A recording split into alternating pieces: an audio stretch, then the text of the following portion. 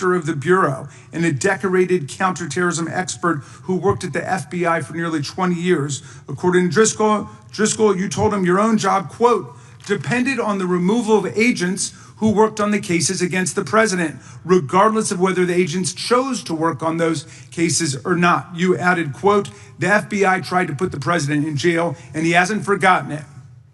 You forced out the leader of the Salt Lake City field office, Mehtab Saeed, just weeks before Charlie Kirk's assassination, depriving the FBI of an experienced counterterrorism expert described by her colleagues as absolutely the best and legendary. She would have led the FBI's manhunt had she not been fired. When Trump decided that rounding up immigrants with no criminal records was more important than preventing crimes like human trafficking of women and girls, drug dealing, terrorism, and fraud, you ordered the 25 largest field offices to divert thousands of agents away from chasing down violent criminals, sex traffickers, fraudsters, and scammers to carry out this immigration crackdown.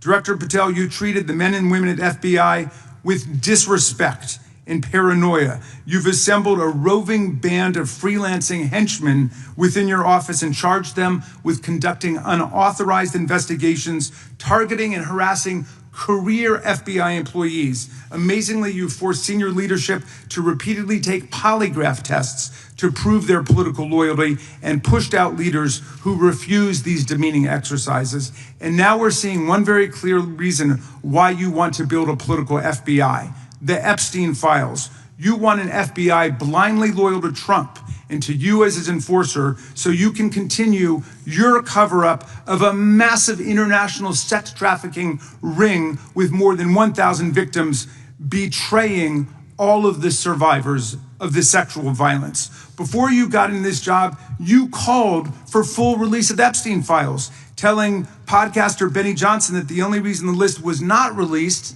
by DOJ and FBI was, quote, because of who's on that list. Upon your confirmation, you promised that, quote, there will be no cover-ups, no missing documents, no stone left unturned. And anyone from the prior or current Bureau who undermines this will be swiftly pursued. This spring, you ordered hundreds of agents to pore over all the Epstein files, but not to look for more clues about the money network or the network of human traffickers. You pulled these agents from their regular counterterrorism or drug trafficking duties to work around the clock, some of them sleeping at their desks, to conduct a frantic search to make sure Donald Trump's name and image were flagged and redacted wherever they appeared, whether an email, a text, a letter, an interview, a photograph, or a video. In May, Attorney General Bondi reportedly told Trump that his name had indeed appeared multiple times throughout the Epstein files. And not long thereafter, in July, you and the Attorney General released a memo claiming that, quote, no further disclosure would be appropriate or warranted. In a few short months, how did you go from being a crusader for accountability and transparency for the Epstein files to being a part of the conspiracy and cover-up? The answer is simple. You said it yourself, because of who's on that list. Donald Trump's relationship with Epstein over the years is well documented. A week ago, the Oversight Committee released Trump's disturbing birthday book, Note to Epstein, written over a drawing of a woman's naked body, referring to a, quote, wonderful secret. The Oversight Committee obtained the note from the Epstein estate, not from the FBI, raising questions again of whether the FBI has been withholding documents. While you're unleashing the FBI to cater to Trump's desire to shut down the Epstein inquiry, the first 9 months of the Trump presidency have seen a spate of political violence and domestic terror events. We saw deadly attacks on political figures on both the left and the right. The brutal assassination of Minnesota Democratic House Speaker Melissa Hortman and her husband, and the attempted murder of Democratic State Senator John Hoffman and his wife, who miraculously survived a combined 17 gunshots. We saw an arsonist set Pennsylvania Governor Josh Shapiro's residence on fire. And of course, last week, we saw the horrific, cold-blooded assassination of Charlie Kirk in Utah that has shaken the nation. 1 minute after Charlie Kirk was shot in the neck, a 16-year-old shooter in Evergreen, Colorado, radicalized by white supremacist ideology online, opened fire and critically wounded 2 other students at Evergreen High School. We've seen lethal anti-Semitic violence, including the murder of 2 young Israeli embassy staffers just blocks from the Capitol, and then in the attack on a gathering of Jewish people in support of hostages held in Gaza in Boulder in June. We've seen continued mass shootings at schools, like the domestic terror incident at a Catholic school in Minneapolis last month, which killed 2 children and wounded 18 others. And in August, a man fired more than 500 bullets at the Centers for Disease Control and Prevention, killing a police officer who was a Marine veteran and a father. People like Melissa Hortman and Charlie Kirk should be able to participate in politics as elected officials or active citizens without being shot down in cold blood in the United States of America. People should also be able to go to elementary school, to middle school, to high school, to work, to the mall, and to church without being shot down in explosions of gun violence. The important position at the FBI requires a leader who puts public safety and national security and the rule of law first. I'm afraid, Director Patel, you've given us reason to believe you've used the powers of the FBI to serve Donald Trump and his agenda of partisan retribution. You've broken your promise not to do that. You've betrayed Jeffrey Epstein's victims and survivors. You've turned your back on the career law enforcement officers of the FBI, and as a result, you've left all of us less safe than before. Mr. Chairman, I yield back. Gentleman yields back. That opening statement may have been longer than any book director's ever written or anyone else has written. Without objection, all of the opening statements will be included in the record. We will now introduce today's witness. Mr. Patel has been the director of the FBI since February of 2025. He previously served as chief of staff at the Department of Defense, deputy director of national intelligence with the National Security Council, and also as a congressional staffer, as a federal prosecutor, where he focused on national security cases. And he also worked as a public defender in the state of Florida. We welcome our witness, appreciate his work, and thank him for appearing here today. We will begin by swearing you in. Director, would you please stand, raise your right hand. Do you swear or affirm under penalty of perjury that the testimony you're about to give is true and correct to the best of your knowledge, information, and belief, so help you God? Let the record reflect that the witness has answered in the affirmative. You can be seated as you are. You've been through this yesterday. Did a fine job. Please know that your written testimony will be entered into the record in its entirety. Accordingly, we ask that you summarize your testimony. Director, you may begin. Good morning, Mr. Chairman, Ranking Member Raskin, and members of the committee. I want to begin today by discussing the appalling assassination of Charlie Kirk. It's important for this FBI to be transparent without jeopardizing our investigation, so a little bit of the timeline is important. Charlie Kirk was unfortunately assassinated on September 10th. We immediately, the next day, released images early in the day in local time in Utah to start the public partnership in our manhunt for the assassin and culprits. At approximately 5 p.m. local time, I arrived on the ground and walked the crime scene myself. And we flew multiple FBI assets in and out to process DNA simultaneously while bringing in evidence response technicians, hostage rescue teams, and other experts to assist state and local law enforcement with their investigation. At 8 p.m. local on September 11th, the FBI collected and populated and promulgated at a press conference a video of the suspect on the grounds. We also released enhanced images. Due to that release that I directed and ordered, the suspect involved was apprehended and in custody at 10 p.m. local time. That's less than 2 hours after we did the video release and the photo release. So within 33 hours, that individual suspect was in custody, and his family, who has since been interrogated, specifically stated to FBI interrogators that because of the video that the FBI released at my direction and because of the photographs that they released, they identified their son, they confronted their son when he swung by their home, and that's what led to his apprehension. We are still, the FBI has that investigation ongoing, and it continues to be ongoing, and I want to thank the state of Utah and the state and local authorities there. And I also want to thank the Attorney General and President Trump for directing resources to allow us to conduct that investigation as we have. Under this administration, the FBI has arrested more than 23,000 violent criminals. 23,000 in 7 months. That's twice as many year to date last year. We've taken over 6,000 firearms off the streets. 6,000 guns are no longer in the hands of criminals in 7 months. We've identified and found and located 4,700 child victims. That is a 35% increase year to date last year. We have arrested 1,500 child predators. That is a 10% increase year to date last year in just 7 months. We've assisted our partners with countless counterterrorism operations around the world. We've captured, at the FBI, 4 of the most top 10 wanted fugitives in the world in 7 months. To put that in perspective, that's as many as my predecessor nabbed in the entirety of the Biden administration. We got 4, we got more coming. On top of that, in 2 weeks, thanks to the help of the CIA, we collected and captured one of the individuals responsible for the horrific Abbey Gate bombing that led to the murder of 13 service members. We did that in 2 weeks. They didn't do it in the 4 years of the entire prior administration. Nationwide, we've been executing our Operation Summer Heat, the FBI's national focus on targeting violent crime based on intelligence-driven operations. Ask the citizens of Seattle, Miami, Memphis, Charlotte, Chicago, New Orleans, to specifically highlight New Orleans and Nashville. There has been a 250% increase in violent crime arrests in those cities alone and other mid-major cities that I've just listed.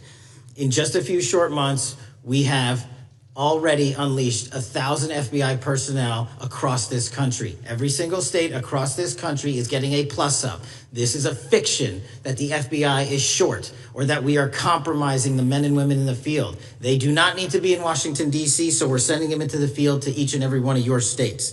Because of that, crime is at an all-time low. We had to do it because of the explosion of crime. And maybe the most important stat for Americans to realize: in just 7 months, we are on track to produce the lowest murder rate in modern U.S. history by double digits. Those are results not of mine. Those are results of the men and women of the FBI. If you want to criticize me, bring it on, but do not attack the brave leaders in the field. We are also working 24/7, 365 on the opioid epidemic that is killing more than hundreds of thousands of people a year. We have seized 1,600 kilograms of fentanyl off the streets so far in 7 months. Year to date, 25% increase. To put that in perspective, that's enough to kill 1/3 of the American population, 120 million Americans. 100,000 kilograms of cocaine and meth gone off the streets. Earlier this year, I highlighted in Cincinnati, Ohio, how we're getting creative to chase down those that were willing to do harm to our citizens. Not just by striking at the heart of the fentanyl producers, but the fentanyl precursor companies in China. And we indicted for the first time multiple companies and individuals, not just in America, but in mainland China, that are producing the ingredients that produce and make fentanyl that kill our children. And we're going to keep going. Counterterrorism work, cyber attacks, and foreign adversaries are something the FBI must never sleep on, and we are not sleeping. In the counterintelligence space alone, this year, year to date, 30% increase in counterintelligence arrests from the DPRK, Russia, Iran, and China. And I want the American people to know, in this setting, there's a lot of work that the brave men and women of the FBI are doing we just can't get into, but they don't stop. Our cyber threats, ransomware attacks, those harming our children online. We have nearly a 20% increase in indictments arrests in 7 months alone this year. We're going after those that harm our malware, infrastructure systems, telecom systems, and energy structure. Combating SALT and Vault typhoons are just a little bit of the examples we're doing. Maybe most importantly, under the counterterrorism and domestic terrorism umbrella, are nihilist, violent extremists, and those that label themselves 764, who wish to go online and convince children to maim and mutilate themselves and commit suicide. And we are producing record numbers of arrests under that umbrella organization. We even stopped an individual in the 764 network who wanted to conspire to kill an adolescent girl. He is now in custody. Transparency remains one of my main priorities at the FBI. And this is what I've done in my 7 months at the helm. We've produced more than 33,000 pages of documents to Congress to a variety of committees, including, I believe, 7,500 to this committee alone, if memory serves me correct. To put the 33,000 in perspective, my predecessor in 7 years produced 13,000 pages in total to the United States Congress. His predecessor in 4 years produced 3,000 pages in total. I repeat, I have produced 33,000 pages in 7 years to this Congress and will continue to do so. I'm dedicated to restoring the trust and the mission and the integrity of the FBI, and we cannot do so without congressional oversight, and I promise you I will continue to do so. On the Epstein case, the original sin on the Epstein case was how it was handled by Mr. Acosta when he first brought the case in 2006, 7, and 8. The original case had a very limited search warrant, had a very limited search window, had a very limited investigative window. I was not there when those search warrants and that investigation was launched. I would not have done it that way. They were limited to only 3 to 4 years of investigations from 97 to approximately 2001 and 2002 to 2005. Mr. Acosta allowed Mr. Epstein to enter into a plea agreement where he served weekend jails for trafficking minor women. He also was allowed to leave jail to go home on the weekends. Plus, he allowed a non-prosecution agreement to be signed as part of that plea deal, prohibiting future investigations from that prosecution and from that evidence, and prohibiting the collection of further material. That is the original sin. We are working with Congress to produce more than any administration ever has material on Epstein. And I welcome the challenge to tell us that we are not being as transparent as the law allows. We even went to court and asked the judges to lift those prosecutorial agreements and to lift those court order seals, and they denied us 3 times. Congress is welcome to do the same and join the fight. And I'd lastly like to focus on operation that the president led in D.C. Because of this, we are taking this fight in D.C. to every single city across the country. 2,100 arrests in the last month alone. D.C. has seen a 60% decrease in gun crimes, 75% decrease in carjackings, and 53% decrease in homicides in our nation's capital. And rightly so. We're bringing that fight to the streets of America. I want to thank you for your support, and I'm proud to be the director that leads this FBI into a new headquarters building that they've needed for decades, saving the taxpayer $3.5 billion, and also providing our workforce a safe environment. If you don't know the calamity that is the Hoover Building, I invite each and every one of you to walk around. I'll give you a tour myself, and you can see where the cement falls on the heads of our employees that is only to be saved by netting. Just to give you an example. Thank you for support to our mission. And I do want to highlight one thing about DC. It's because the FBI gathered sources and evidence that we were able to, through our source network, identify the horrific murder of the DC intern, Eric Tarpinian. Mm-hmm. And I've spoken to his family, and we are working to bring them justice. And Mr. Chairman, in my 16 years, now my 17 years of government service, if anyone has any questions about my service, bring it on. Yeah. Thank you, Director. We will now proceed under the 5-minute rule. The chair recognizes the gentleman from California, Mr. Ison. Director, delighted to have you here. You are a breath of fresh air. As you outlined, and I won't repeat it, the accomplishments, you did so with the same resources as your predecessor, roughly. Is that correct? I believe so, yes.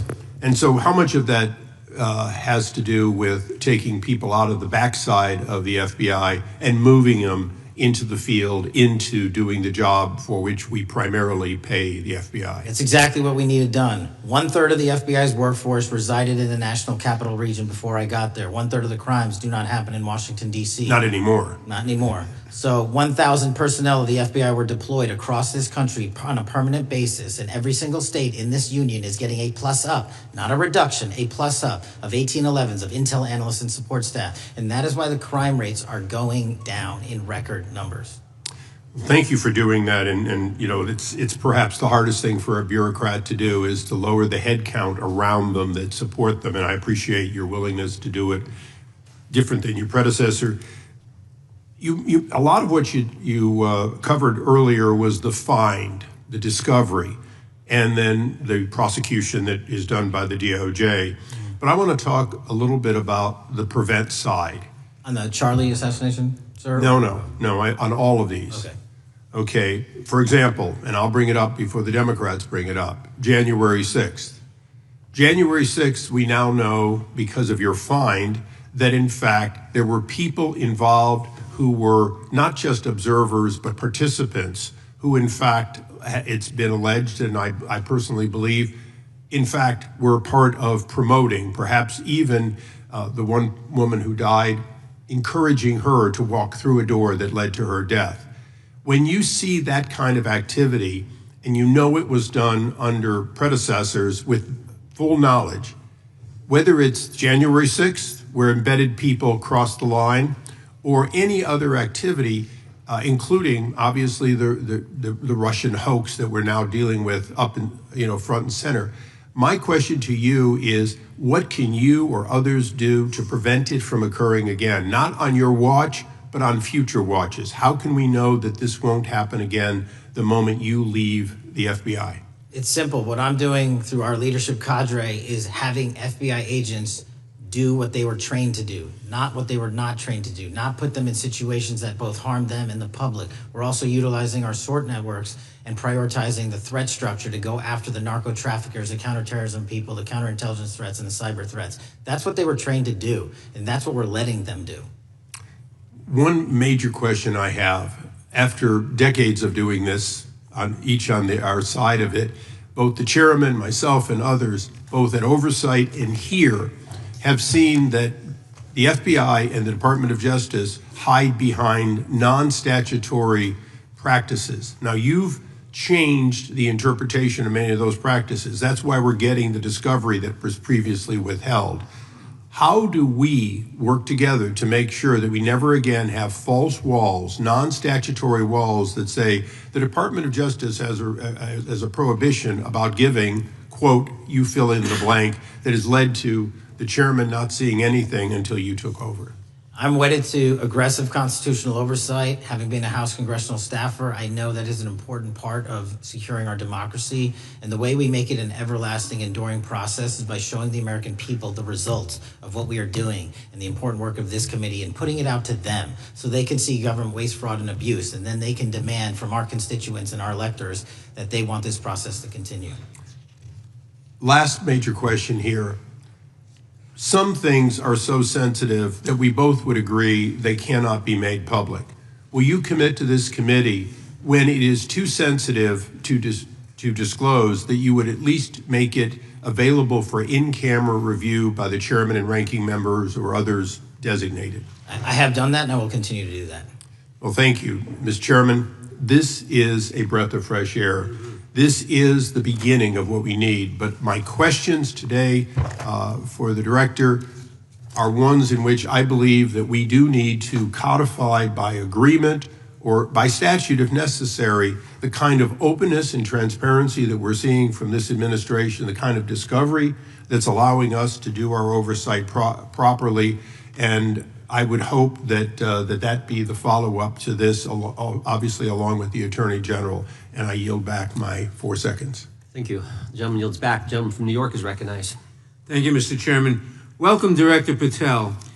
In the wake of the tragic murder of Charlie Kirk, Donald Trump said, quote, "Violence and murder are the tragic consequences of demonizing those with whom you disagree, day after day, year after year, in the most hateful and despicable way possible," close quote. I would note for the record that Donald Trump has famously demonized practically every person he has ever disagreed with, and therefore, using his own logic, he has put their lives at risk.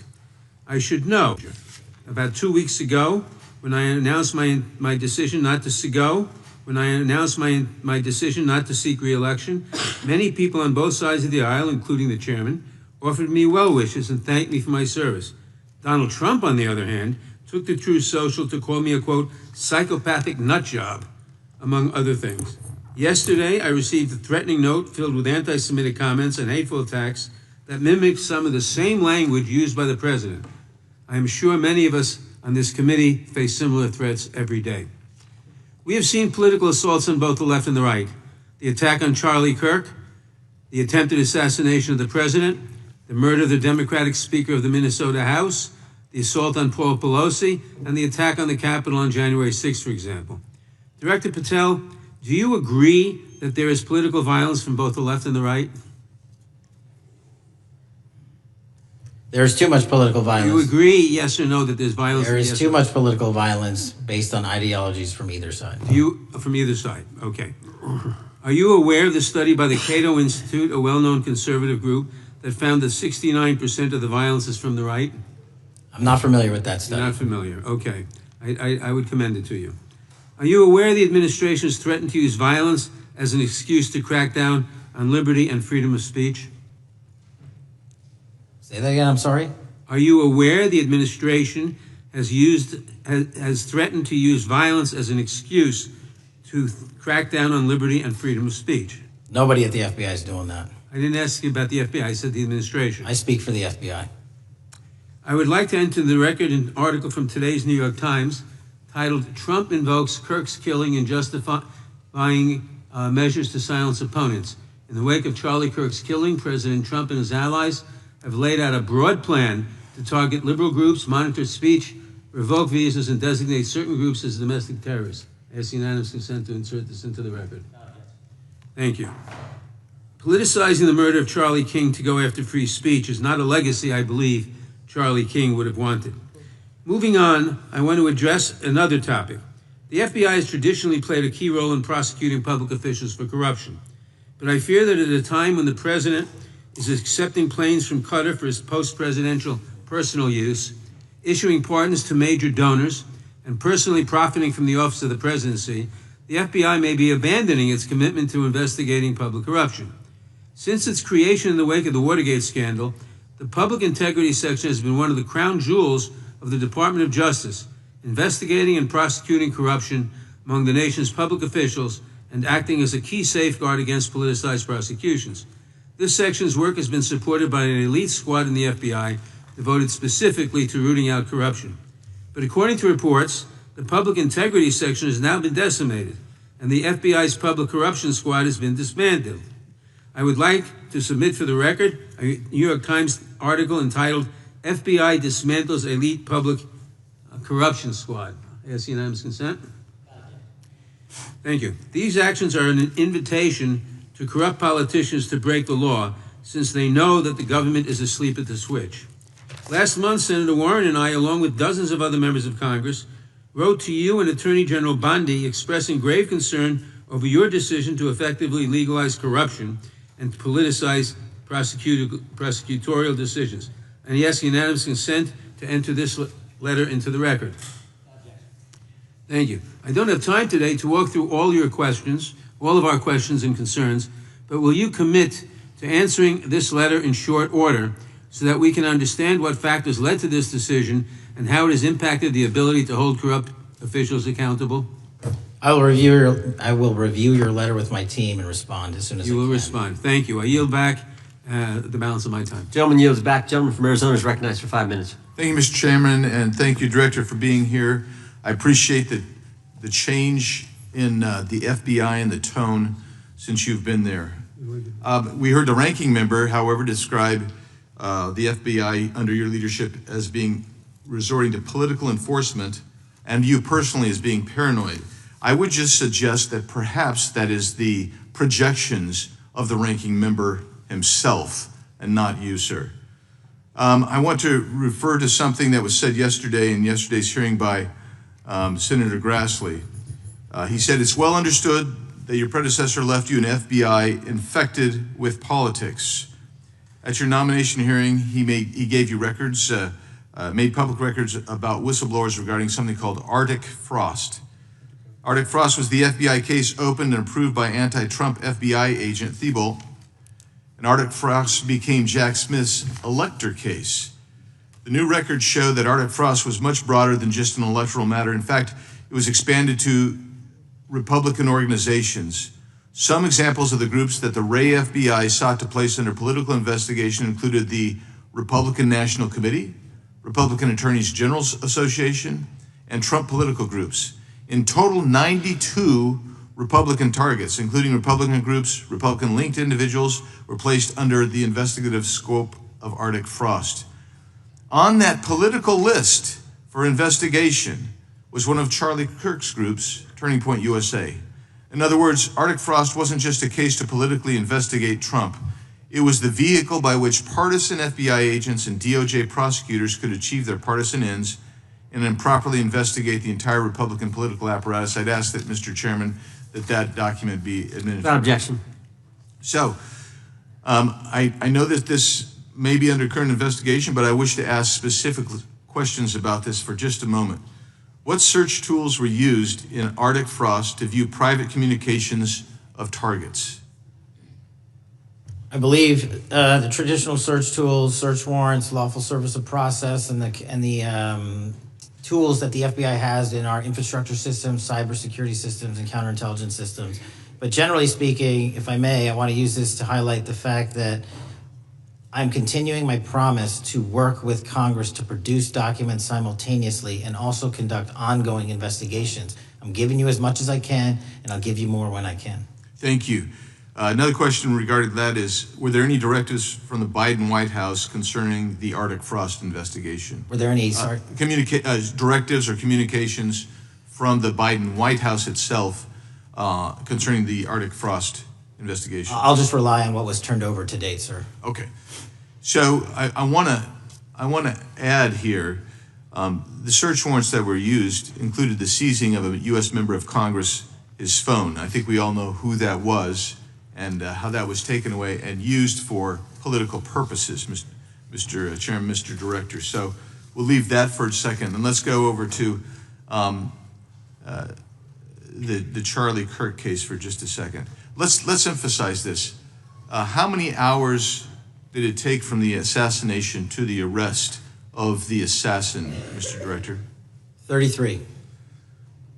That seems pretty swift, and it was because of the actual release of videos and photographs that you directed to be released, sir. That's correct, and to put it in perspective, the Boston bomber took 5 days and Luigi Mangione took 5 days. Was the platform Discord forthright from the start with law enforcement about the shooter's communications on its platform? Discord, the platform ownership, has been working with our lawful process, and we are obtaining materials from them on a rolling basis. Thank you. And I want to get back here to Arctic frost for just a second, Mr. Chairman. I'd like the unclassified document from the FBI released to be admitted to the record. Without objection. And a document from the Economic Times. So I'm going to give you the last 30 seconds. We could go on about the Epstein case. I've got a bunch about that, but I'm just going to let you, if you wish to respond to either of the two vitriolic questioning or statement from the Democrats. The work of the FBI speaks for itself. It's on showcase here today. Anyone that wants to attack the FBI can attack me, but leave our leadership structure alone. When you have 23,000 violent felons arrested, twice as many as this time last year, the work speaks for itself. Thank you, Mr. Chairman, and thank you. Appreciate your good work, Director Patel. Yield back. Gentleman yields back.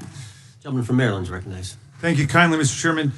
Director Patel, before you joined the FBI, you railed against it for covering up Jeffrey Epstein's human trafficking ring. Let me refresh your memory with this clip. Has Epstein's list, they're sitting on it. That doesn't seem like something you should do. You're protecting the world's foremost predator. That seems like an evil thing to do, regardless of who may be embarrassed in the release of that list. Why is the FBI protecting the greatest pederast, the largest scale pederast in human history? Simple, because of who's on that list. So you finished that December 2023 interview with a challenge to the FBI and harsh words for Republicans in Congress for not getting the Epstein files out to the public. You can see this clip. Boy pants, and let us know who the pedophiles are.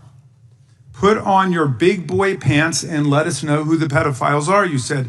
You emphasized that the president and FBI director each had complete authority to release Epstein's client list. You said Epstein's black book is under the, quote, direct control of the director of the FBI. Look at this clip. This is way off the topic, but who has Jeffrey Epstein's Black book? black book? FBI. But who? That is, I mean, there's... Oh, that's under direct control of the director of the FBI. All right, so you were sworn in as director more than 200 days ago. Now the black book is under your direct control. So why haven't you released the names of Epstein's co-conspirators in the rape and sex trafficking of young women and girls? The Rolodex, which is what everybody colloquially refers to as the black book, has been released. Oh, no, you're talking about what the journalist got 5 years ago? No, that's not what we're talking about. We're talking about what you were talking about there, That's the black exactly book what under I'm the talking. direct control of the FBI director. We have released more material than anyone else before. The Biden administration, Obama administration had the exact opportunities to release this material, and they never did. And if you are selling the men and women of the FBI, why we're not have you going after changed your child position? predators. Hang on, you said we're not going after child predators. 1,500 child predators arrested this year, 35% increase. I'll reclaim my time. 4,700 child victims Mr. Chairman, I'm going to found. reclaim my time if you could instruct the witness. Well, why have you changed your position? There you were saying it's under the direct control of the FBI director and all of it should be released. Why have you changed your Everything position? that has been lawfully permitted to be released has been released. And as I told you, Really? the investigation was limited. And let me make something crystal clear. I never said Jeffrey Epstein didn't traffic other people, other women, and they're not other victims. This is the investigation we were given from 2006, 7, and 8, and the search warrants from 2006, 7, and 8. That's what we're working with. Well, wait, have you released all of the stuff that the FBI has seized from Epstein's house?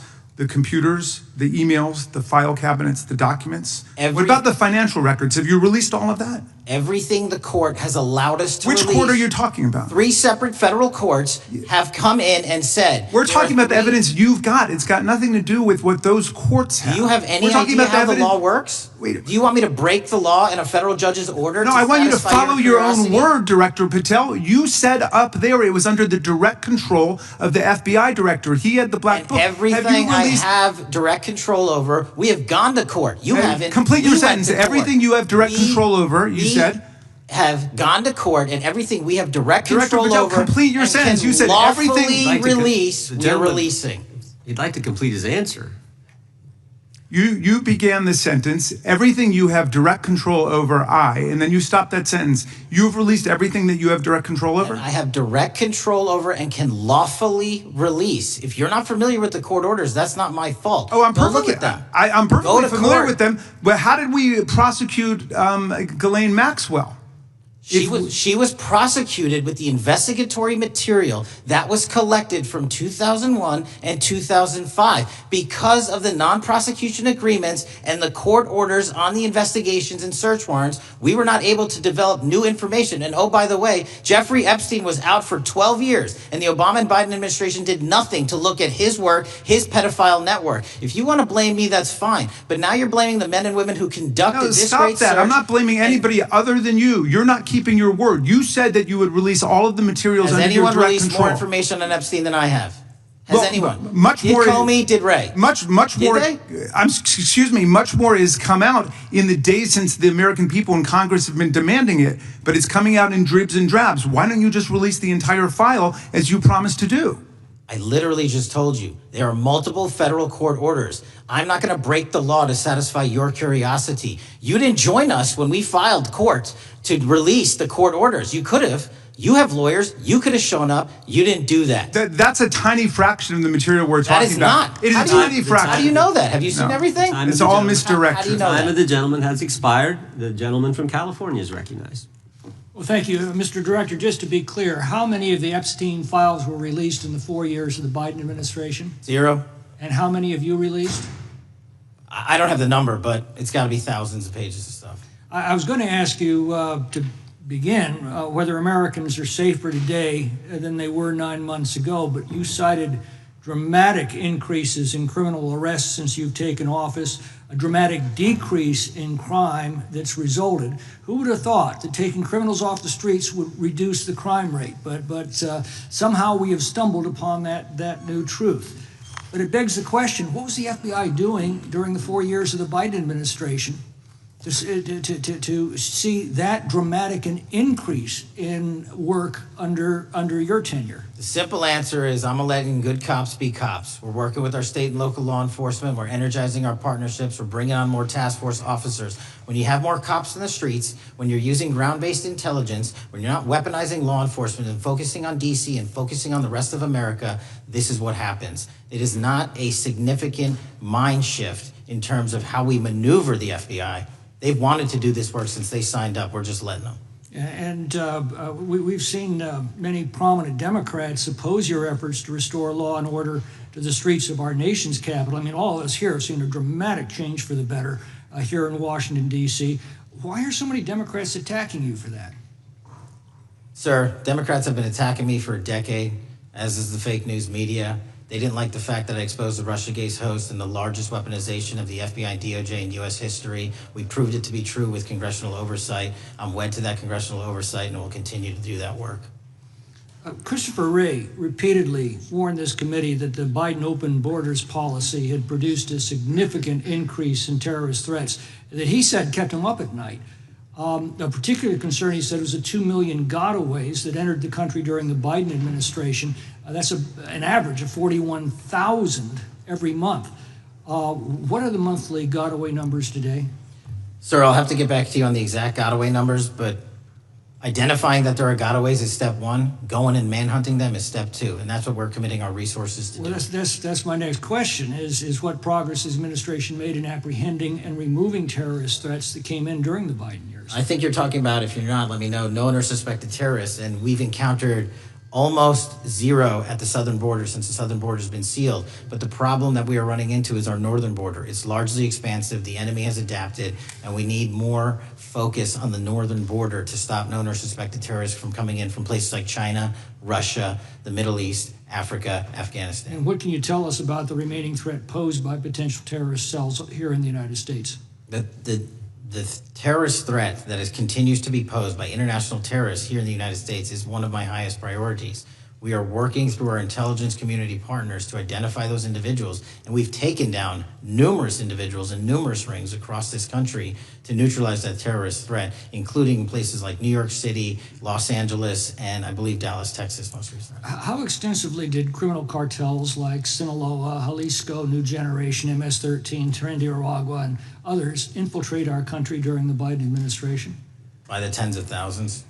Well, and what progress have you been making in combating their presence? I think the DHS is best to speak to that, but I think I can't remember the numbers of tens of thousands or hundreds of thousands of individuals they found that came in illegally, and the tens of thousands that associations to criminal networks have all been deported. And that effort is being opposed every step of the way by Democratic leaders in our cities, some of our states, and right here in the Congress. Isn't that true?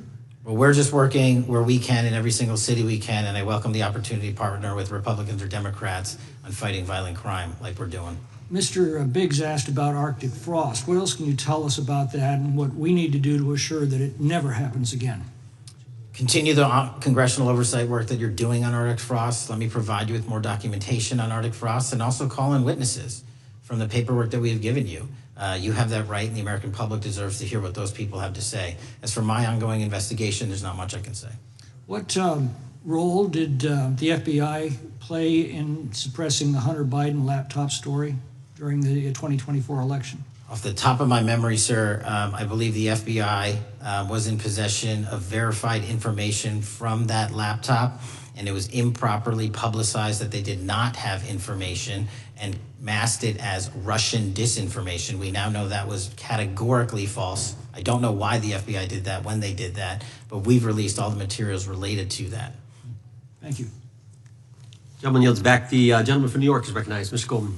Mr. Patel, does Donald Trump appear anywhere in the Epstein files? I'm sorry, could you say that again? It's not a complicated question. Does Donald Trump appear anywhere in the Epstein files? I didn't say it was a complicated question. I just didn't hear you, so my apologies.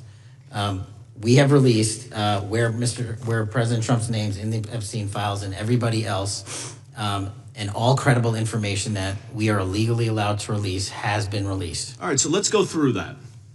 You're referring to court orders that prohibit you from releasing grand jury testimony under Rule 6E.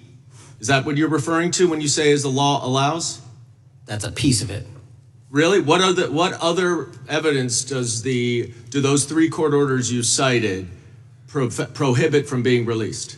Information that was collected pursuant to those search warrants that were limited in fashion. Wrong. That's not what the court order says, and that's not under 6E. And you're talking, and I said that's 6E, and I said there was others, and I'm answering that. There are sealed court order documents. There are protective orders. They are unsealed as part of discovery given to Ghislaine Maxwell. They are no longer sealed. That's just not true. We can argue about it all you want. Okay, well, you agree that there are, so your testimony here is that the reason why you are not releasing all of the videos that you have acknowledged, there are so many, and that the FBI spent thousands of hours of reviewing, the photographs, the photographs that you have. You're saying that you're not releasing those because there's a court order requiring them to be sealed? Is that your testimony? I never said that about the videos. On the totality of the videos, of the thousands of images that were seized pursuant to the search warrants executed at the time,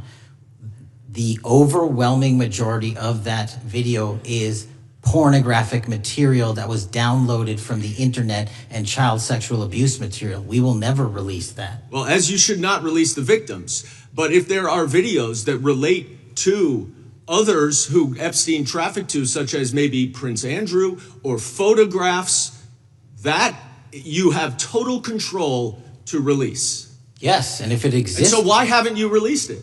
why are you supposing that that is a fact when in fact it is false?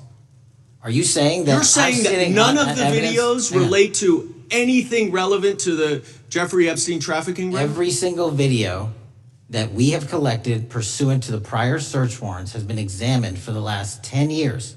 And every single video has been utilized for whatever prosecutions were able to be legally brought. I'm not asking about prosecutions. I'm asking about why you aren't releasing the full Epstein files, including the names of people who were involved in the sex ring that you promised to do before you became FBI director. I just told you, I'm not going to release downloaded porn of I'm not children on asking the about internet. that. Fine. I'm asking about all the other files. What other videos? Tell me.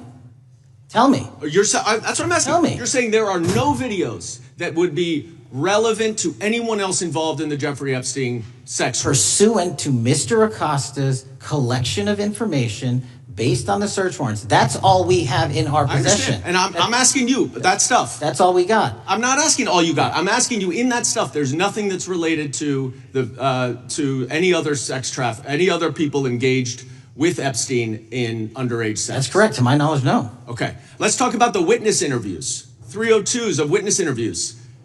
Those are not subject to the court order. Those are not subject to any fictional sealed order for a search warrant. Why aren't you releasing those with the redacted names of the victims? We are releasing as much as legally allowed. That's why we went back to the courts. How is that not legally allowed? Sir, do you know how court orders work? Do you know how protective orders Actually, work? Do you know how Mr. sealing Patel, orders I was work? a real prosecutor for 10 years. I know exactly how so I was a court fake orders. one? And I want to understand what the court order prevents you from releasing witness statements that the FBI took. You should know that as a real prosecutor, when the court hand downs a protective order and a motion to seal, the material is sealed unless So that your judge testimony waives here it. is that all of those witness statements are under a court order, a protective order. We are providing everything we can legally provide. No, that's not my Congress has question. sent us a My subpoena. question is, why are those witness statements that are not grand jury testimony, that if they were under a protective order are no longer under a protective order, why are they not being released? How are they not under a protective Why order? are you not going to the court like you did for the grand jury testimony to unseal those The records? DOJ did go to the court. No, not on those records. Why Time aren't of you the going? You gentleman. just went on grand jury. Time of the gentleman has expired. The You are hiding the Epstein files, time Mr. of the Patel. gentleman has expired. You are part of the cover-up. Can I respond? You sure can. Any allegations that I'm a part of a cover-up to protect child sexual trafficking and victims of human trafficking and sexual crimes is patently and categorically false in the work of my So I hope you will talk to them when they Gentlemen's time have is requested expired. to speak with you. Because the Gentlemen's time is victims have expired. Gentleman requested yields and you are back. not responding to them. Director, yes or no? Is the FBI still spying on parents at school board meetings? No, sir. Is the FBI still targeting Catholics? No, sir. Is the FBI still spying on President Trump? I don't believe so. Is the FBI still censoring Americans? No, sir. Is the FBI still targeting Americans for shopping at Cabela's or purchasing Bibles? Nobody is targeted for their faith. Is the FBI still targeting Americans who are pro-life? Nobody is targeting anyone for their beliefs. Is the FBI still cooking the books on crime data? The crime data is real. Is the FBI still purging agents for conservative viewpoints? No one at the FBI has asked their viewpoints on Is politics. the FBI still labeling the Betsy Ross flag, the flag of the American Revolution, a hate symbol? No. Well, maybe that's why you've been able to, what was the number? 23,000 bad guys you've arrested, a huge increase from the same time period in the previous administration. I think you said 1,400 predators, 4,000 children rescued. Were those the facts? 4,700, 35% increase on children rescued. Yeah. And you got the guy to Abbey Gate. We got the Abbey Gate guy. A guy from the 4th District of Ohio who lost his life there serving our country. We appreciate that. Maybe when you're not focused on politics, you can actually do what the FBI is supposed to do. Go get the bad guys, right? That's what the men and women of the FBI do. Director, did John Brennan lie to Congress? Let me just read a couple things actually before you answer that. 2 years ago, we had Mr. Brennan in for an interview, and I asked him, how'd you learn about the dossier in December of 2016? Mr. Brennan replied, I received a copy of it from the FBI, and the CIA was very much opposed to having any reference or inclusion of the Steele dossier in the intelligence community assessment. That's what John Brennan told the United States Congress. 7 weeks ago, the Director of National Intelligence told us this. John Brennan lied and denied using the dossier in the intelligence community assessment because he knew it was discredited. CIA officer told the House Intelligence Committee Brennan refused to remove it, and when confronted with the dossier's main flaws, he responded, yes, but doesn't it ring true? John Brennan lied to us? Mr. Chairman, I won't stylize the evidence. What I will say is that the intelligence community assessment, those that created it and any individual involved with it, is an ongoing investigation. There's an investigation into what took place in December and January of December 2016, January 2017, when this whole thing started, this grand conspiracy. That is being investigated, is that right? That has been publicly announced by the department. That's been announced by the department. Did Chris Wray hide documents from this committee? You would know better than me, sir. Well, I think you told us like 700 pieces of information you've given this committee since you've been the director relative to just one incident, the Catholic memorandum from the Richmond field office. I can give you the comparison, sir. Yeah. The Catholic memo, I believe we turned over 750 documents. In Mr. Ray's tenure, I believe they turned over 19 pages. 19 pages. You've given us 700. Why would Chris Wray hide information from this committee? You'd Want to hazard a guess? I'm sorry? Hazard a guess why he would do that? I don't know, sir. I think maybe it was because FBI was spying on a priest, trying to get him to break the priest penitent confidence that exists. You think maybe that was the reason? You'd have to ask him, sir. Yeah, we'd love to do that. I want to read a few names here. Arctic Haze, Tropic Vortex, Riding Hood, Foggy Falls, Echoes Fate, Sirens Lure, Genetic Christmas. What are these code names about, Director? You know? Not off the top of my head. Well, Arctic Haze, Tropic Vortex. My understanding, these are code names for leak investigations of classified information from the year 2017. Does that ring a bell? In terms of leak investigations, many of those are classified and many of those are ongoing, Mr. Chairman.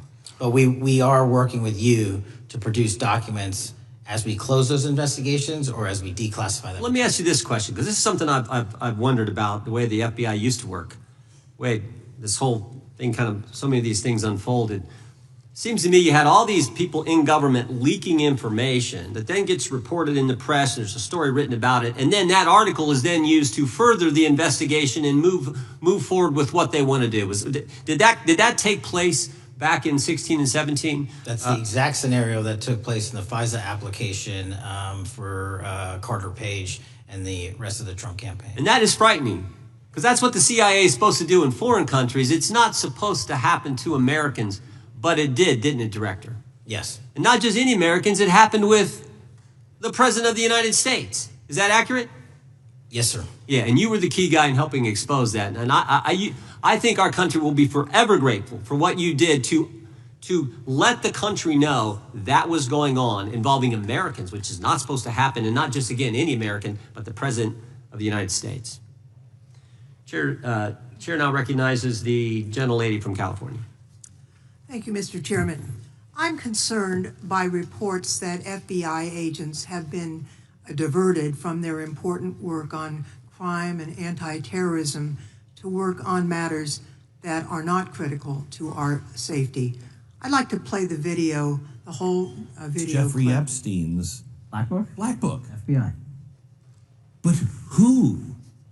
That is, I mean, there's... Well, that's under direct control of the director of the FBI. So, but the Black Book, it's not just sitting. I mean, that's Hoover power times 10. And to me, that's a thing I think President Trump should run on. On day one, roll out the Black Book. In contrast to that attitude of let it all out, we're getting reports of actions that run contrary to getting everything out, and that also involve diversions of FBI resources. For example, an FBI whistleblower reported that you were pressured by the Attorney General to place 1,000 personnel on 24-hour shifts to mine roughly 100,000 Epstein-related records to redact President Trump's name from the files. Bloomberg reported this, that you directed FBI special agents from the New York and Washington field offices to join the Bureau's FOIA employees in Winchester and another building a few miles away, and that while reviewing the Epstein files, FBI personnel identified numerous references to Trump in the documents, and people familiar with the matter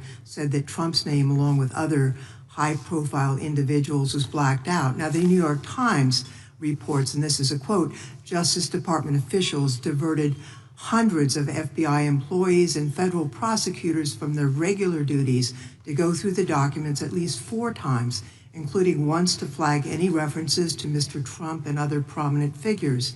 Details of the review were based on accounts by 3 former FBI and Justice Department officials who spoke on condition of anonymity because of fears of retaliation, and further that the FBI finished after they finished its review of the files and materials, was sent to a team of Justice Department lawyers who double-checked the FBI's redactions and, quote, were instructed to flag any mentions of Mr. Trump and other celebrities.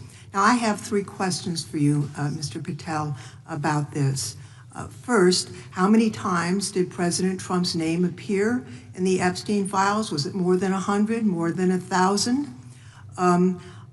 Were the agents who were pulled from their duties to redact the president's name from the Epstein files working on criminal cases or national security cases or child sex trafficking cases? And are the number of agents that have been reported diverted for these purposes, is that accurate? No. No what? You asked if it was accurate. I said it wasn't. So you're saying that none of this happened? No, I'm saying it was inaccurate. Okay. How many times did President Trump appear in the Epstein files? More than 100? More than 1,000? No, and what we've been able to release is what we've been legally able to release, and that is... No, that's not the question. I asked you, how many times did the president's name appear? I don't know. It's your testimony. You do not know that answer. The number of times? No. Could you tell us how many agents were diverted for this task and what they were working on? When you say diverted, you make it seem as if agents were pulled off what they do all the time. Agents at the FBI masterfully do double duty and triple duty. And because of the public's interest in this case, we flexed resources to make sure that we could answer the public's signal demand. So do you want us to look through the material and provide it to you, or you do not want us to do that? So it's your testimony that no one was diverted from a criminal matter, that this was a top priority to go through this material to look for Mr. Trump's name. Is that your testimony? That's the highest priority for the FBI? What's one of the most impressive things about the FBI leadership and the careers that are in place is that they make the decisions on who to send where on priorities and make sure the mission needs are not hurt. And that's what happened here.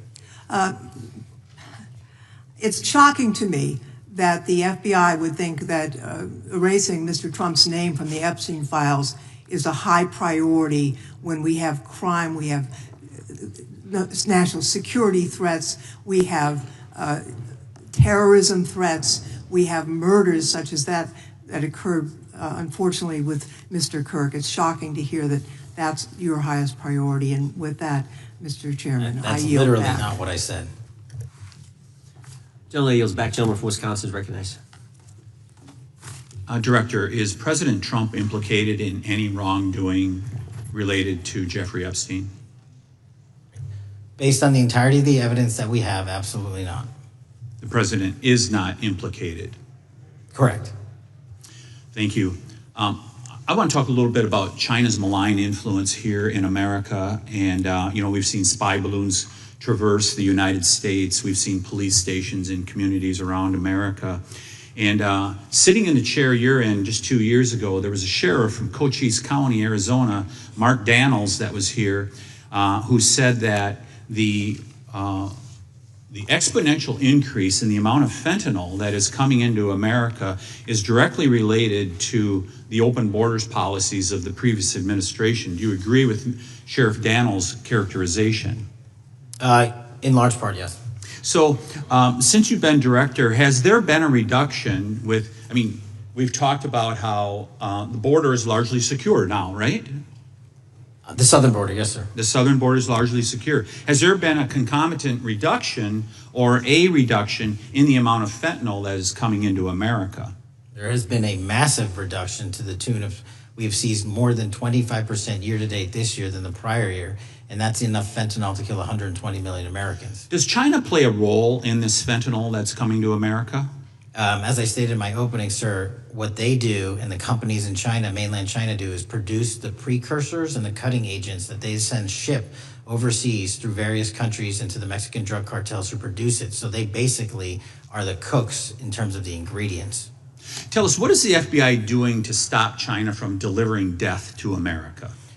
So for the first time in a decade, I actually reached out to my counterpart at the Ministry of Public Security. No one at the FBI had done so. To engage. Ministry of Security, where's that? In mainland China. In mainland China, okay, thank you. To engage in a conversation to say, hey, can we have a certain number of these precursor chemicals listed in China so that they become illegal and illegal to trade. We're also working with our counterparts in places like India and Guatemala because the transshipment routes of the precursors, the Mexican drug cartels have gotten creative, and instead of coming directly to America are going into these countries. And we've had massive success in India and Guatemala, and in those governments, great partnerships in shutting down the ability to ship the precursors into those countries, which are ultimately destined to America. So those people that are working with security agencies have been working with you, is that accurate? Yes, sir. So I want to turn to a couple cases that are at the University of Michigan, where Chinese nationals on behalf of the Chinese government smuggled in illicit biological materials, stuff that can harm our agricultural industry. What actions are you taking as we see repeated stories of Chinese nationals doing this in the United States? So just that, sir. In this calendar year alone, as I was mentioning, our counterintelligence operations and cases brought against the Chinese are up by, I think, something like 40%. And specifically, the cases in Michigan show two threat streams, not just against our agricultural industry, which is a threat to national security, but they were also bringing in chemical agents and mushrooms, I'm not the exact expert, that would have ultimately hurt our population. We arrested and charged all of those individuals, and we are aggressively going after them in every single state because they weren't doing it in Michigan alone. Should research universities across the United States be doing a thorough job of vetting Chinese nationals that are coming to their universities? They should. Turning to spying in America, you know, we heard the stories about Senator Dianne Feinstein's driver, who was a Chinese spy. We're familiar with Linda Sun, who worked in Governor Hochul's office, Christine Fang in California. What are you doing to find these people who are Chinese spies that are trying to burrow themselves into the politics of America? Because we know it's happening, right? Yes, it is. And what our counterintelligence unit is doing is aggressively seeking the intelligence into where these individuals are working. Then we are utilizing our operational authorities to go in and investigate them either through our human source networks and collecting information through lawful process, online, search warrants, and data so that we can bring proper arrest charges and publicize to the world what they're doing here. And just because we've caught a few doesn't mean we've caught everybody. We've got a lot more to go. I get one more quick question in. The FBI arrested a judge in Wisconsin, Hannah Dugan, for interfering with a federal law enforcement operation. Could you tell us a little bit about that? And is a judge above the law here in the United States of America? Well, no one is, and that case is ongoing. But as you stated, and these allegations said, there was an interference in a federal lawfully executed federal law enforcement priority that was interfered with. I yield back, Mr. Gentleman yields back. The gentleman from Tennessee is recognized. Thank you, Mr. Chair. Director Patel, I believe you had primary importance in starting Operation Viper in Memphis. Is that correct? Yes, sir. And Operation Viper brought in the FBI, the DEA, the ATF to help the Memphis police in policing the city. That'll be phase 2, sir. Phase 1 was FBI and local law enforcement in Memphis for the last few months. Okay. You did a good job, and the police director and the mayor have told me that that has been helpful, the FBI working with the police. And the FBI are trained in law enforcement. They know Miranda rights, they know how to do policing, and they do a good job working with the police. Do you think that the National Guard is necessary to do the work that the FBI is doing now? Thank you. I do think it's necessary to finish it. What we've done is 500 arrests in Memphis and 110 federal indictments.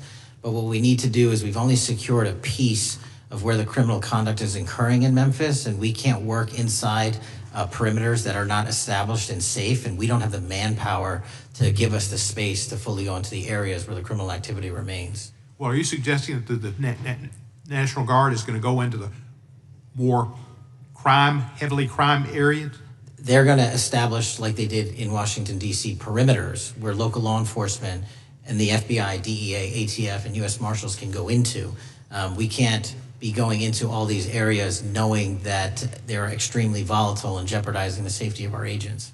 Did the National Guard do anything in Washington to help the FBI stay safe from these dangerous elements? They established perimeters. Established perimeter, and the criminals knew about it, so they... It was a visible force, sir, so they kind of saw it. Well, what you did, I commend you for what you did, and I think the FBI coming in, we have a crime problem in Memphis. The FBI has helped, DEA will help, and the ATF will help. I don't think the National Guard is going to help, and what I've seen, they're not trained in law enforcement, are they? No, sir. And so that could be a problem. Who will direct the National Guard in Memphis? Will it be, will they have control over your agents? No, sir, they won't. Who will have control over your agents? You? Well, the SAC and then ultimately the chain of command up to Washington, D.C. will control the FBI, but there's a task force that was put together that is going to be led by an interagency. The heads of U.S. Marshals, DEA, and FBI will be working together with DHS collectively on this. Have you visited Memphis before? Yes, sir, I have. So you know how good a city it is. I love Memphis. A lot of us do. And Memphis is a great city, great history, civil rights museum. Might say something about slavery, but that was the history. It needs to be taught. Blues, Elvis. Beale Street. Beale Street, right. Barbecue. And people should come. It's not a troubled city. We've got some crime, but it's not a troubled city. We're not troubled, and we love our city. And we hope that the National Guard doesn't come in and cause people to have questions about Memphis, because it's a city they should visit. Let me ask you this about, you said that the homicide rates are coming down to an all-time low? In modern recorded U.S. history, yes, When sir. does modern recorded history start? I think the FBI, and I'll get back to you on this, has stats on that going back about 30 years, sir. Okay, I was thinking back to Ozzie and Harriet, and I didn't think you could beat Ozzie and Harriet's time. Secondly, you mentioned the Epstein case. Did any of the women that were victims, and they came up here and had a press conference and all, did any of them contact your office and ask to give information? To my knowledge, no, sir. If they did, let me ask you first, is there a statute of limitations on sex crimes like that, with sex with a minor, rape? The DOJ is the expert, but I do not believe there's a statute on that, limitations on that.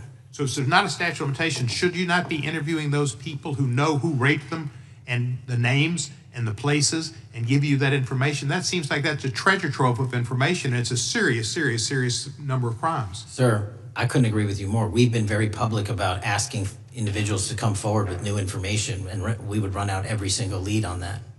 Well, I'm sure the women will come forward, especially today, to be sure that they will get an opportunity, because that seems like something we ought to do.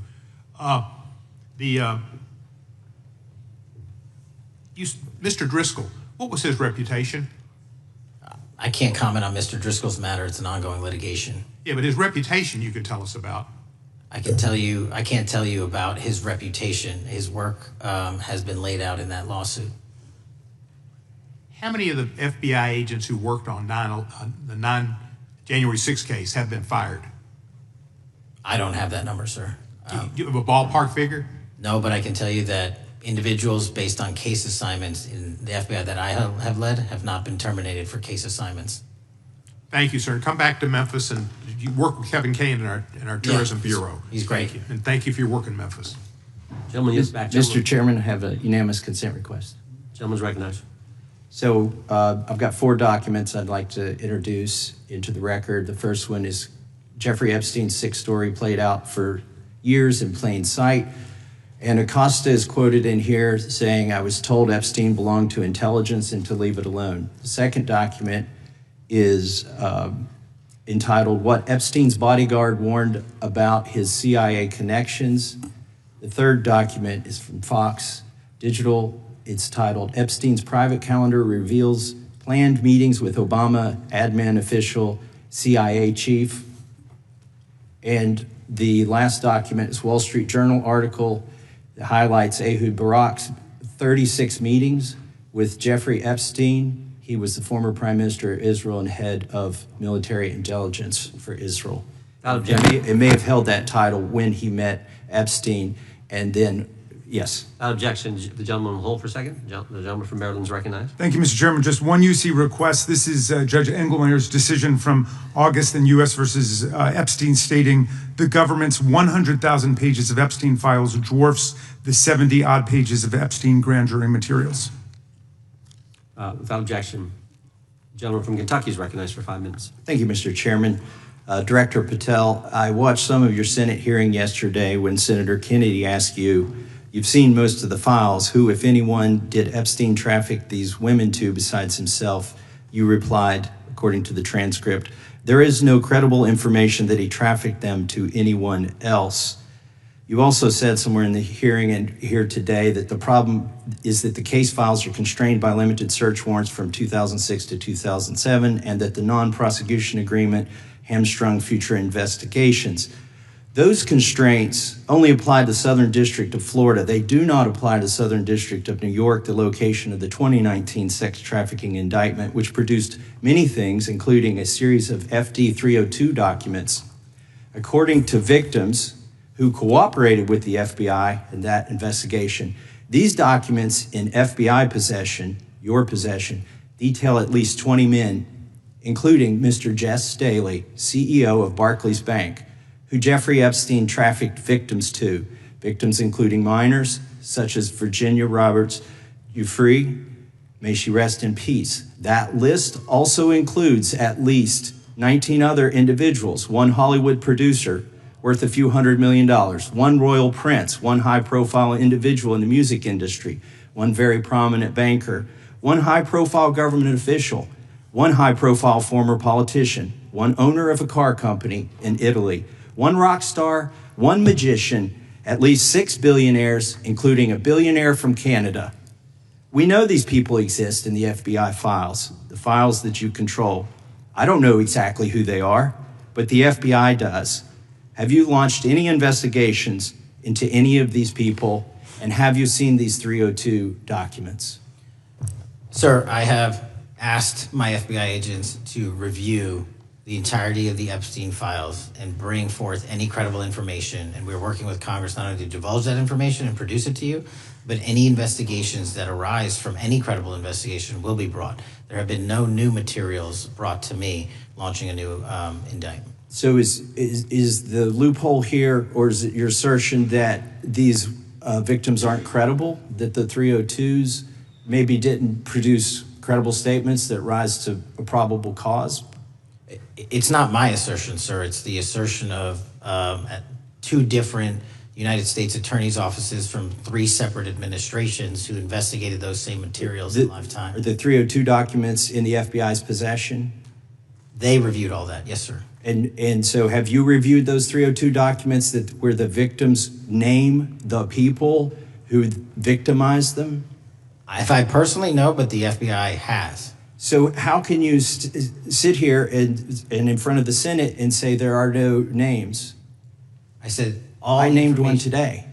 I said we are not in the practice at the Department of Justice FBI of releasing victims' names.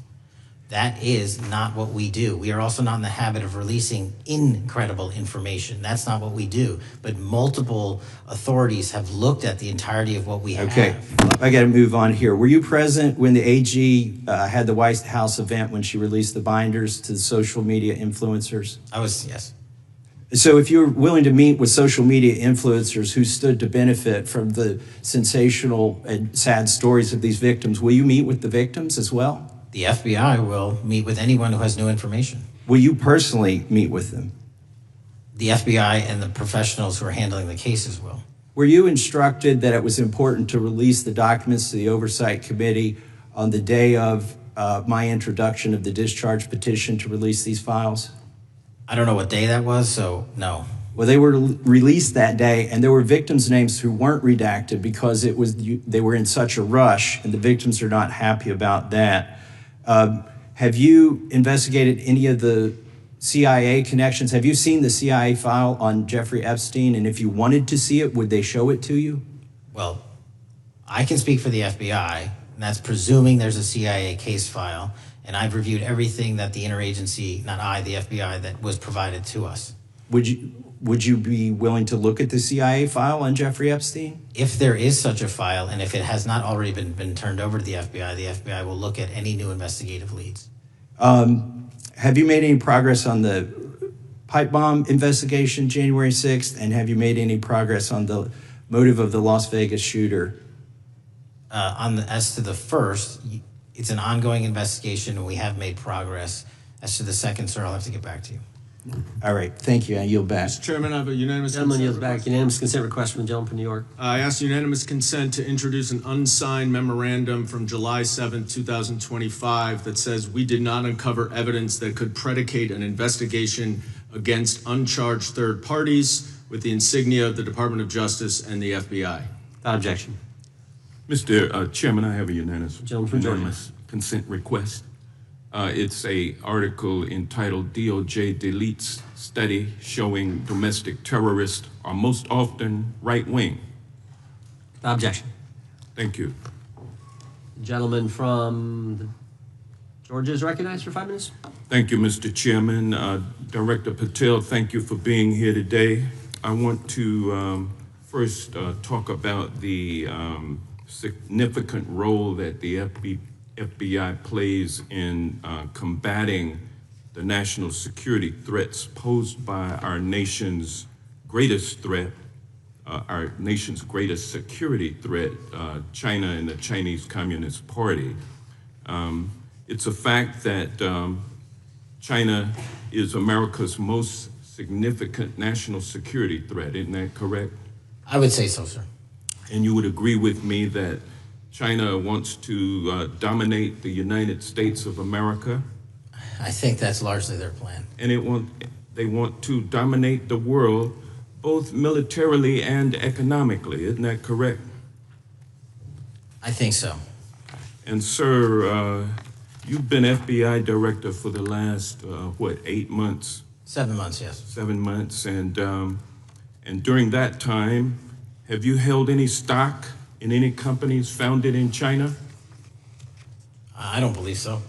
Well, you do own stock in a company known as Elite Depot, don't you? Which one, sorry? Elite Depot. You own stock. I think that's, I'll have to get back to you. I think it's a law firm and it's a company out of Singapore. Okay, well, no, the company out of Singapore, which is owned by Elite Depot, is the Shein Company, which was founded in China, correct? That company operates out of Taiwan. Well, they changed their headquarters from China back in 2022 to Singapore for tax purposes, but it's owned by a Chinese billionaire. I think his name is Charlie Zhu, and you own stock in the company that owns Shein. Which I disclosed during my confirmation process. You certainly did. And now, do you still hold that stock in that Chinese company? Pursuant to the Department of Justice, who reviewed my material that was submitted during my confirmation process, I was able to hold certain stocks, and they made the decision. You still hold the stocks that you have? You still hold on to these Chinese stocks, these stocks in this Chinese company? I disagree that it's a Chinese company, but I was in the DOJ, when you're appointed, makes a call on what you can and can't possess. Well, now, let me ask you this. Chinese companies steal trademarks. They produce counterfeit products and sell them over the internet on platforms such as Shein. They steal intellectual property. They steal data from American companies. And to me, it seems inconsistent with your role as FBI director that you would own stock in a company that is based in a country that is the nation's premier national security threat. It's like you are putting your own financial security over the security of the nation. I disagree with that characterization. Well, I think the American people look at it like it's a classic situation of the fox guarding the hen house. If the FBI is charged with investigating espionage, economic espionage by companies controlled by the Chinese Communist Party, and you are the director of the FBI, you've got a conflict of interest. Sir, I would just show if there's any intimation that I'm against. Why are you holding on to this stock? It wasn't a decision I made. And it's valued at up to $5 million as of when you last reported, correct? $5 million in stock? No, I don't follow it. You don't follow it, but you're still making money off of it. I don't have any money off of anything. Well, what I have done... Trump's trade policies directly impact the value of that Chinese stock. Won't you agree with that? Which trade policy? I'm not a trade expert. Okay, all right. But I want to tell you this. Crazy on me today. Let me ask you this question. Why are you hiding pedophiles? Why are you shielding pedophiles? Why are you protecting pedophiles? That is maybe the most offensive thing you could say to me, given the numbers. Well, you have not released given the Epstein numbers files of pedophiles. You are aware of the Epstein Epstein client list that was published in the 18,000. The gentleman has expired. The gentleman yields back. Can he answer the question? Can I just respond? Of course, the gentleman can answer the question. Since I took over the FBI, there has been a 33% increase. Sir, all of that started under Christopher Your Wray. time is done. No, but it didn't. The witness gets All to of answer that the question, started and then we'll go to our next FBI director, sir. And you're coming in here trying to take credit for something that a previous director instituted and largely brought to conclusion. I take no I think it's credit. been clear that the director has numbers are so much better than the previous director. It's Dr. Patel, if you want to answer the question. I take no credit. The men and women of the FBI have seen a 33% increase in the number of counterintelligence arrests out of the PRC. And so all of a sudden, with you coming in 7 months ago, gentlemen, it's time has expired. And on the pedophile accusation, go for that. we have arrested 1,500 child predators in the last 7 months. Under investigations initiated by the prior directorship. Appreciate the director's good work, and we really appreciate that the time the gentleman has expired. We now go to the gentleman from Texas. I thank the chairman. I thank the FBI director for coming before the committee. I assume the FBI director, Mr. Patel, I believe you probably agree with me that there is a significant organized effort on the left side of the political spectrum to advance criminal organizations being able to put more criminals out on the streets. That what we've seen this in daily action. Are you familiar with the report that came out this last Monday from the Law Enforcement Legal Defense Fund? I'm not familiar with that, sorry. So this report came out this past Monday, and it said that significant amount of the money flowing out of George Soros and other leftist organizations and funders has been funding DAs and prosecutors, and quote, many of these DAs had never managed an office, prosecuted a criminal case, developed organizational policies. In dozens of America's largest cities and counties, this report finds these progressive district attorneys have outsourced core parts of the American criminal justice system to activists and political donors, taking direction and advice on everything from staffing decisions and communication strategy. Organizations, it's a complex web of donors going in through these organizations to put radical DAs and prosecutors out there, putting criminals on the streets. Does the FBI director agree that this exists and is a problem? I will accept the factual representation, and if that exists, it is a problem. The organizations such as TIDES, the Fair and Just Prosecution, Brenner Center for Justice, Partnership for Safety and Justice, the Vera Institute of Justice, the amount of dollars flowing from George Soros through and to these organizations and to the various prosecutors that have resulted in increased crime on our streets, including the brutal murder of the Ukrainian refugee in Charlotte. I bring that up because that is one component of the problem. In addition, we have the organized effort targeting our border, the NGOs, the nonprofits and the deep pockets, the United Nations, charitable organizations, and a long list of over 250 organizations that the Center for Immigration Studies put out that lays out a complex web of organizations that were moving people into our country, knowing that they're dangerous, knowing that they're criminal, associated with taxpayer dollars flowing through the United Nations and donor dollars flowing through organizations, including ostensibly religious ones, putting these dangerous individuals on the street that resulted in fentanyl in our communities, that resulted in the death of Jocelyn Nungare, of hundreds, thousands even, as the director testified, 100,000 people dying from these narcotics every year. All of this in an organized effort, a complete effort by the radical left to use taxpayer dollars and these dollars to put people on our streets. In addition, the extent to which we've seen now with the Southern Poverty Law Center and their hate map targeting, for example, the Family Research Council, where we had a shooting right here in DC over a decade ago, putting Charlie Kirk, putting a target on TPUSA, Antifa, other radical organizations that are very specifically organized in targeting conservatives and ordinary Americans. Well, how about the organized effort to infiltrate our schools and advance a transgender agenda and advance a radical agenda, perhaps one that we will see exposed further in the individual that actually shot Charlie Kirk? So here's my question. Will you as the director, and are you as the director, pursuing all legal channels to follow the truth wherever it may lead on this organized effort, one? And two, do you agree that Congress should take all action necessary to expose this web of dollars that are flowing to undermine our way of life? I got another minute in my time that I'd like to hear from you on this topic broadly. I'll keep it short.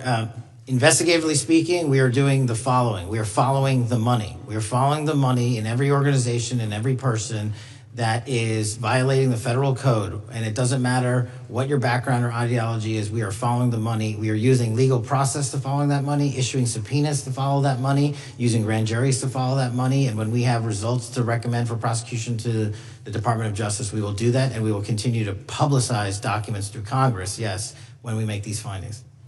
Mr. Chairman, I'd like unanimous consent to insert the record outsourcing justice by the Law Enforcement Legal Defense Fund that I alluded to before. I would ask unanimous consent to add a 2024 list provided by the Center for Immigration Studies on these United Nations and other affiliated groups that are responsible, over 250 of them, for moving individuals into our country in a coordinated effort. I would like a unanimous consent to insert a letter that I sent that currently has 33 members of the United States House of Representatives have signed on it, calling for a special select committee to pursue the organized effort from the radical left to target our way of life and undermine our security by putting criminals on the street and having our borders being wide open and putting us in danger. With that, I would yield back. Without objection. Gentleman yields back. Mr. Chairman, I have a couple of unanimous Gentleman's recognized.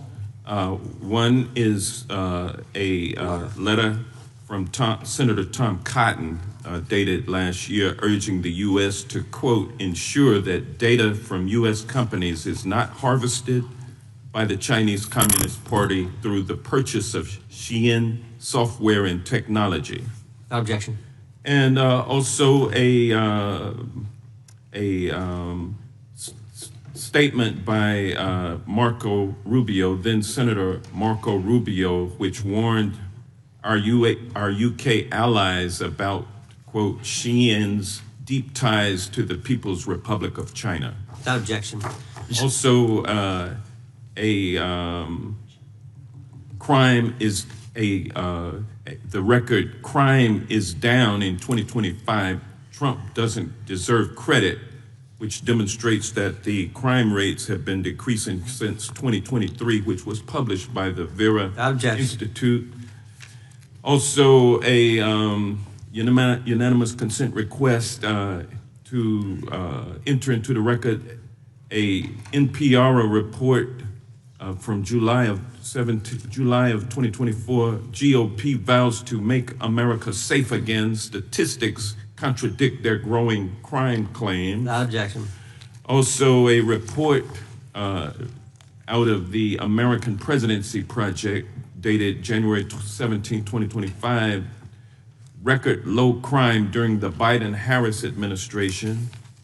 Without objection. Also, Joe Biden is correct that violent crime is near a 50-year low, which was a PolitiFact publication of May 2024. And last but not least, a FBI releases 2024 reported crimes in the nation statistics. These are FBI statistics published on August 5th, 2025, which details decreases in murder, rape, aggravated assault, and robbery in 2024.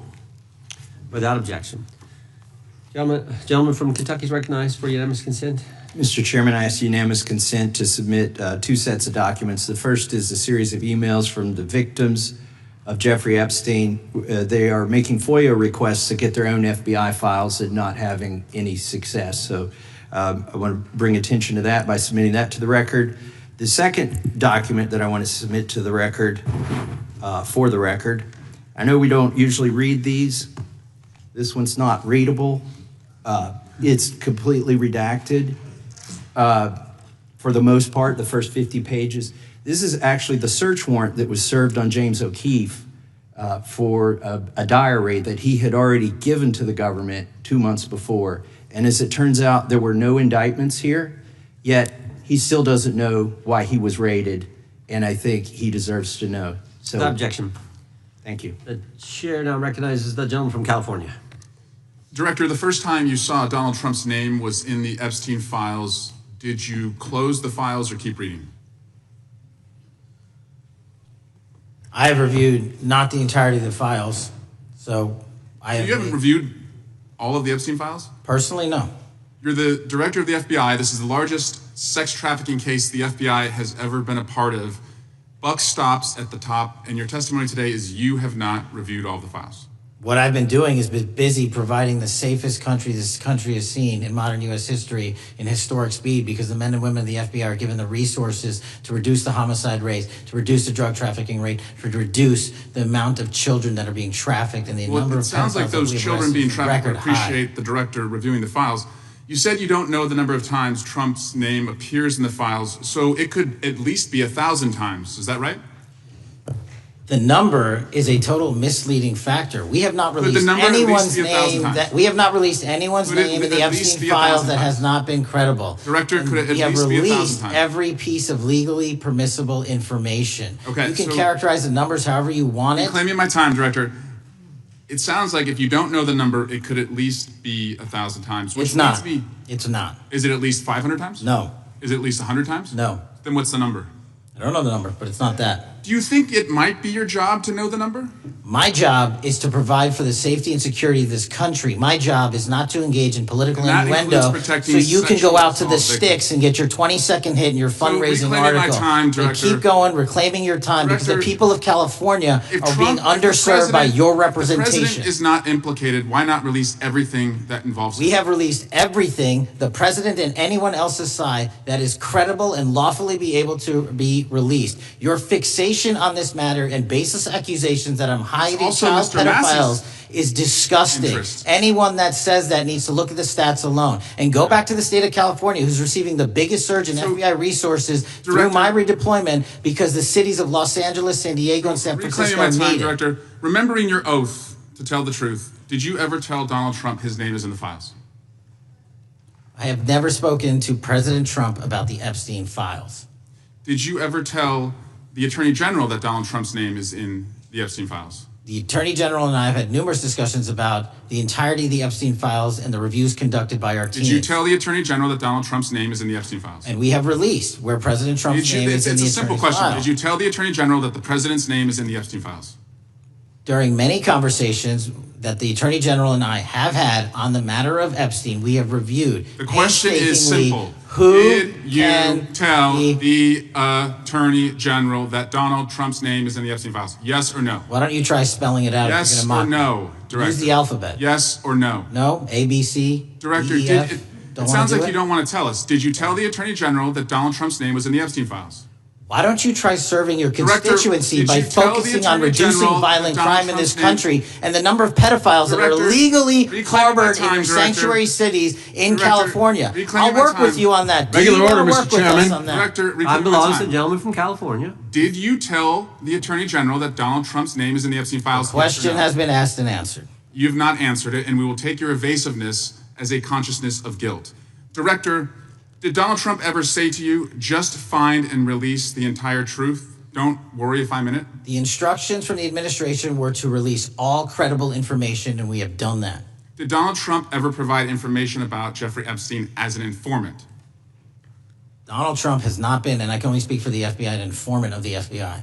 So, Director, you've played this cute shell game where you say you can't release everything because the court has said that it legally is not allowed to be released, but the court calls bullshit.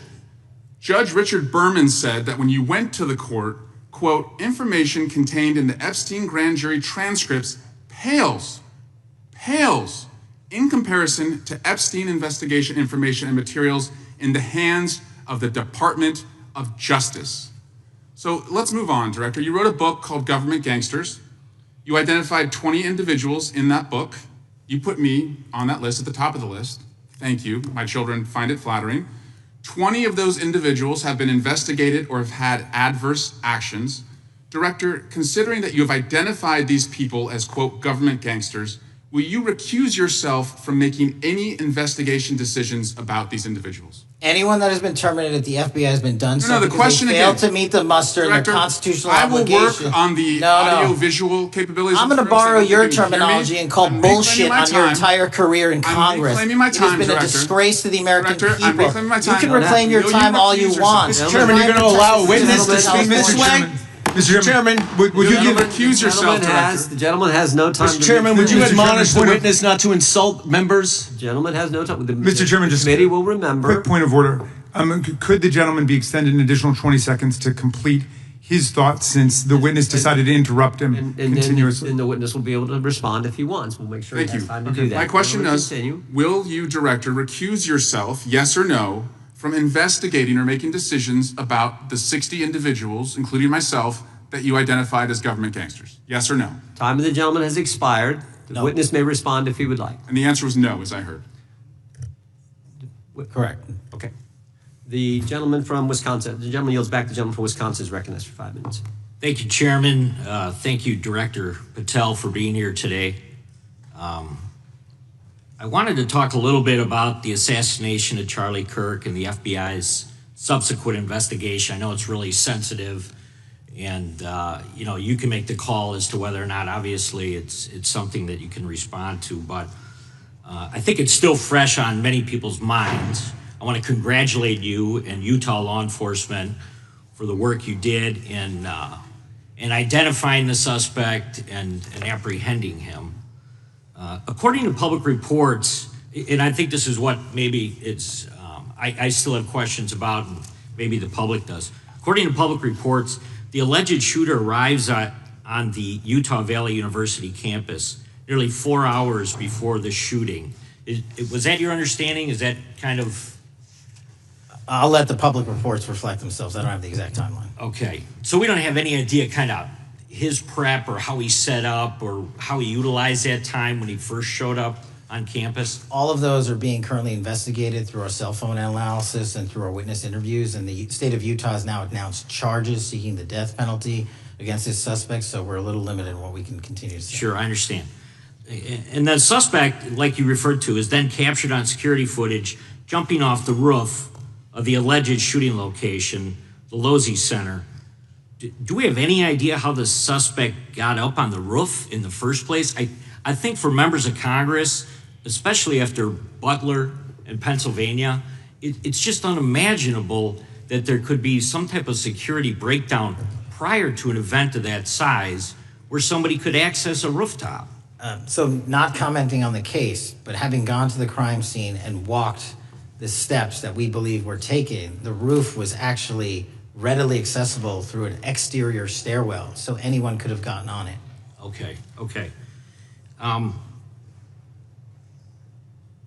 The suspect flees on foot to kind of this wooded area where he drops the rifle, wraps it in a towel, and then proceeds to his staged vehicle and basically drives home. So do we have any idea what the towel was about? Was it used later to identify a place where the firearm was left, or What we can tell you is the towel, there was a screwdriver found on the rooftop, which DNA was collected off of, and the towel was found wrapped around the firearm in question in a wooded area next to the campus. All have been processed for DNA. And then, according to the suspect's roommate, there were allegedly messages on instant messaging platforms, specifically Discord, suggesting the towel may have been used to identify that weapon's location. So the public reports have suggested that the shooter acted alone. Do we still believe that that's true? Do we have any idea as to whether or not those Discord messages led us to believe that the shooter may have had help in any way or assistance? I can only speak to the FBI's investigation, and our investigation is ongoing, and we are interviewing any of those individuals involved in that chat and other individuals in the area. Very good. And so my suggestion, if there are accomplices, I'm sure this is something that the FBI is going to continue to investigate fully and thoroughly into the future. Yes, sir. The reason I ask that is because I don't know that that was necessarily the case with Butler, Pennsylvania. So thank you so much for your persistence kind of in this matter. There's still a lot of public questions that need to be asked. Let me shift to another topic very quickly. On July 31st, 2025, the DOJ and the CIA declassified the annex to Special Counsel John Durham's 2023 report on Operation Crossfire Hurricane. The 29-page Durham Annex contains previously classified information about, among other things, the investigative referral of the Clinton campaign plan. Why would somebody place documents in a burn bag related to this case? That case is very much ongoing, so I can't comment on the stylization of the evidence we're collecting. Can you comment at all on the Durham Annex as I described it? The Durham Annex, which has been publicly released thanks to the FBI's commitment to transparency, is one of the documents that's being utilized. And in general terms, speaking for burn bags, sir, a burn bag is what you use to put classified documents into generally, because that is literally how you destroy them. So it appears that efforts were made by the Clinton campaign to reach out to the FBI agents or the Clinton sympathizers in the intelligence community in order to lead more credibility to the Clinton campaign plan. Do you think that's an accurate characterization? Again, I'm not going to characterize that material because it's part of an ongoing investigation. Thanks for being here today. I yield back. Gentleman yields back. Gentleman from California is recognized. Thank you, Director Patel, for being here today. The FBI searched Jeffrey Epstein's Manhattan residence, correct? I believe that happened in 2018. I think there was 2 locations, sir. It's 2019, and in that residence, the FBI found a safe, correct? I don't have the catalog of evidence in front of me. In that residence, the FBI found a safe, correct? I'll accept your representation. Okay. And in that safe, the FBI found topless and lewd photographs of girls, correct? Again, sir, I'll accept your representation. I don't know. Thank you. It was all over the media at the time. There's a New York Times article that says Jeffrey Epstein is indicted on sex charges as discovery of nude photos is disclosed, dated July 8th, 2019. And the Times reports a trove of lewd photographs of girls was discovered in a safe inside financier Jeffrey Epstein's Manhattan mansion. Author Michael Wolff has conducted numerous interviews of Jeffrey Epstein. I'm going to play for you a video clip of what Michael Wolff said Epstein told him was in the safe, and what he showed the author was in this safe. So let's please play that clip now. Elected. And I was sitting talking to Epstein, and he said, "Wait a minute, I got to show you something." And then he went into his safe, and he came out with photographs. They were Polaroids, I think, and he kind of spread them out like playing cards, and it was Trump. I mean, I think there were a dozen of them, and it was Trump with girls of an uncertain age at Epstein's Palm Beach house, where all of the things that he would ultimately be accused of took place. And I remember very vividly 3 of them. There are 2 in which Trump is, the girls, topless girls, are sitting on Trump's lap. And then a 3rd in which he has a stain on the front of his pants, and the girls are kind of pointing at it, sort of bent over, laughing. So Director Patel, I'm going to ask you a very broad and general question. As you know, Donald Trump and Jeffrey Epstein were friends. There are, of course, photos showing Donald Trump together with Epstein, correct? I don't have the entirety of the photographs, but I think they've been photographed in public together. All right. Are there any photos showing Donald Trump with girls of an uncertain age? No. How do you know that? Because that information would have been brought to light by multiple administrations and FBI investigators over the course of the last 20 years. Well, you know what? That's just not true, because no one knew about the creepy birthday message that Donald Trump wrote to Jeffrey Epstein until the Wall Street Journal disclosed it, and then all of a sudden, the Epstein estate provides it to Congress. So certainly, you weren't there at the search. You don't know what Epstein may or may not have done with those photographs even prior to the search. Maybe someone has it. Maybe the Epstein estate has it. You raise a great point. So I'm going to ask you, have you asked to talk to Michael Wolff?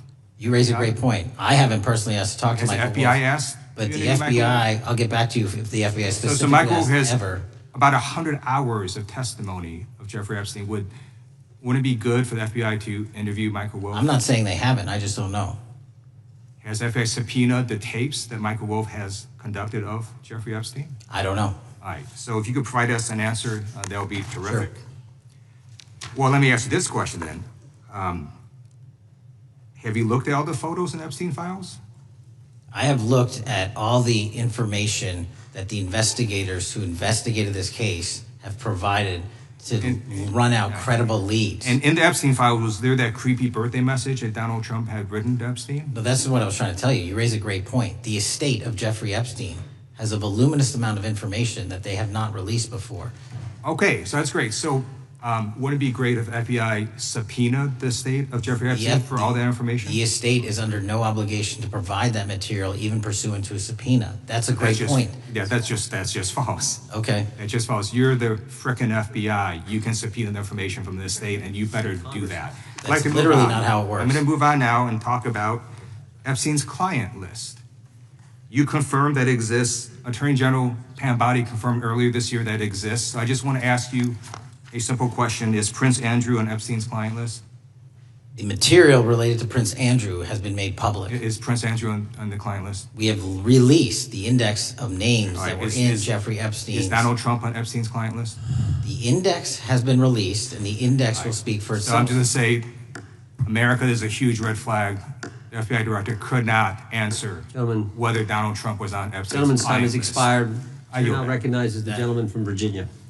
Thank you, Mr. Chairman. I want to thank the director for being here and for his work over the last several months, removing the taint of partisanship that has infected the intelligence community over the past several years under the last administration, under the last several directors, standing up for law enforcement, standing up for the brave men and women who work in your agency.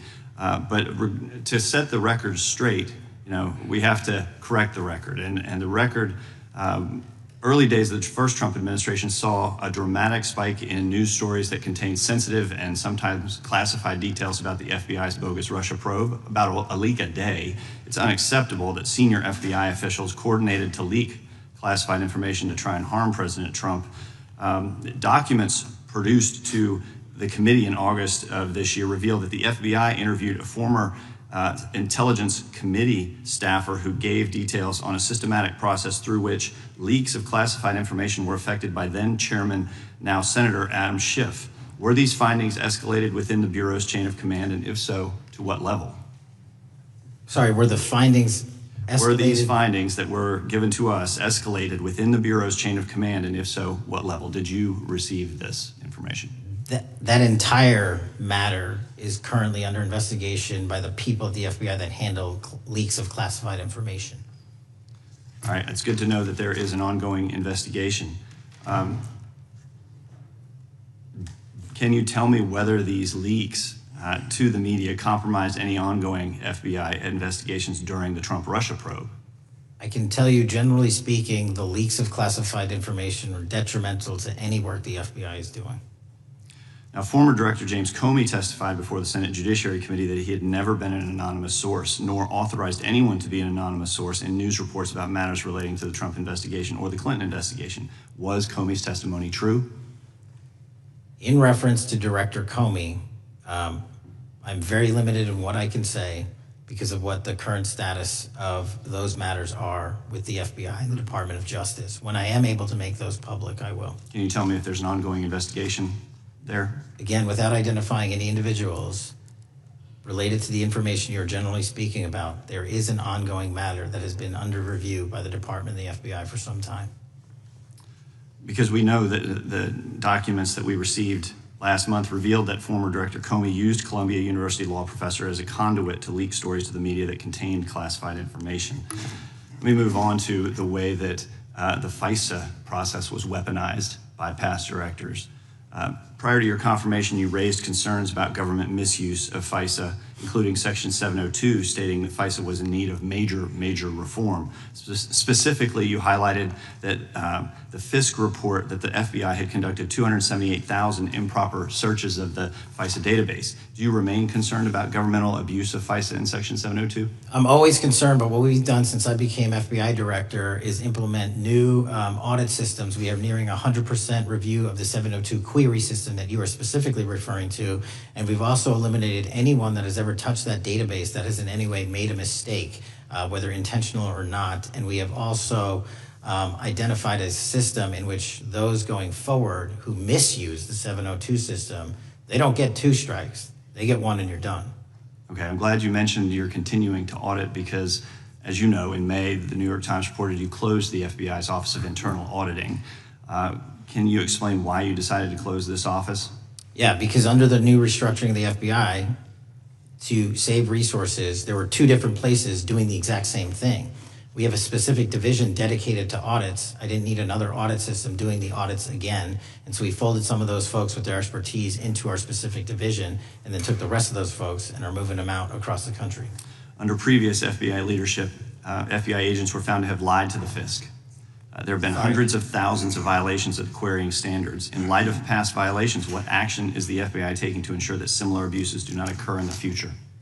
Exactly what I've outlined. You cannot have access to the 702 query system if you improperly query that system at all at any time in your career.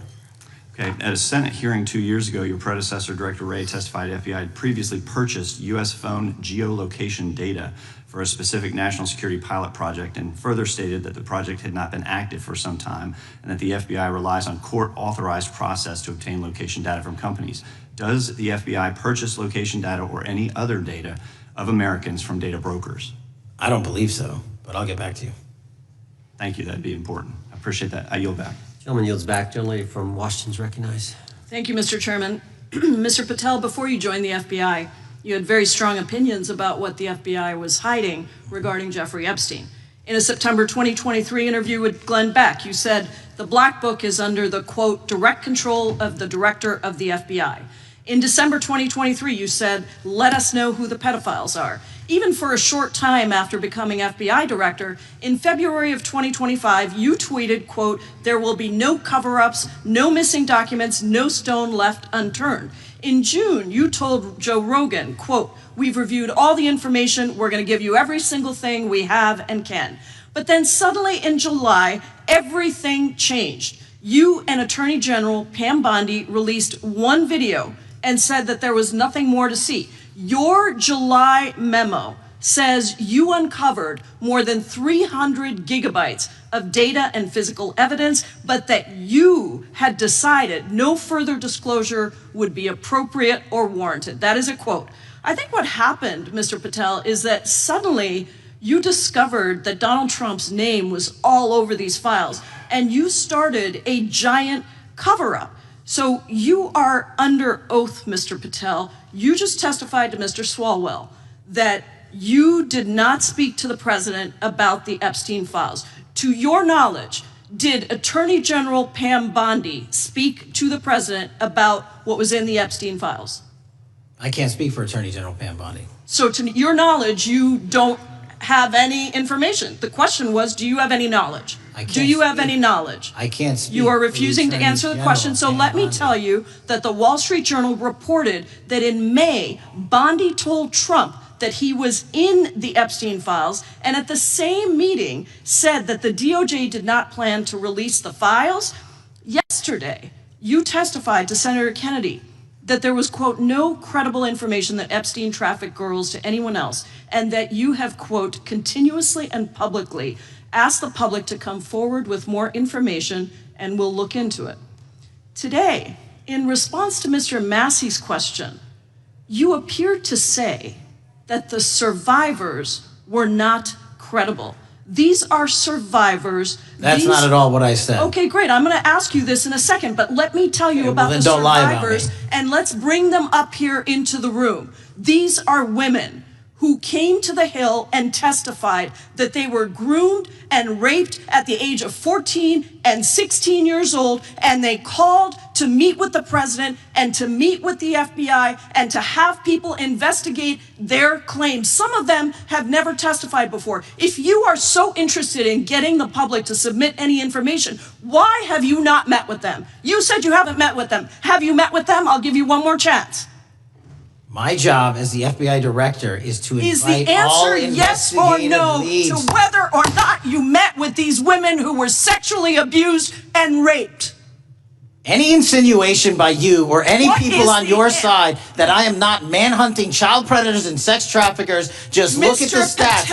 And you talk about cover-ups, man. Mr. Chairman, you talk about cover-ups. And I will take as much time as Where were you during the Obama and Biden administrations when these so-called cover-ups were going on? Why didn't anyone in those administrations talk to any of these purported witnesses? I have some regular order, every single person to provide credible information. Time belongs to the gentlelady from Washington. And I'm going to take another couple of minutes. When you accuse the witness of something, he's allowed to respond. That's how it works. Listen, he didn't even, excuse me, Mr. Chairman, you have always been fair. But this is not fair. No, this is my time, and he said that the witnesses were not credible. Seconds of time. I'm going to get an additional minute of time because that's how much time he took. You won't get a minute. You'll get some seconds. What we think is under 5 minutes. You don't get to demand how much time you get. That's not how it works. Mr. Patel, are the victims of the Jeffrey Epstein horrific trafficking ring, are they credible?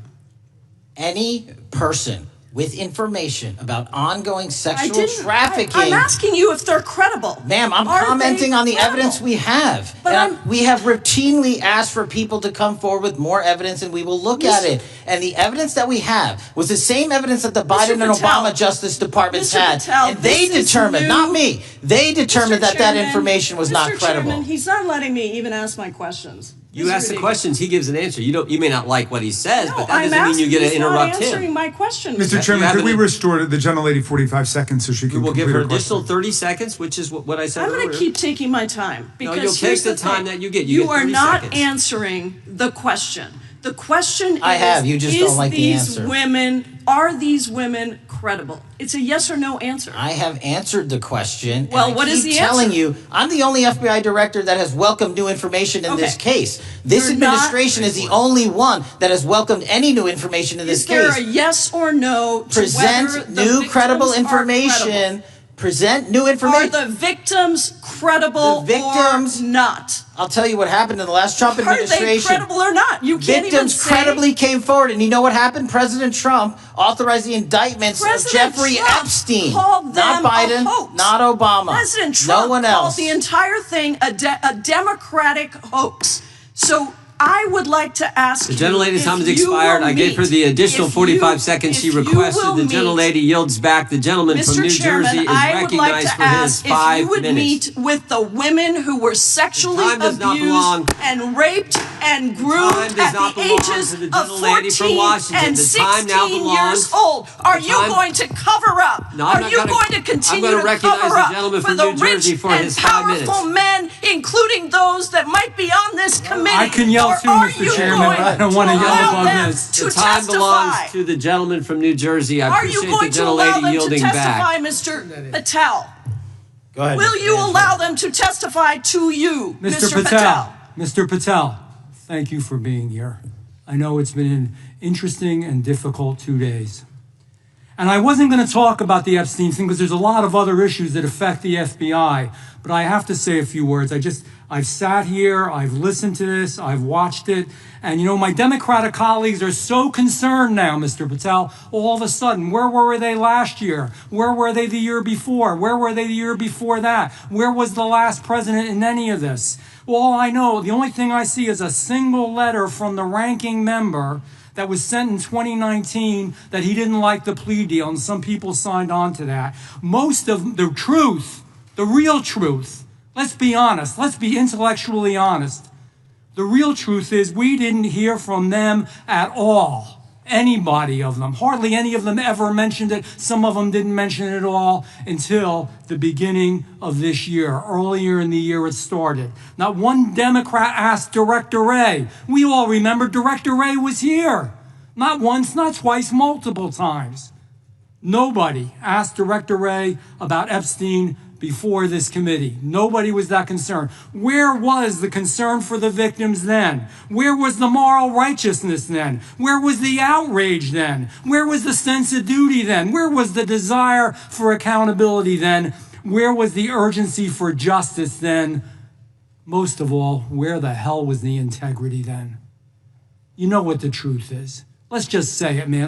Tell the truth time. The truth is, it's politically useful for them to try to do this now, even though they didn't give a damn about it in the past. And you know what? That's an insult to the victims, and that's an insult to America. Continue to do the work you're doing. Continue to uncover what needs to be uncovered. One real quick thing before I say anything to 9/11. We know that was mishandled by the past director and by the past FBIs. There are family members here. There are family members who are concerned. God Almighty, we want to get to the truth of that. I ask you, please, to meet with them, to talk to them, and to investigate this with truth. In the Biden administration, we went through a very dark and difficult period of time. The FBI trust was broken with the people. Catholics this is the stuff we've been talking about, were labeled radical threats for praying in their churches with their rosaries. Parents at school boards were called terrorists for standing up for their children. Hindu holy men in New Jersey.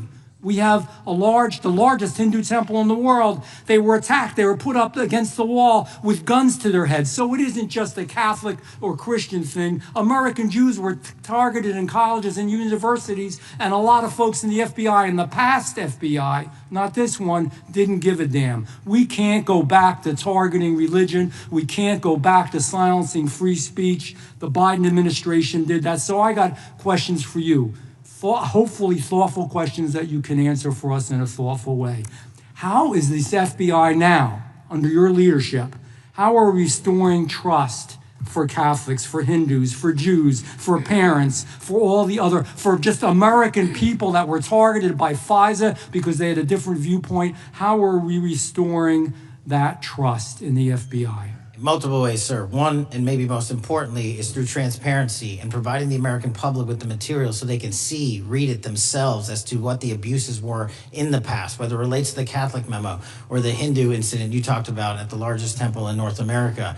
Any institution of faith and any member of faith will not be investigated by this FBI because they are men and women of faith ever, period. And nor should they. Nor should they. I don't mean to interrupt you, but my God, of all the amendments to the freedom of speech, freedom to believe in what you want to believe in, I know you're standing up for that. Continue. I'm sorry. No, that's it. Sorry. Okay. The Richmond memo was driven by a reliance on sources. The Southern Poverty Law Center, you know, the words sound nice, but the organization's not so nice. And we've seen the Anti-Defamation League distort data that counts as violence.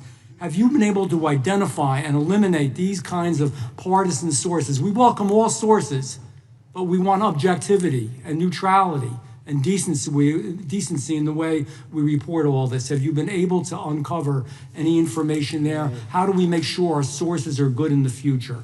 We have reviewed the source processes that infiltrate any institutions of faith, and they will no longer be going into institutions of faith.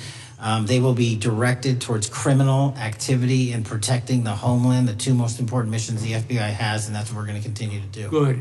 And I'll say this, there was a lot of bull today, a lot of you know what, and I'm not going to say it because I respect the institution so much going on around here. Continue to do the work of the people. You are here for that reason. The administration is here for that reason. It was weaponized and politicized, the FBI, in the past. I hope to God we never, ever see that again. One of the darkest parts of American history. Thank you, Mr. Patel. I yield back. Mr. Chairman, I have a unanimous consent. Gentleman yields back. The gentleman from New York is recognized for UC. I would like to introduce a CNN article that explains how an alleged top leader of the MS-13 gang was dismissed. His case was dismissed in Brooklyn so that he could be deported back to El Salvador, even though he was charged with murder. Without objection. Mr. Chairman, I have some unanimous consent. The lady from requests. Washington is recognized. I ask unanimous consent to enter into the record an article titled "Justice Department Told Trump in May that his name is among many in the Epstein files." Without objection.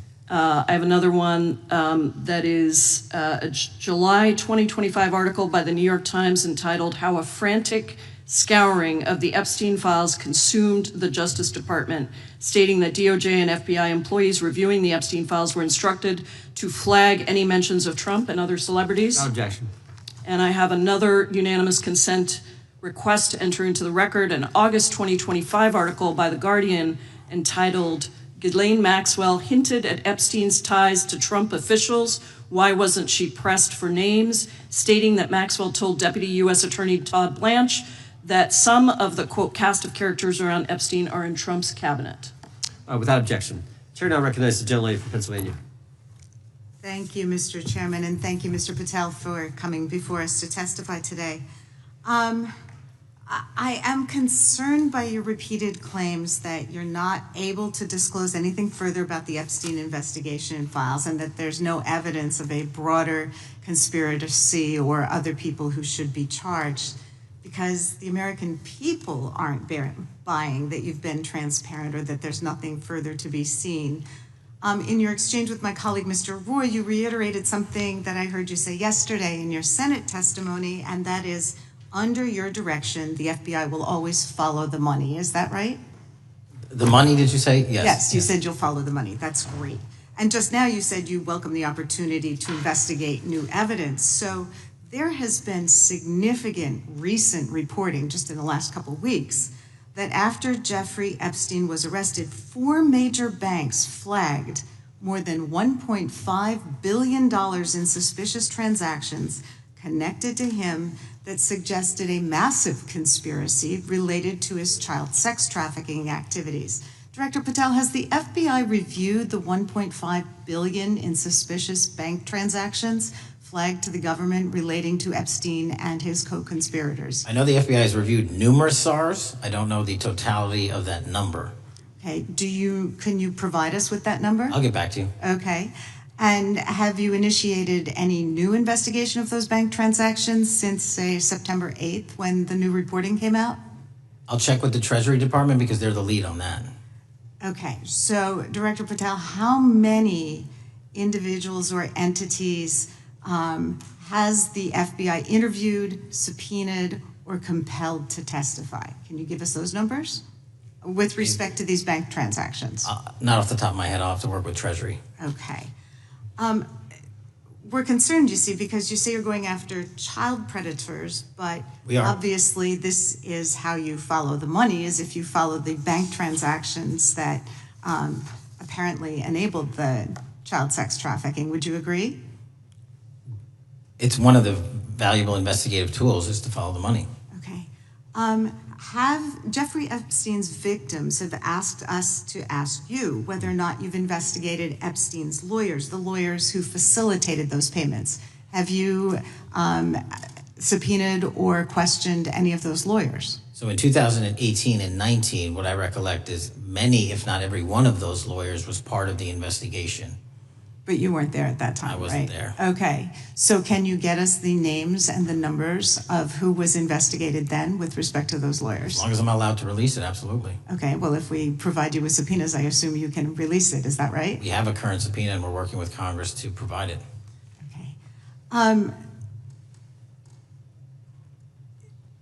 You've said that the Acosta investigation had an original sin. What do you mean by that?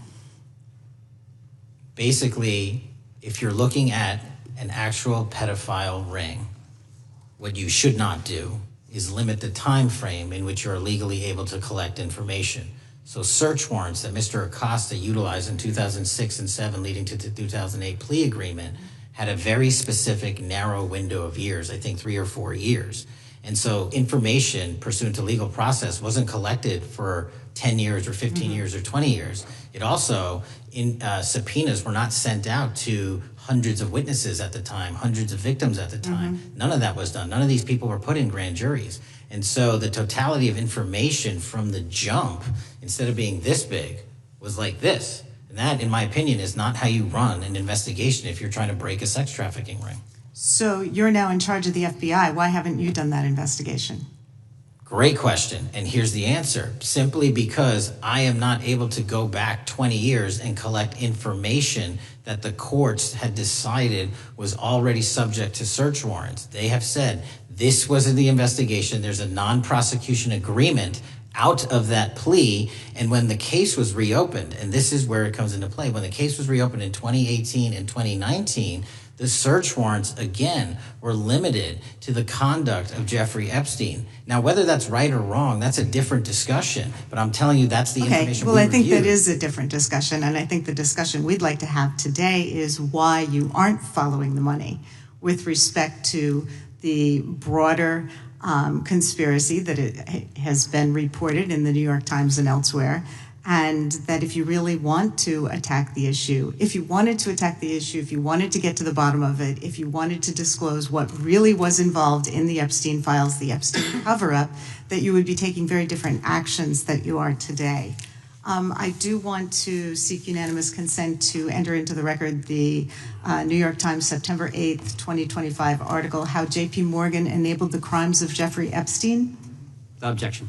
And also an article dated July 17th, 2025 in the Epstein case, Follow the Money. Without objection. Okay, thank you. Gentlelady yields back. Mr. Chairman. Gentleman from Maryland is recognized. Thank you much.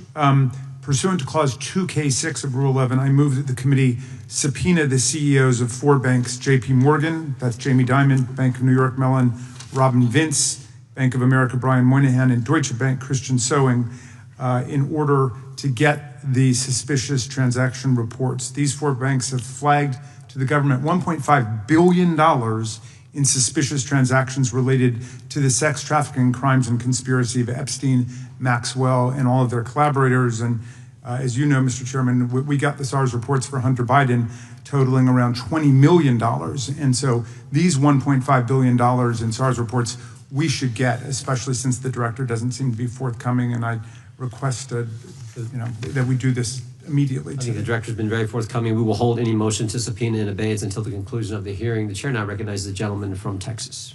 Thank you, Mr. Chairman. Thank you, Director Patel, for being here. It is quite clear that certain members of this committee, they want their 15 seconds on TV, stamping and coming. Maybe it's for fundraising. Maybe they're struggling in their district. They need a little bump. But they turn a committee into a clown show, and that's what we're seeing. You're being unjustly attacked today. I watched the Senate hearings yesterday. You were attacked there. We know there's an agenda. There's always an agenda. It's the same characters with the same personalities, the same objective, and that is destroy the mega movement. You're being attacked, Director, is because you're effective. You highlighted what you've been doing in DC with the president in reducing violent crime. You're very effective. Another individual that was very effective with meaningful debate and dialogue was Charlie Kirk. And they killed him for it. Charlie Kirk was a man of faith. First and foremost, he loved his Lord Jesus. He loved his family. Beautiful wife, beautiful children. Just a remarkable, honorable man that was silenced with this assassin's bullet. I would say if Charlie Kirk lived in the biblical times, he'd have been the 13th disciple. He'd have been the 13th disciple. We have a new committee, if you're not aware, a new select committee regarding January 6th. I'm honored to be on that committee. I'm looking forward to working with other members to expose truth, questioning federal agencies that were involved on January 6th, like the FBI, played a role, but we don't really know, Director, to what extent. We don't know. The January 6th sham committee was not formed by Nancy Pelosi to seek truth. It was nothing about getting to the truth about January 6th. Their sole mission was to damage Donald J. Trump and end his political career. And everybody knows it. That's what the purpose was. You know what's nice, so I kind of get to ask the question, though, how did that work out for you? Donald J. Trump is back in the White House, and America loves him. I spent 30 years in law enforcement, retired sheriff from a large county in the great state of Texas. I have seen, Director, I have seen more enthusiasm and support for law enforcement today because of what you and Donald Trump have done over the last 8 months to protect the American people. The American people couldn't count on their government to protect them. Crime is rampant. And now we have a president and an administration that puts the American people and their safety first. It's interesting, a few minutes ago, a classmate reached out to me and sent me I told him, I said, yes, we got Director Patel in front of our committee today.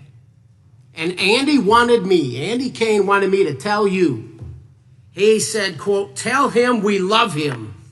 Tell him we love him and all the brave warriors exposing the deep state. Cash, you're a great American, sir. You're a great American. Your work as the director of the FBI is commendable. It's commendable. And I want to thank you, sir. Thank you for your service. Keep up the good fight, brother. Don't let him tear you down. Keep up that good fight. You have it in you. With that, sir, I yield back. Gentleman, yield to me.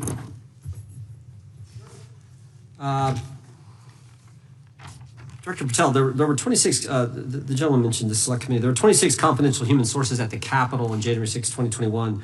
4 entered the Capitol and thereby broke the law. Do you know if those individuals were being paid by the Ray FBI? So we've provided 600 pages of documents to this committee alone regarding January 6th. That's 600 pages more than any of my predecessors. Yep. Generally speaking, confidential human sources are always paid by the FBI. That's how it works. I can't speak to the specifics on each one and how much they make. And we appreciate it. We've reviewed some of that material, and you've given us a lot of material that we didn't get from Director Ray. That specific question, I think, is important to the American people.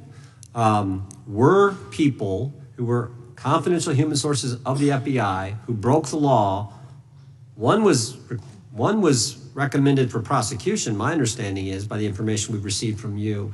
Were they actually paid by the very taxpayers who may have got charged with the same offense? I think that's important for us to understand. I'll get back to you on that. Thank you. Chair now recognizes the gentleman from California. Thank you, Mr. Chair. Welcome, Director Patel. I want to focus a little bit on domestic terrorism. We have a graph here, data up to 2021, but as you can tell, domestic terrorism is on the rise. Nation, our citizens under threat. We saw the assassination of Charlie Kirk. 2 assassination attempts on the president, school shooting, Minnesota last month, and closer to home, just a couple of days ago, Huntington Beach, peaceful vigil for Charlie Clark, infiltrated by neo-Nazis who essentially made the local individuals attending that event fear for their safety. All of us know that a lot of these domestic attacks are by lone wolves, but yet they do leave clues, social media or elsewhere. Director Patel, you're it. You're the thin blue line. The FBI, your job to protect our citizens back home from those that would harm us. You have to find the needle in the haystack. Takes a lot of work, a lot of resources. Talking to my local sheriff this morning who said they're concerned. Federal cuts to local grants that help them do the job. Then, of course, let's not forget about other threats that are coming before us, like high-tech fraud. Local senior recently was talking to me about a text she had gotten, a demand by the IRS to send a payment immediately, or the IRS agents were on their way to arrest this individual. Pretty gutsy stuff by folks probably from Europe, North Korea, Russia, China, people, okay, going after those precious savings our senior citizens rely on. Yet the president's proposing a budget cut of $500 million or more to your organization, the FBI. You've said that that'll essentially equate to about 1,300 less jobs at the FBI. So I'm going to ask you essentially, what is it that we can do to help you do your job? Little concerned. Friday night lights. One of the events I love to do on Friday nights, go to the local high school football game. Sit there at the stadium and you always say, what if? What if? You're the thin blue line. Can you do your job cutting $500 million from your budget? Thank you, sir. I think we are doing our job, and the distinction is with the budget that we have, we are flexing more resources to the field. California is receiving the largest FBI plus-up of any state in the union due to that plus-up. They're not getting a reduction. No state is getting a reduction. Every state is getting a plus-up. And so I'm utilizing the money that we have to first plus it up. And the empty vacancies that we have, those haven't been filled in years, not under my leadership. Here's my concern. You're going to do well, you're doing more with less, is what you're saying. Yet we're about to vote on a budget that has $88 million more to protect members of Congress, the executive branch, and the Supreme Court. There's a contradiction here. Back on Main Street, we're saying you can do more with less, you can protect them with less money. Yet here in Washington, we're saying we need more money to protect members of Congress. It's a little contradiction here. Or maybe, sir, you ought to talk to leadership about coming in with your management style to protect the Supreme Court, Congress, and the administration. Otherwise, it's essentially a hypocritical situation. We need more protection, yet folks on Main Street can do with less. My concern is folks on Main Street. We also were, I think we received over $300 million in the big, beautiful bill, and we're also receiving pots of money from our interagency. So this sort of $500 million cut isn't entirely accurate. You're still getting cut $200 million plus. You're still moving your agents to do ICE work. So you are leaving a lot of bases uncovered. And I'm not going to be argumentative with you, Director Patel. I'm just saying, if that thin blue line does not hold, people on Main Street will pay the price. I agree with you, sir. And I just look forward to working with you because I am very concerned that these kinds of budget cuts are short-sighted, especially when my local sheriff calls me and says, we need more support, and we're looking at budget cuts. I'll work with you, sir. Thank you, Mr. Chair. I yield time. Mr. Chairman, I have another unanimous consent request. The gentleman yields back. The gentleman from New York is recognized for unanimous consent. I seek to introduce a December 2024 OIG report from the Department of Justice, which confirms the conclusion of the Bill Barr Justice Department that the so-called whistleblower, a disgruntled former employee of the Intelligence Committee, was not a credible witness and there were no further actions taken. Without objection. Mr. Chair, I'd like to submit some items for the record. You bet. Gentleman from California. First one, Trump's deportation diverts FBI agents off child predator cases. Second one, FBI director backtracks on administration's proposed budget cuts. And number three, Trump administration says 70% of ICE detainees do not have criminal convictions. Without objection. Gentleman from Texas is recognized. Thank you. Director, earlier this year, the committee learned of new documents tied to the Crossfire Hurricane investigation and the Russia collusion hoax against President Trump. Your efforts in declassifying key documents tied to this investigation allowed the committee to acquire thousands of pages that it did not have previously.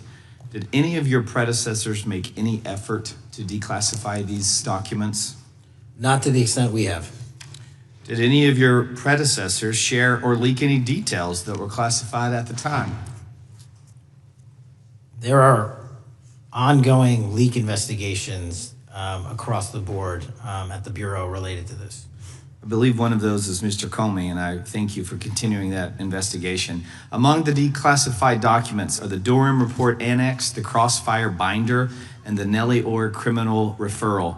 Could you summarize for those watching what we know about the Russia collusion hoax so far?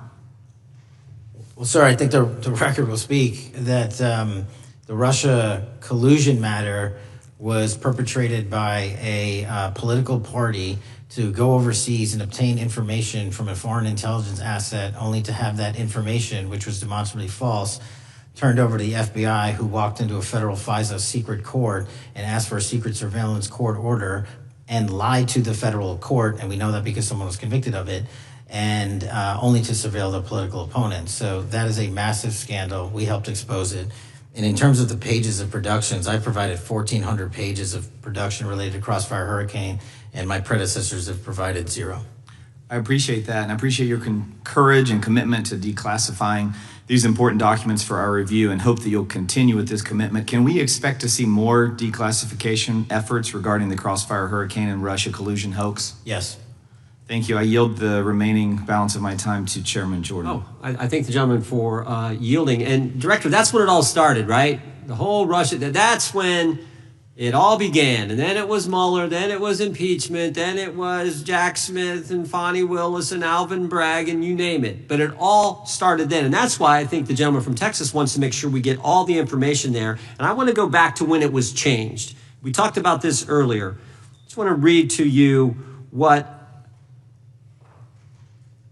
the CIA officer said to the House Permanent Select Committee on Intelligence. Quote, Brennan refused to remove the dossier, and when confronted with the dossier's main flaws, he responded, yes, but doesn't it ring true?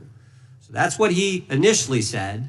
And then when he was talking to this committee, he said the CIA was very much opposed to having any reference or inclusion of the Steele dossier in the intelligence community assessment. So on one hand, you got a witness who was there who said he refused to remove it even though he knew it was garbage. And then he's, on the other hand, telling the committee, no, we didn't want anything to do with it. It shouldn't have been a part of the intelligence community assessment, which we know it was. You know it was. You found that. Those are two entirely different stories. I think Mr. Brennan has some explaining to do, frankly, what happened there. And I think you said earlier that this whole thing, and I think you said to Mr. Gooden, this whole thing is being looked at as part of this grand conspiracy to undermine the president, whether it's Comey, Brennan, Clapper, former head of the Intelligence Committee, now senator from, whoever it is, that's all being looked at. Is that accurate? Yes, sir.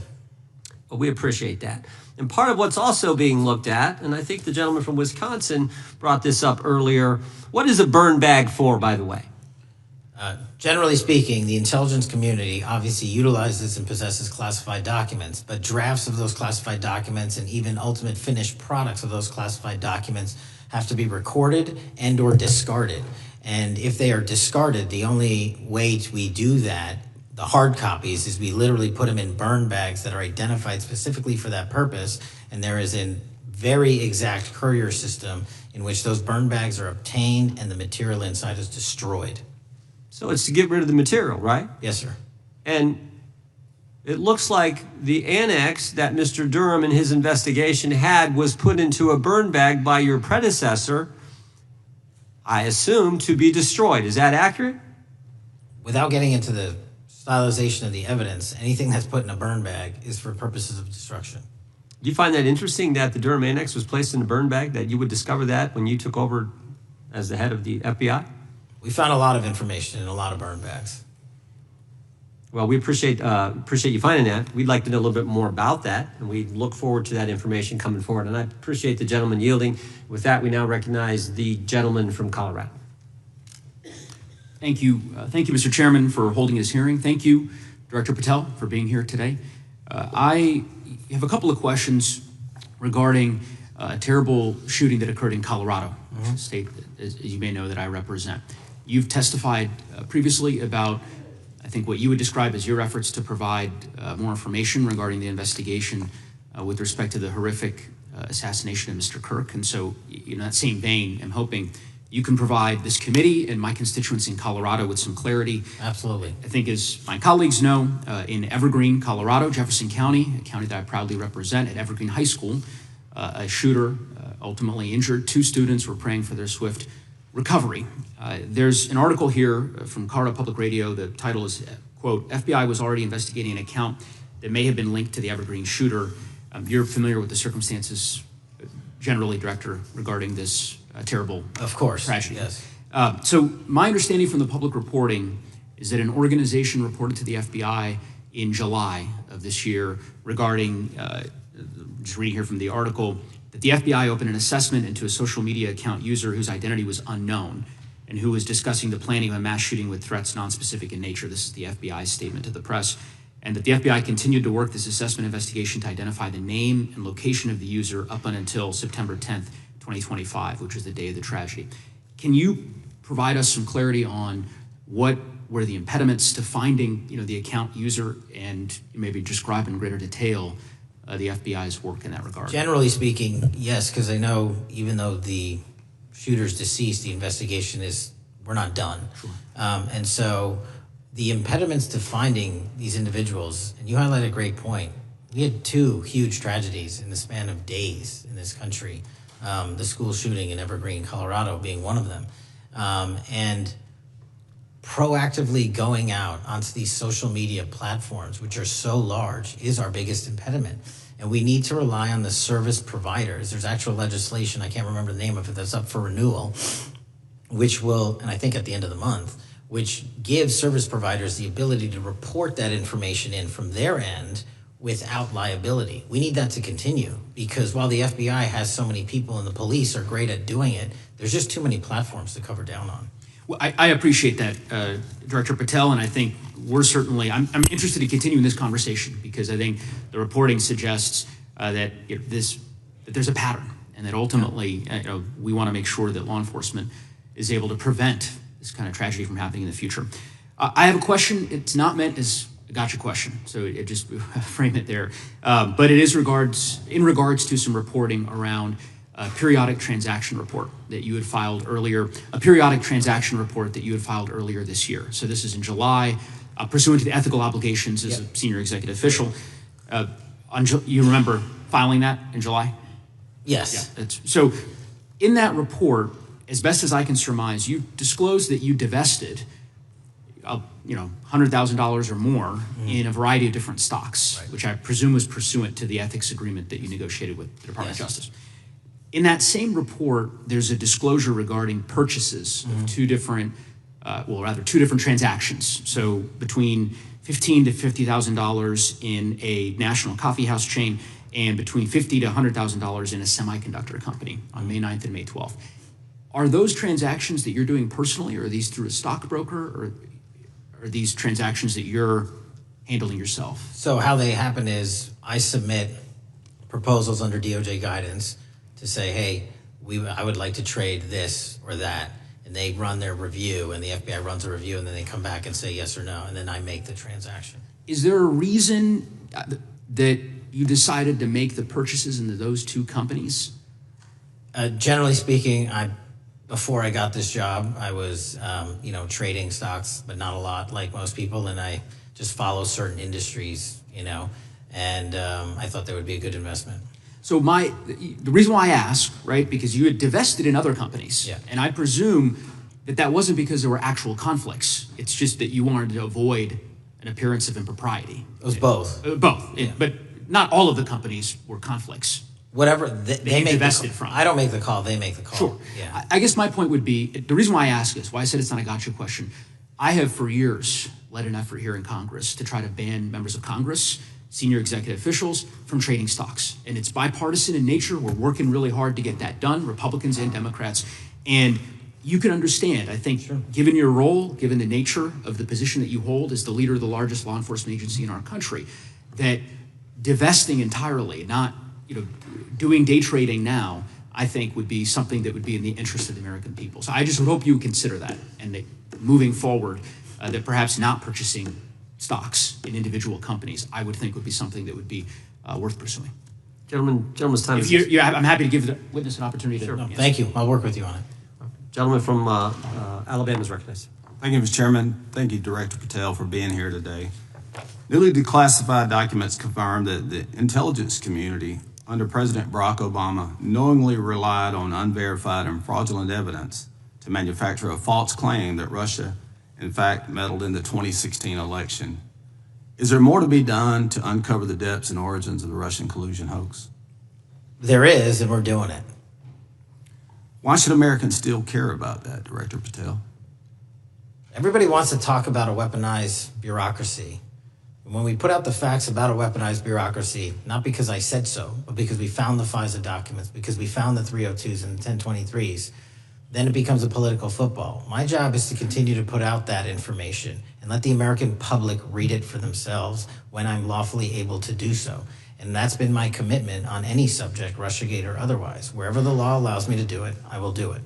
When I first came in 2020, the number one concern as I was doing town halls was the weaponization of the government against the American citizen. And so are there things that you're doing, structural reforms that implementing so that the FBI cannot be weaponized again, whether it's against President Trump or future elected presidents? Well, it shouldn't be weaponized against anyone. And the structural reform is simple. If you're going to go after a political individual or someone seeking political office, there has to be a grounded basis in law and fact to open up a criminal investigation. And if there's not, the investigation isn't even opened. And I've also gone back and reviewed other cases that were opened in prior administrations related to public officials. And we've closed a number of them because we felt that some of these actions were weaponized on either side of the aisle. I felt it wholly inappropriate for the FBI to be playing umpire and referee amongst these decision makers when there was no factual or legal basis to continue those investigations, so I shut them down. And I think that's so desperately needed because we need to restore trust in law enforcement and certainly in the DOJ and the FBI so that the American people don't fear the very government that's supposed to protect them. And so thank you for doing that. On August 11th, you released to the committee documents concerning leak investigations that began in 2017. You believe these leaks were accidental or were they intentional in order to influence public opinion against President Trump? When I can publicly make a final decision on that, either through a recommendation of charging that the DOJ makes or findings that I have, I'm able to do so, but they're still not complete. Why did the FBI under Director Comey want to undermine the Trump administration? I don't know. You'll have to ask him. Think it might have been political? How will Director Comey be held accountable for his leaks and classified information concerning the Russian collusion hoax? Well, anyone. Doesn't matter what you did before or what seat you were in. If you leak classified information, that's illegal. And we will investigate it fully. And if we can bring enough evidence to recommend charges to the Department of Justice, we will. But as you know, in these leak investigations, it's very difficult to produce the information necessary. We know leaks happen.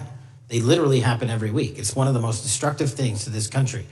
Media receives classified information beneficial to one side or the other. I'm a fan of none of it, and I want to shut all of it down. And we need to bring some real cases to deter individuals from doing that, and that's my focus. What was Comey's role in creating the ICA? Speaking from my memory, as the head of the FBI, he was charged under then Director Brennan and Director Clapper and the other IC elements to come in with the NSA, CIA, FBI, and ODNI and put together a collection of information on how the information sort of surrounding Russiagate came together. So he represented the FBI in that. Was former director of CIA, John Brennan, he's denied that the Steele dossier was used in creating the ICA. Is that true? Well, it's, without commenting on him, the FISA has been released and the dossier was in the FISA. It was in 4 FISAs. So I'll let the public decide. Well, former director Brennan actually denied repeatedly that he pushed for the Steele dossier to be included in the ICA. Is that true? Denied. I'll let his testimony speak for itself, but then Deputy Director Andy McCabe also testified to the House Intelligence Committee, which has now been declassified, that were there no Steele dossier, there would have been no FISA. Well, my time's getting close, but let me tell you this, sir, and well, my colleague from Texas said, thank you for the job you're doing. You're making the American people safe. You're restoring trust in these agencies that so many of us have lost trust in. So thank you for the work you're doing. That thin blue line, you're doing a fine job, and we want to let you know we appreciate it. Thank you. God bless you. Lady from California is recognized. Thank you, Mr. Chair, and thank you, Director, for coming here today. And actually, thank you for your response to my colleague from New York who asked you earlier about violent extremism. And you said that there is violent extreme ideology on both sides. And I think you actually alluded to that same statement yesterday in the Senate. So I too have some questions I'd like to ask you. These are not gotcha questions, and just deny, please, what you deem to be false. So Dylan Roof, who followed white supremacist propaganda, murdered 9 black parishioners in Charleston in 2015. Do you deny this? I'm sorry, Dylan Ruth? Roof? Roof, can you give me some more information? You're head of the FBI, you probably know this. If you don't know, that's fine. You can give me a reminder. I've got a lot in front of me. It was national news. Robert Bowers murdered 11 Jewish worshipers in Pittsburgh in 2018. I do remember that. And it was the deadliest anti-Semitic attack. So do you admit that that happened? I'm not saying the other thing didn't happen. I'm just asking for a little information. Patrick Cruces, who posted a manifesto about a Hispanic invasion, walked into a Walmart in El Paso, Texas in 2019 and began firing. He murdered 23 people that day, and the youngest was 15. Do you admit or deny that that happened? I'll take your presentation as accurate. All right, well, I have to say all of these cases have been adjudicated. As I said, they are not gotcha questions. These incidents were national news. And as director of the FBI, you have access to all of this information. So in 2022, Peyton Grendon walked into a supermarket in a black neighborhood in Buffalo, New York, and started shooting. He murdered 10 people that day. And on September 10th, your friend Charlie Kirk was assassinated. Tyler Robinson has been taken into custody and charged, but also on that day, Desmond Holley, a 16-year-old white male, shot and injured 2 students at a high school in Colorado before killing himself. And according to the Anti-Defamation League, he had a fascination with mass shootings and white supremacy. So do you admit to, deny these facts? Those happened. Okay. Your predecessor, former FBI Director Christopher Wray, said that one of the most dangerous concerns is that racially motivated violent extremism, especially white supremacists, has been the biggest chunk of our domestic terrorism cases and is responsible for the most lethal attacks over the last decade. Do you admit or deny, A, that he said this? I'll let the record reflect that. Whatever he said was what he said. All right, and do you agree? That there is racially motivated crimes being committed in America, yes. Yes, especially white supremacists, which is the biggest chunk of our domestic terrorism. I'm glad that you said this. So last week, President Trump was asked if there were extremists on both the left and the right. He was actually asked this by Fox and Friends, and his exact words were, I'll tell you something that's going to get me in trouble, but I couldn't care less. The radicals on the right oftentimes are radical because they don't want to see crime. The radicals on the left are the problem, and they're vicious, and they're horrible, and they're politically savvy. Do you agree with the president? I don't speak for the president. The president speaks for himself. Do you agree with the president? I don't. On what matter? On the question that I just asked, do you agree with his statement about the radical left? That there's ideology that's driving violence on both sides? Yes, that's what he acknowledged. No, he didn't. He didn't. But I'm glad that you're saying that and actually creating some separation between you and the president. And I'm glad that you That's literally are not what happened. He said acknowledging both. that there is violent extremism on both sides. What's interesting is that the research arm of the Department of Justice, the National Institute of Justice, do you know what that is?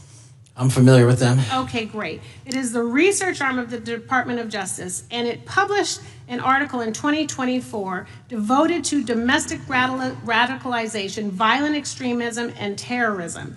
I have it. It's interesting that it's no longer on the website. It has been scrubbed, but I ask these questions because what makes a strong, qualified director of any business, of any household, of the FBI, what makes a reputable prosecutor is not lapdog loyalty, but a commitment to the creed that evidence is agnostic and that the evidence will lead you to making the right decisions. And your job, no one's job is to like the data or the evidence, it is to collect it. That is how you gain trust. And Mr. Chair, I would like to enter into the record, if I may. White supremacist group stands by racist ideology with unanimous consent. Without objection. Dylan Roof, the radicalization of the alt-right and ritualized racial violence. Without objection. Thank you. Another article, how Robert Bowers went from conservative to white nationalist. I'd like to enter that into the record with me. Without objection. Patrick Cruces believed he was fulfilling Trump's wishes in El Paso attack, his attorney said. I'd like to enter into the record. Without objection. Buffalo shooting, how far-right killers are radicalized online. I'd like to enter that into the record. Without objection. Evergreen high school shooters online activity reveals fascination with mass shootings, white supremacy. I'd like to enter that into the record. Without objection. Murder and extremism in the United States in 2024, a report by the Anti-Defamation League. I'd like to enter that into the record. Without objection. And the article, the report that was scrubbed from the DOJ just recently, National Institute of Justice Journal focusing on domestic radicalization, violent extremism, and terrorism. I'd like to enter that into the record. Without objection. And lastly, the libertarian think tank Cato and their analysis on violent extremism and the right rising in extremist acts. I'd like to enter that into the record. Without objection. Thank you, and I yield back. Gentlelady yields back. Gentlelady from Wyoming is recognized. Just very quickly, Director Patel, thank you for being here, for your service to this country, and for the transparency that you have brought to the FBI and for the American people. Transparency that was absolutely non-existent in the Biden administration and FBI. I believe that you might have been asked earlier about whether you had had an opportunity to visit with any of Epstein's legal counsel. Were you asked that question earlier? I think so. Okay. One of the legal counsels or legal fixers for Mr. Epstein was Stacey Plaskett, the Democrat delegate to Congress from the Virgin Islands. So perhaps for those on the other side who are interested in talking to Jeffrey Epstein's attorneys, they could sure visit with one of their own colleagues. I want to focus on something that I think is very important that has not been addressed enough today, and that is related to the consequences of the Biden open border. One consequence of the Biden border crisis is the impact that it continues to have on our tribal communities, with the cartels taking advantage of our open borders, the Mexican drug cartels, by infiltrating our reservations and bringing violence, drugs, murder, trafficking, and more. Last year, when I questioned the Attorney General Garland about what the DOJ was doing to protect these communities, he simply deflected responsibility and said that Congress had not appropriated sufficient resources for them to be able to protect our tribal communities. Mr. Patel, what is the Trump FBI doing to counter the drug cartel infiltration and other violent crime targeting our Native American communities? Thank you. It only took more than half of this proceeding to talk about one of the priorities that the FBI has, which is crimes on tribal lands. Every single crime that we have been talking about, whether it's child predators, human trafficking, narco traffickers, murder, they all happen on tribal lands as well. And I've said since the beginning, it is a priority, which is why we launched Operation Not Forgotten on tribal lands. And I'm the first FBI director to meet with the staff and tribal leaders here in Washington, D.C. and elsewhere, and invited them into my office and headquarters to see them, because I need engagement with tribal leadership, and I need our police and FBI agents to be engaging with tribal leadership. Otherwise, we're not going to break through. We have 1,900 Indian country cases open right now. We've got 600 indictments this year alone. We cannot forget tribal lands. Every single one of those people lives in the United States of America, and it is an absolute priority to protect them and their children just as it is anyone else. So I think it's fair to say that what Mary Garland testified to, that the FBI and DOJ did not have the resources to address that. I think that that was an absolutely false statement. Would you agree with me? It's a decision by him not to do so. That's not my decision.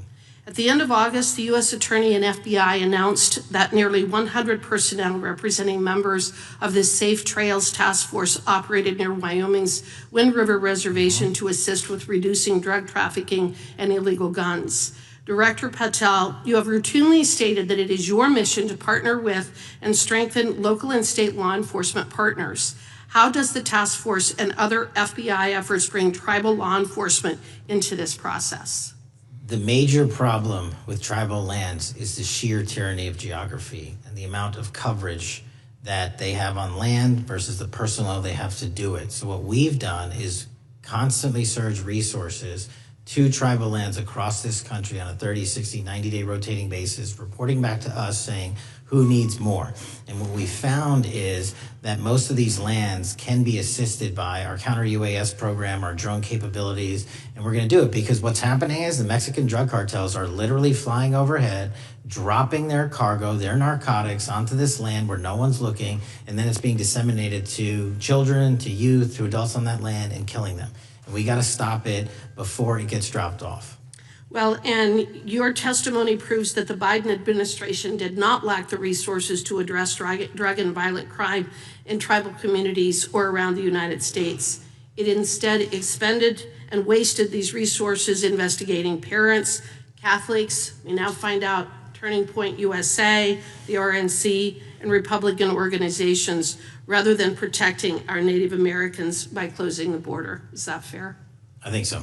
Wonderful, thank you. And I do appreciate the work that you've done in this regard. I was previously the chairman of the subcommittee on Indian and Insular Affairs with the Natural Resources Committee, and safety and security on our reservations and for our tribal members has been one of our priorities, one of my priorities, and I very much appreciate the work that the FBI has done. Let me know if there's anything else I can do to help you, and with that, I yield back. I will, ma'am.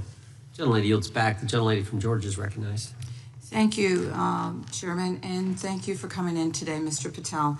In the past few months, the country has experienced a string of horrific, high-profile attacks that have been motivated by racial hatred or political ideology. A shooter attacked the CDC headquarters, firing hundreds of rounds and killing a police officer. An arsonist set fire to the Pennsylvania governor, Josh Shapiro's residence, with the governor and his family actually inside. Minnesota House Speaker Melissa Hortman and her husband were assassinated earlier this year. Clark and Charlie Kirk was murdered last week. Bomb threats have been made against HBCUs and the DNC, and just the list goes on and on. I only have just a few minutes today, so I don't want to take a lot of time to go into all the countless and devastating violent crimes and incidents that have happened at our schools or on our streets and in our communities that have just been happening all year long. Mr. Patel, just yes or no, is this type of political violence ever acceptable in your eyes? No. I'm glad that we agree that these heinous acts designed to instill fear and division in our nation are never, ever acceptable. Yet each of these incidents has recently taken place under your watch. The FBI's website states that protecting the United States from terrorist acts is the FBI's #1 priority, including from domestic terrorists. Is this still your #1 priority? Domestic terrorism? Preventing domestic terrorism. Our #1 priorities are protecting the homeland and international terrorism and crushing violent crime, and domestic terrorism sort of interlays between both of those. Okay, so, well, then I'm glad that you're giving us the right answer, but unfortunately, your actions kind of tell a different story. Earlier this year, you granted the ranks of the FBI's Domestic Terrorism Operations Section. This is the section of the FBI that is most directly responsible for addressing political violence in our country by preventing attacks from occurring and effectively responding to them if they do.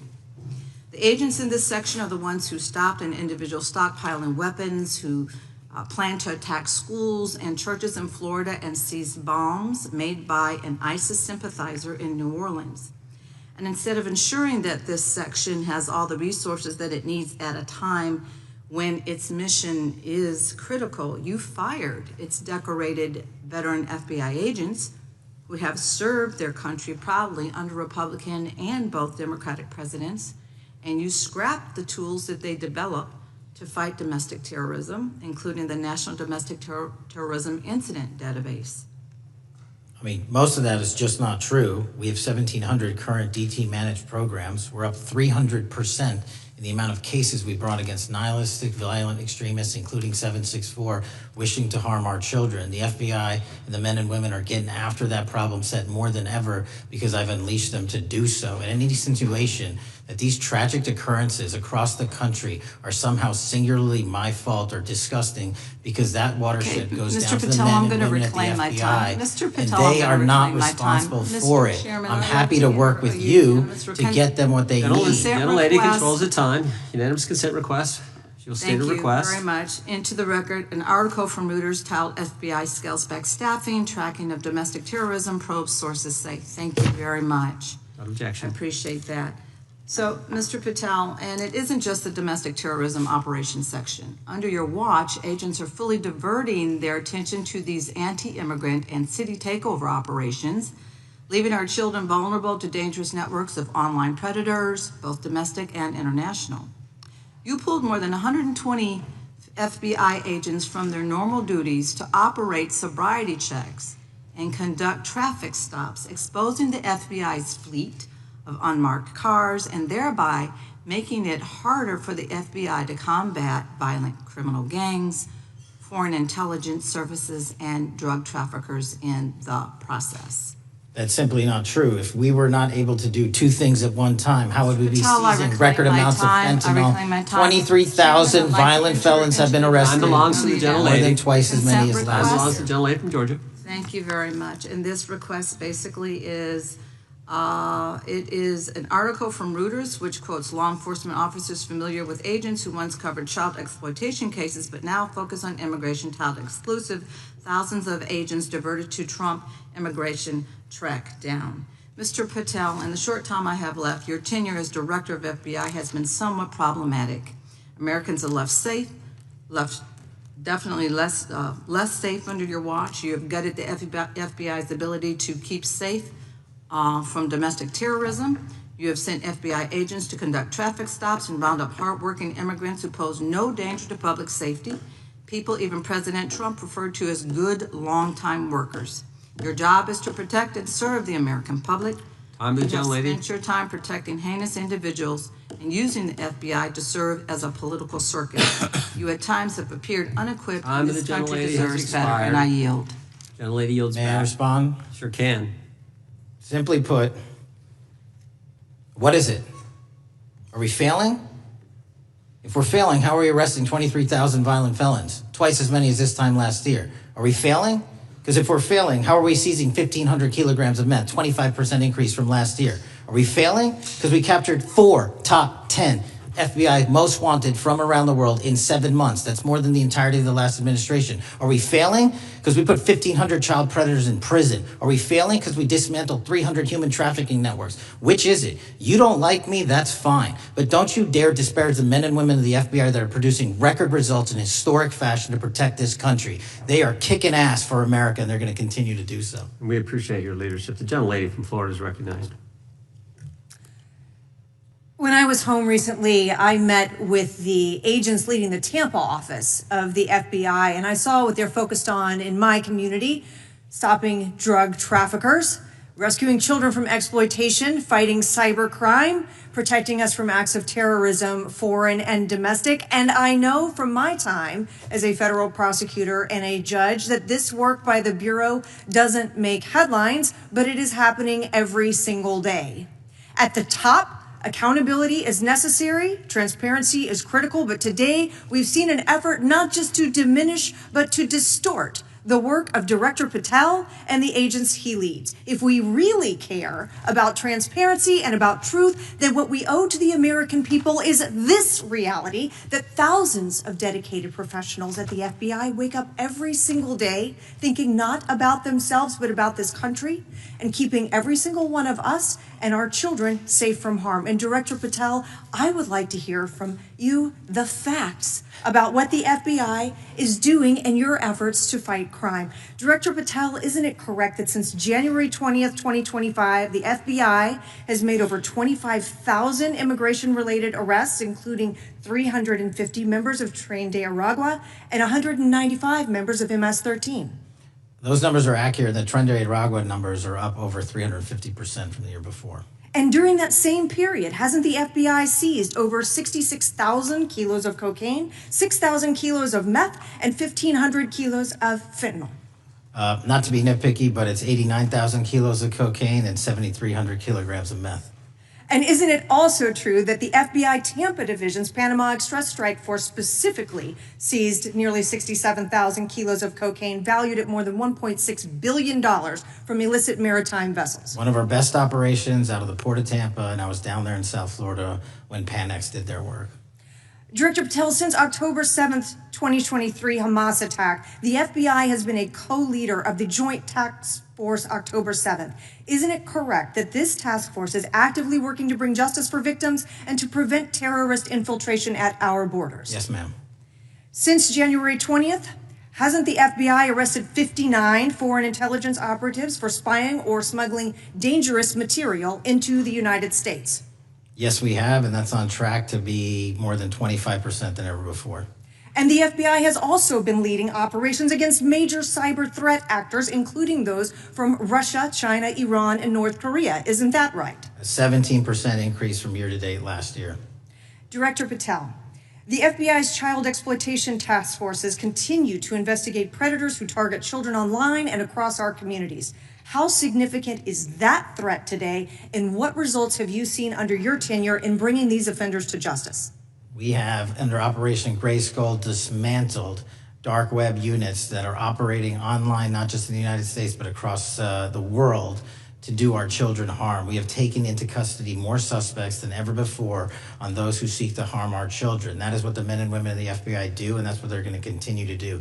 Those are the real results when you let good cops be cops, and when you let us get on these platforms and expose them to the public and show them the harms of these predators on these online gaming systems and social media systems. And we need more help from Congress to allow us more authorities to do that work.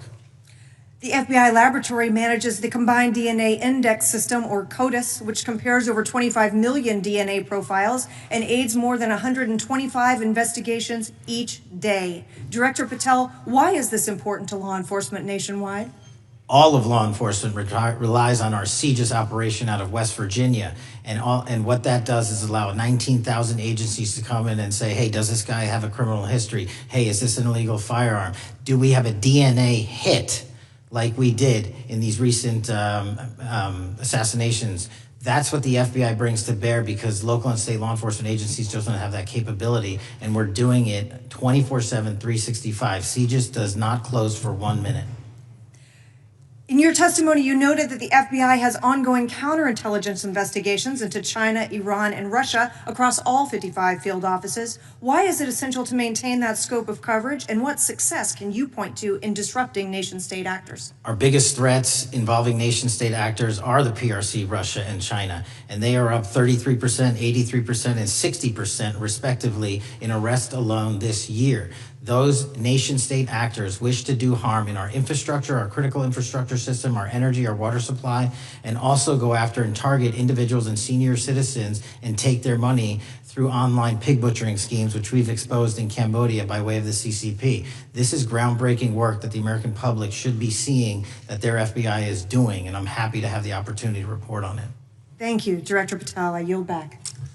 Gentlelady yields back. The gentlelady from... Mr. Chairman, I have a couple. Unanimous consent? Thank you so much. I appreciate it.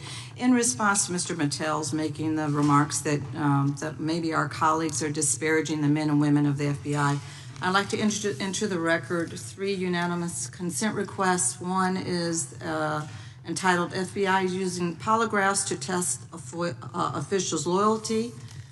The second is Kash Patel knowingly broke law when firing top officials, lawsuit alleges, published by NBC. And the third is FBI forces out more leaders, including ex-director who fought Trump, demand for January 6th agents' names.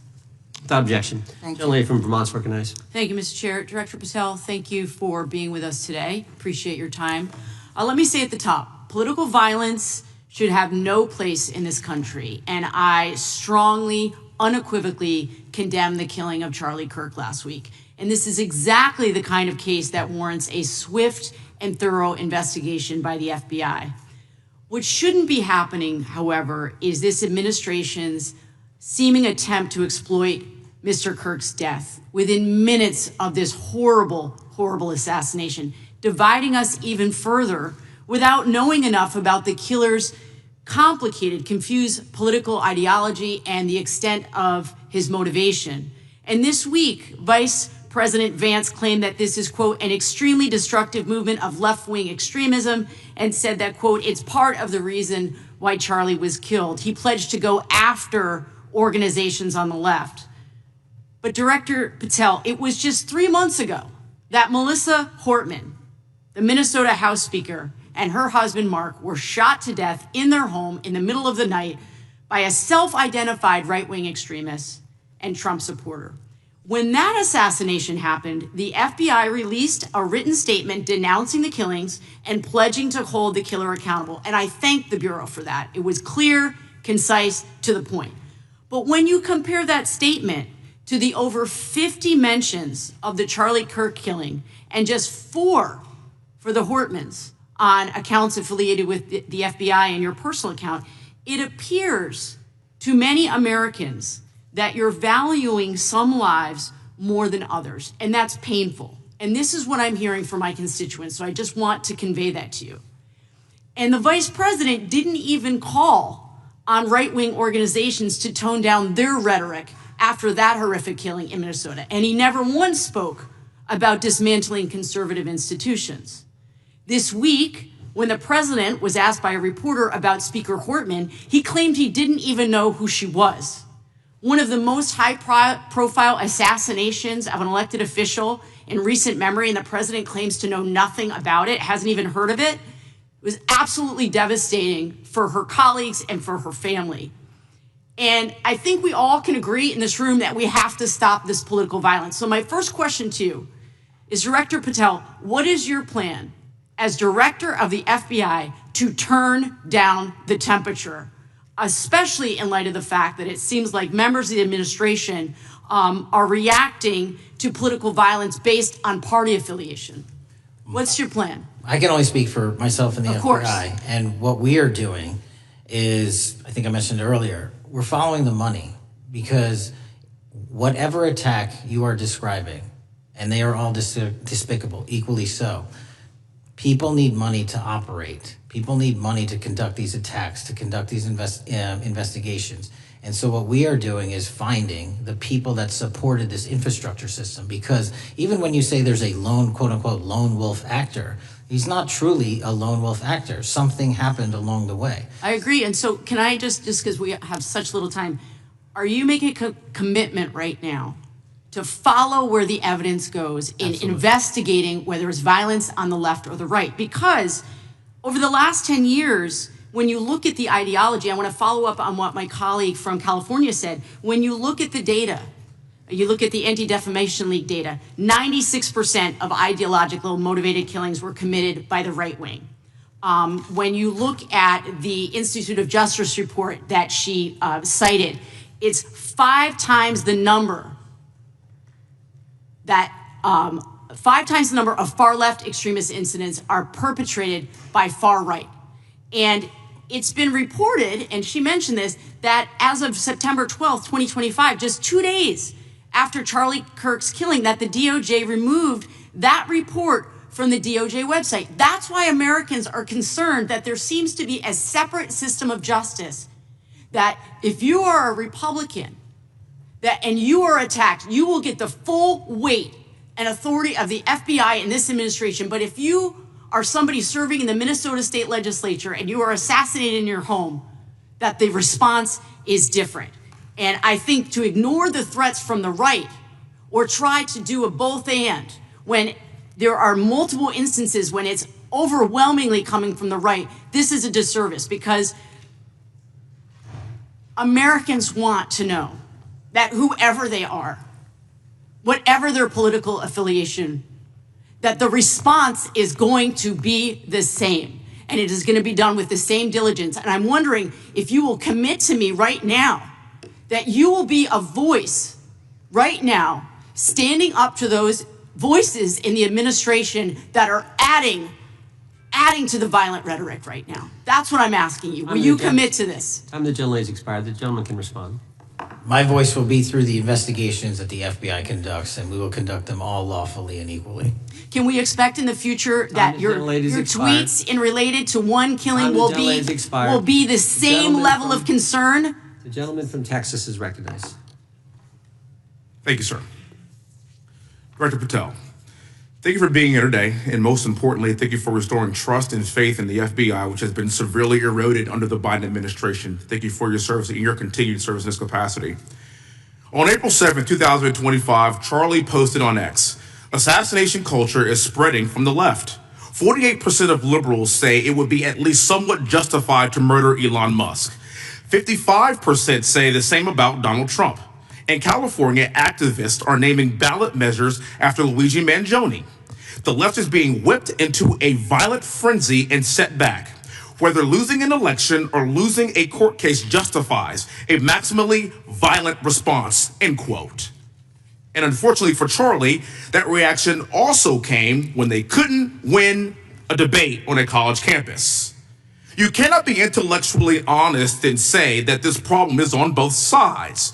It's not just what happened to President Trump, it's also what just happened to Charlie. We've gotten to a point in America where violence is encouraged.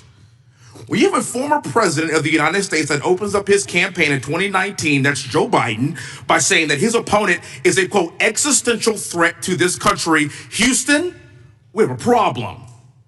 People that you disagree with are not existential threats. They are not Nazis. They are not fascists. They are not racist. They are not deplorable. They are not irredeemable. They are your fellow Americans who have a different perspective on how government should run and what government should look like. Whether or not we should have strong sovereign borders, whether or not we should have safe communities, whether or not we should have places to worship our God and not worry about being shot, whether or not we live in communities and cities that are not overwhelmed by drugs and crime, whether or not we have two genders, and whether or not we have common sense in our policies and our values. And people that believe these things are not existential threats. I happen to be one of these people that believes all of the above, and as someone that served this country in combat, I can assure you I am not an existential threat to this country because I swore to protect her.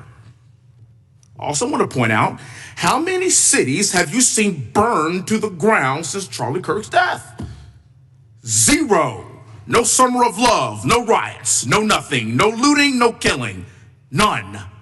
We simply gathered and prayed for his soul, his family, and this country, because that's exactly what we represent.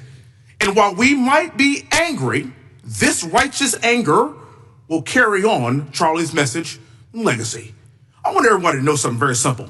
Charlie is not dead because of what he said. He is dead because people listened. My time is limited, so I have a few questions for you, sir. And again, thank you very much for being here. I really appreciate your time and your service. In your experience in the FBI, have you noticed a precipitous rise in political violence and other associated crimes that you have been investigating so far this year? And if so, is this trend in motive left-wing or right-wing violence? I could always speak generally, sir. There's too much political violence, and it has been a precipitous rise on too many fronts.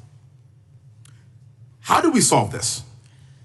We solve this by giving the FBI more authorities to go into and work with the private sector. There are too many online platforms. There are too many social media platforms. There are too many gaming platforms. There are too many places for people from America and around the world to get together without their parents knowing anything about it, without their school teachers knowing anything about it, and infesting the minds of our children and infecting them with radical ideology. And that is the root cause of these problems. And we must tackle it. It is not a 1950s America anymore. In 2025, the cyberspace needs to be tackled. Thank you. Switching gears, when your predecessor sat right there in that seat a couple of years, last year in a committee hearing, I asked him a very detailed question about Matthew Thomas Crooks, the shooter responsible for the assassination attempt on President Trump's life.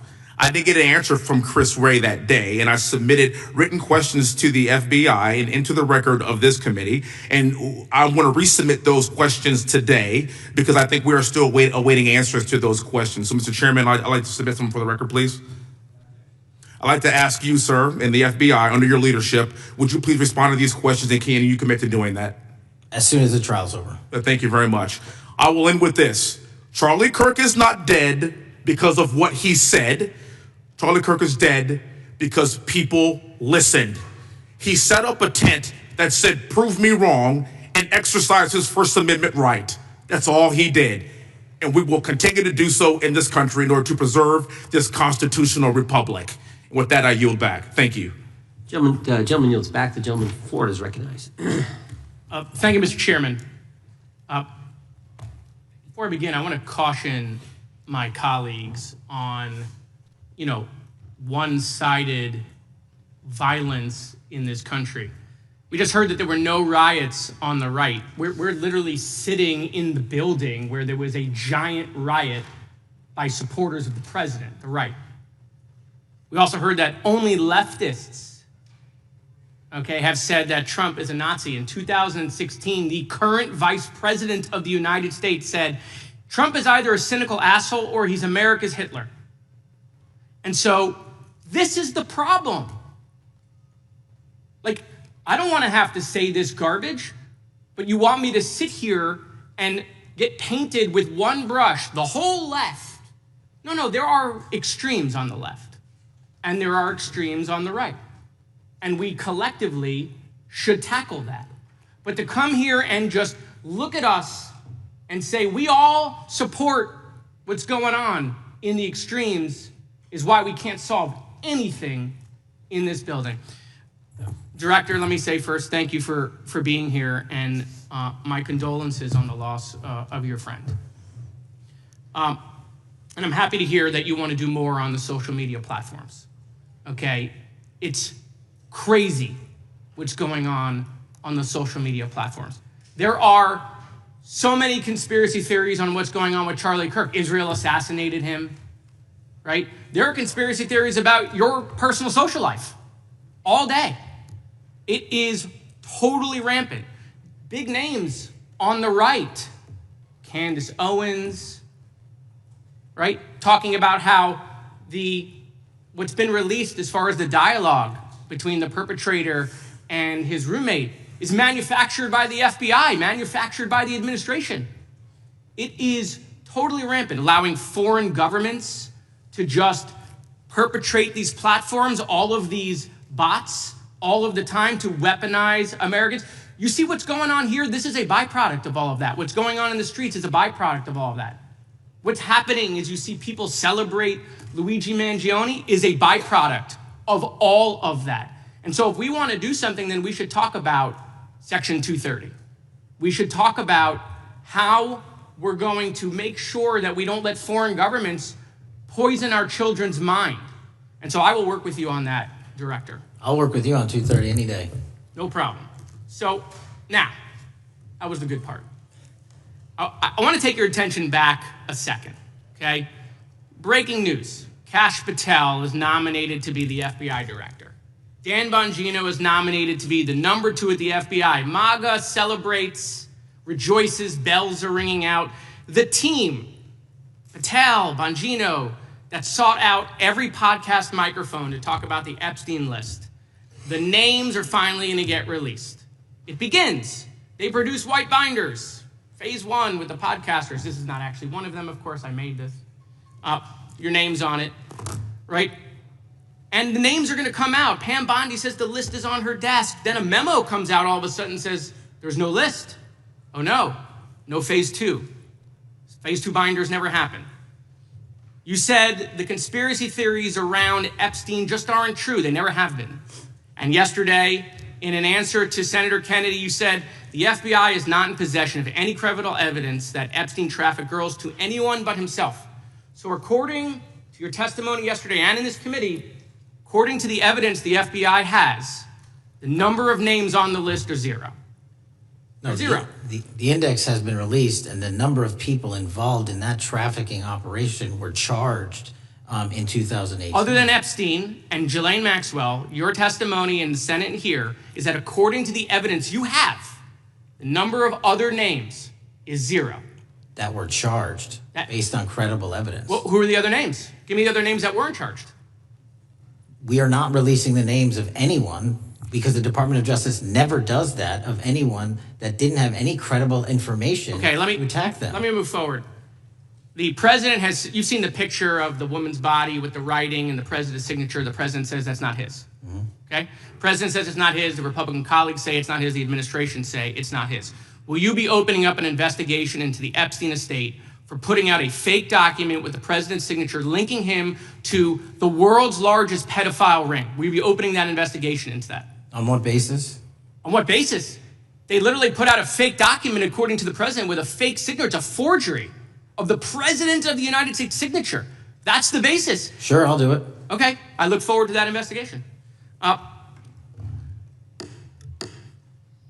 I over? Thank you, Mr. Chairman. I appreciate your diligence. Gentleman's time has expired. Chair now recognizes the gentleman from California. Director Patel, as you know, my state, California, is home to the worst public infrastructure failure in U.S. history, known as California High-Speed Rail, although the name is probably a misnomer. Earlier this year, I joined your counterpart at the Department of Transportation, Sean Duffy, doing a compliance review of the federal money the state has received, and the outcome was that the state has not complied with the terms of its billions of dollars in funding because it hasn't actually built anything. And so that federal funding has now been cut off, but a lot of us in California still have questions as to where all the money went. We're 17 years in to this project, and absolutely nothing has been built. Not a single bit of track has been laid. There are no stations, there are no passengers, and the plan initially was to have the whole thing, LA to San Francisco, done by 2020 at a cost of $33 billion. Yet here we are in 2025, nothing has been built. And according to the New York Times, the project won't even be completed this century. And the total cost is now estimated to be over $130 billion. So I just wanted to ask you, do you think this is something that bears scrutiny, or can you confirm whether there's any kind of investigation going on at the FBI? The FBI certainly can't investigate incompetence. But the FBI certainly can investigate and does investigate waste, fraud, and abuse. And so if we have any information that indicates that that happened in this situation or anything else, we'll look at it. Thank you very much. We've also, been talking some today about the issues that occurred at the border during the Biden administration. You might not agree with your predecessor on everything, but you probably would agree with some of the statements he made in testimony before this and other committees, raising alarms about the risk of terrorism from illegal border crossings. Since becoming director, have you gotten some insight into how well calibrated those warnings were, and what is the status of that risk now? Since becoming director, there's been a sharp decrease of border crossings for known or suspected terrorists from the southern border. But unfortunately, there has been a sharp increase of known or suspected terrorists entering through our northern border. And so what I'm trying to do is work with our northern border states and our interagency to tackle that problem. But it is an absolutely massive border that can't physically be sealed. So we're going to have to get creative and put more resources into that. And in a similar vein, there were over 500,000 unaccompanied children that crossed the southern border during the Biden administration. As we know, many were trafficked either through forced labor or sex trafficking. Do you have any insight as to what the scale of that problem was and how have things changed over the last several months? Other than what you outlined in terms of how it was described, I don't have any additional details. In terms of how many people are being trafficked into this country, especially unaccompanied missing children, that number has drastically reduced because the coyotes that smuggle these children for their criminal activity are the same ones that smuggle in narcotics, or the same one that traffic older age women. They're all interconnected, and because of the sealing of the southern border by this administration, that has come to a near halt. That is a very important point, that we have seen far fewer victims of human trafficking because we've finally prioritized border security. And by the way, you have children who are getting rescued because of the immigration enforcement activities that unfortunately some politicians in my state are trying to stop, thereby stopping those kids from getting rescued. We've seen, of course, a substantial reduction in crime here in Washington, D.C. since the FBI and the National Guard got involved. I'm kind of asking you to state the obvious here, but what is the mechanism there? Why have we seen a reduction of crime when DC has had such a huge crime problem for years, and then almost overnight we see such a big difference? Because of the dedication and resources from President Trump's administration to utilize all federal, state, and local assets in a heavily crime-ridden area. I mean, if we did not have a crime-ridden area, then homicides, carjackings, and gun violence would not be dropping by 40, 50, 60%. And when you allow the police, the MPD, to work with federal authorities and allow the National Guard to set up your perimeter, this is what you can do in a few short weeks. And we at the FBI, under Operation Summer Heat, have set those Phase 01 operations in motion 4 months ago, quietly at the direction of President Trump. So we are scattered across cities across this country doing just that. But we're going to need more help to complete the job.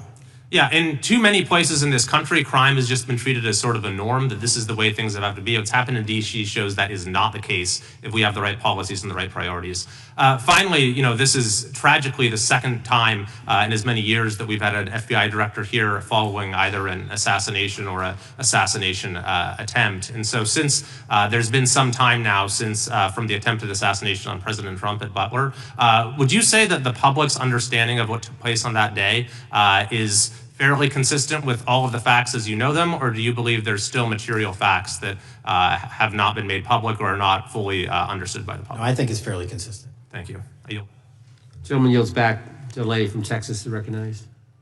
Man, oh man, there has been so much today, and I truly don't know where to start. So I'm just going to make sure that we start off with a few facts. So a couple of facts that we need to make clear for everyone is that, number one, Director Christopher Wray, when he was appointed to be the head of the FBI, was appointed by Donald Trump. Now, I will agree that I definitely take issue with a number of decisions that Donald Trump makes, especially when it comes to the people that he decides to appoint to very important positions, including this one, because I did have to make sure that I wasn't going crazy. But when I say that you are the least qualified FBI director in the history of the FBI, that is real, because you are the only one that never even served with the FBI prior to joining, yet we are supposed to believe that you are the greatest thing since sliced bread. I didn't ask you a question. Now, What I want to Still go false. through is to talk about why you are a failure and why, honestly, we just need to tell you bye-bye. I know that you got a little upset and you put on your show for your boss because it seems like you're trying to save your job when it came to talking to Senator Booker yesterday. But let's go through some of your failures. So before you were even confirmed, and I think one of my colleague from Georgia, pointed out that you were already targeting career officials so that you could direct illegal firings. Mind you, these cases that you were so upset about, which are the ones tied to Trump, the cases came through his handpicked FBI director. And frankly, when people sit around and say things like, oh, you know, we're happy because now we feel safe. I don't know who feels safe in this country except for the white supremacists, because I specifically as a black woman definitely don't feel safe. And frankly, my colleagues have been real nice to you today, and I applaud them, but I don't have the same demeanor because I know that multiple colleagues on this side of the aisle have faced death threats. In fact, somebody tried to kill one of my colleagues. And frankly, I don't know if this FBI or under your leadership, if those people would have been caught. I don't have any confidence in you. And if we start talking about the reasons that I lack confidence, we could start with you not just wanting to acknowledge some simple facts. Simple facts like the vast majority of the threats are coming from right-wing extremism. And I know my colleagues have tried to stress this, but I decided that I would maybe do it in a different way. Number one, I have a couple of UCs. Kim Buck, one of multiple Republicans receiving death threats for voting against Jim Jordan as House Speaker. Without objection. Another one, Republican lawmaker says she received death threats after voting against Jim Jordan in Speaker's race. Without objection. In addition, there was another one from another colleague who now is leaving Congress because they said that they were calling his wife anonymously and threatening her life to the extent that she ended up sleeping with a firearm. Without objection. Okay, so here's the deal.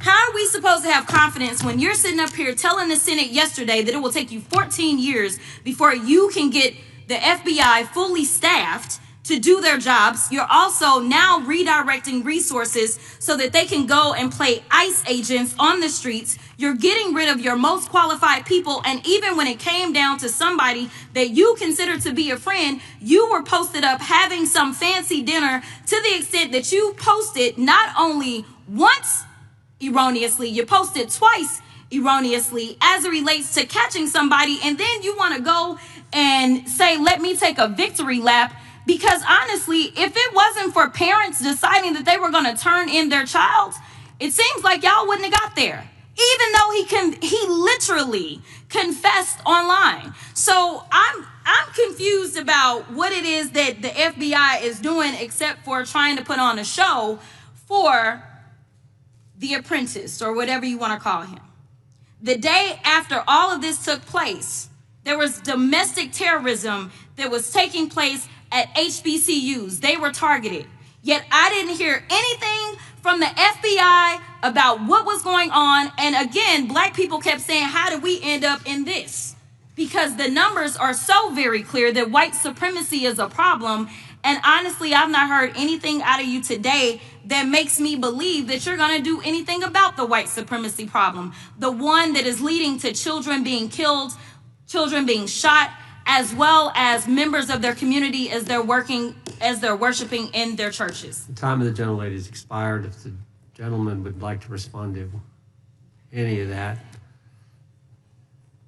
Well, I mean, I'll respond. Kash Patel, as I said when I introduced him, public defender, former prosecutor, top staffer on the House Intelligence Committee, Deputy Director of National Intelligence with the National Security Council, Chief of Staff at the Department of Defense, and FBI Director. I think that's pretty good resume for the guy who's now running the top law enforcement agency in our country. And we've seen all the stats that he's given to the committee on how much better they're doing at getting the bad guys than the previous guy was doing. With that, I recognize the gentleman from South Carolina. Thank you, Mr. Chairman. Director Patel, I think you're witnessing some auditions clickbait auditions for the Academy Award for my Democratic colleagues. We'll see how they fare as they're on MSNBC later on today. But do you care, before I launch into my line of questioning, to respond to Ms. Crockett from Texas on that very elaborate and theatric display? Here's what I've learned in my government service. I don't give a damn what they say about me as long as I'm succeeding in the mission. We're succeeding in the mission because the men and women of the FBI have never been empowered to do more work and to hit the streets harder than by President Trump's authorities and resources he's given us. And so all I care about is that we are capturing more child predators than ever before, taking more drugs off the streets than ever before, that we are capturing murderers at a significantly historic rate, and we're delivering this country the lowest murder rate in recorded history. That are facts that you cannot dispute. But you can come at me all you want. I don't care. Thank you, Director, for that. And we appreciate your service. We appreciate the results speak for themselves, I think, pretty plainly, and your commitment not only to results, but to transparency. So we do appreciate that. Director, who was John Durham?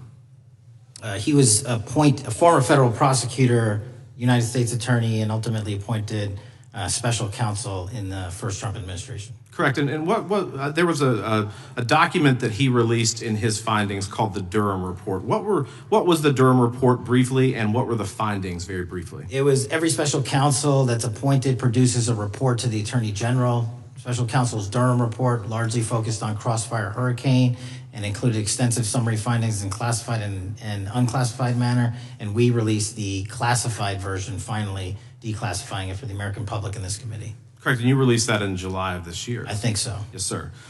Isn't it true that in the classified Durham Annex, as it's referred to, that in 2016 the Obama administration obtained intelligence information from a source contained in two separate memoranda, one in January of 2016 and one in March?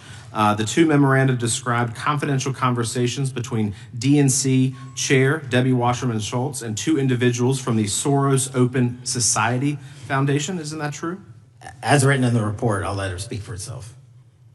In the Durham Annex in January of 2016, the memorandum noted in part that President Barack Obama intended to scuttle the FBI's investigation into Hillary Clinton's private email server and mishandling of highly classified information during her time as Secretary of State. Isn't that found in the report? I believe so. Isn't it also found in the report that in March of 2016, the memorandum also included references to the same Obama effort to shut down the Clinton investigation, but additionally outlined a plan to falsely connect Trump to Russia? Isn't that in the Durham Annex? I think it's in more than the Durham Report, but yes. The memo also stated in part that, quote, the Democrat Party's opposition is focused on discrediting Trump. Among other things, the Clinton staff, with the support from special services, is preparing scandalous revelations of business connections between Trump and the Russian mafia. Isn't that also found in the now unclassified Durham Annex? I believe so, sir. According to the Durham Annex, based on analysis and translation of the intelligence, FBI analysts believed that special services could either mean the FBI or CIA, or the Trump dossier author Christopher Steele. Isn't that in the Durham Annex? I believe so, sir. When the Obama administration received intelligence in March of 2018, Fusion GPS was preparing open source opposition research regarding purported ties between Trump and Russians. The research was paid by the Clintons campaign and the DNC. Isn't that open source and also in the Durham Annex? I believe both. Okay. And so also in the Durham Annex, which I found interesting, was the potential campaign plan was shared with high-ranking career officials at DOJ. Isn't that in the Durham Annex? I believe so, sir. The Durham Annex describes that in July of 2016, emails allegedly between Leonard Bernardo, senior vice president of George Soros' Open Society Foundation, included data providing specificity on the Clinton plan in an attempt to smear Donald Trump by falsely linking him to Russia. Isn't that in the Durham Report? I believe so. And so, briefly, this additional evidence that you've unclassified and released to the American public, what does that purport to show or augment about the Durham Report that you can share with the American people? Put simply, that the FBI was weaponized. Against a political campaign? Yes, sir. Thank you for that, Mr. Chairman. I yield back. Gentleman yields back. I have UCs. Gentlelady from Texas recognized for unanimous consent. Yes. First one is Russia's ghostwriter hacker group takes aim at German election. This is from Politico. Objection. The next one is Director of National Intelligence, 30 days until election 2024, which specifically states that our assessments about activities and goals of Russia, Iran, and China are unchanged from earlier election security updates, that they were meddling. Objection. And I've got three more. The last three are that how Russia is using artificial intelligence to interfere in elections. Moscow's attempts to interfere in U.S. and other elections are nothing new, though their tactics and strategy are constantly evolving. Objection. The next one is Russian interference coming soon to an election near you. Russia pursues a systemic strategy of undermining elections and influencing public opinion in the West. EU and NATO countries must recognize that Moscow often acts through agents within their own borders and build resilience to such interference. What's the source? This one is CarnegieEndowment.org. Okay, without objection. Thank you. The gentlelady from North Carolina is recognized. Thank you, Mr. Chairman, and Director Patel. I'm glad that I'm going a little out of order here because I'm going to pursue some of the things that you were just talking to Mr. Fry about and remind you about your confirmation hearing. At your confirmation hearing in January, you said under oath, and I quote, "There will be no politicization at the FBI. There will be no retributive actions taken by the FBI should I be confirmed." And in your written response to the Senate questionnaire, you said, I quote, "Personnel decisions shall be based on performance and adherence to the law. And every FBI employee will be held to the absolute same standard and no one will be terminated for case assignments." So I want to just go through a couple scenarios with you to get a sense of whether you think these are examples of politicization of the FBI or making decisions based on the performance and adherence to the law. So, first question. Would hiring FBI agents, analysts, and supervisors from only one political party being politicization of the FBI or making personnel decisions based on performance and adherence to the law? We don't ask FBI people, applicants, where their political parties are. Mr. Patel, do you ask FBI applicants who they voted for? The FBI does not. Are you aware that in the lawsuit that Mr. Driscoll filed against you and the FBI, he was asked who he voted for? Since that lawsuit has been filed, that's ongoing litigation, I'm not able to comment. Well, but it also means that you just said that what happened in his situation didn't happen. So we will go on to the next question. Let me ask you an even easier one. Does firing agents for working on the cases that they were assigned to and that the president didn't like, is that politicization of the FBI or making personnel decisions based on performance and adherence to the law? The FBI doesn't terminate anyone based on case assignments alone. Has the FBI ever been sued by somebody who felt that they were terminated based on case assignments? In the entire history of the FBI, I'm sure they have. No, since your tenure. I'm sure there's ongoing litigation. Yes. In fact, there is ongoing litigation. And in fact, people have been asked who they voted for. And in fact, you are running an FBI for the President of the United States rather than the people of the United States, because my questions were not hypotheticals. They are the things you have done during your tenure. And according to a lawsuit filed last week by long-term FBI agents, you fired former acting director Brian Driscoll. He had served with the Bureau for nearly 20 years, earned a Medal of Honor, Medal of Valor for bravery during the dangerous ISIS raid, and had a wealth of crisis response experience and led the FBI's Critical Incident Response Group. When the Trump administrations interviewed Mr. Driscoll for that role, they interrogated him about his political leanings and who he voted for in the last 5 elections. Questions Mr. Driscoll refused to answer because those types of questions impermissibly politicized the FBI. You also fired Steve Jensen, who served the FBI for nearly 2 decades and ran critical terrorism, counterintelligence, and organized crime operations, whom you once described as embodying what the American public demands of the FBI. But he was fired because he took part in investigating crimes committed on January 6th. And Trump's MAGA base lambasted you online for keeping him at the FBI. So he's no longer at the FBI. You also fired a decorated combat veteran with decades of experience in the Bureau, Special Agent Walter Jardia, because he worked on the investigation into the Russian interference in the 2016 presidential election and helped investigate Trump's ally, Peter Navarro. Director Patel, it is very clear that you have flunked your own test. You've put saving your job, which I actually believe you were being honest about during your confirmation hearings, over doing what's right for the FBI and the American people. That is not adherence to the law. Thank you, and I yield back.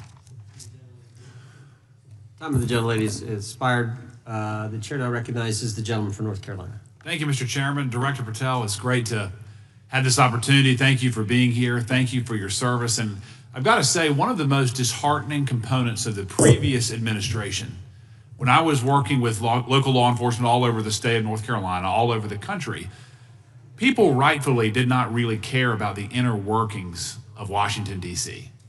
The FBI had previously been the paramount, the sterling, the top of the top law enforcement agency. They wanted their FBI to fight crime. Whatever small town, city, whatever it may be, FBI was expected to deliver for the American people.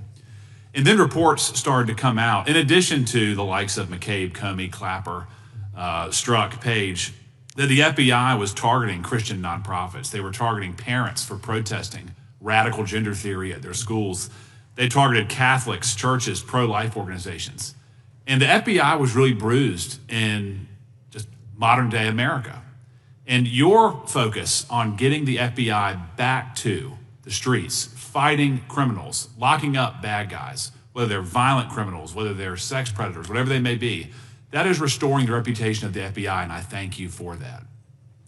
In regards to the perceptions, I want to be very clear here. You mentioned the statistics about removing dangerous illegals, removing thousands of kilograms of drugs, violent criminals, guns. The border is secure. These accomplishments are noteworthy and they're needed. But at the same token, I want your take. The fight is not over.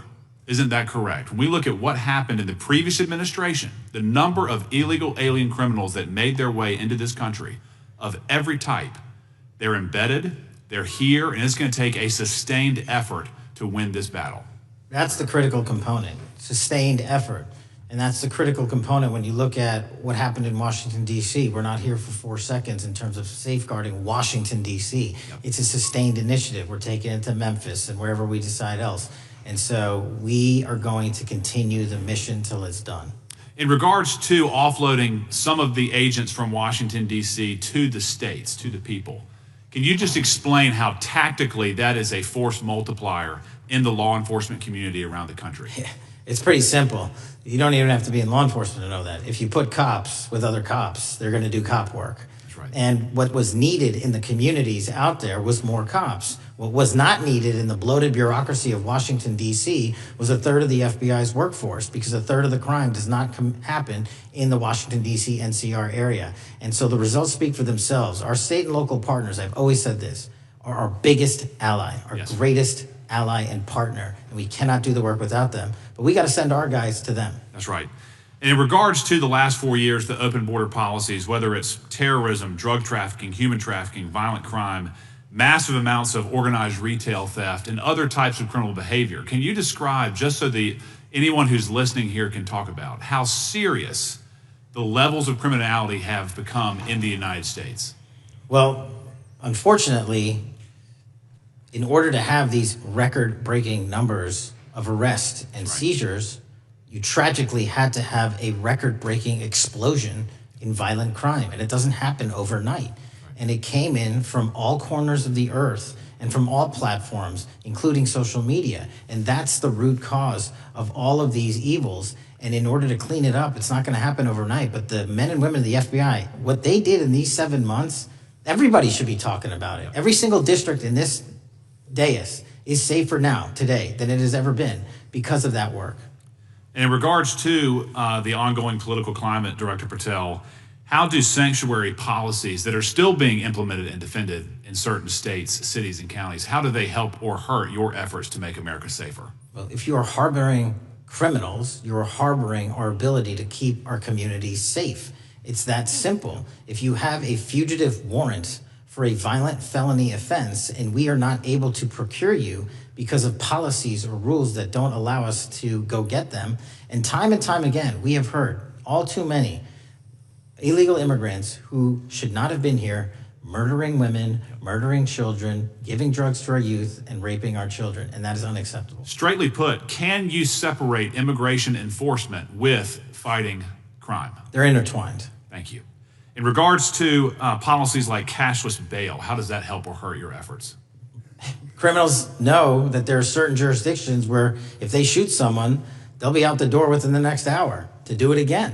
And that's an ethos that is, and a system that has been built out over years that we are combating. How is defunding the police around the country, how does that help or hurt?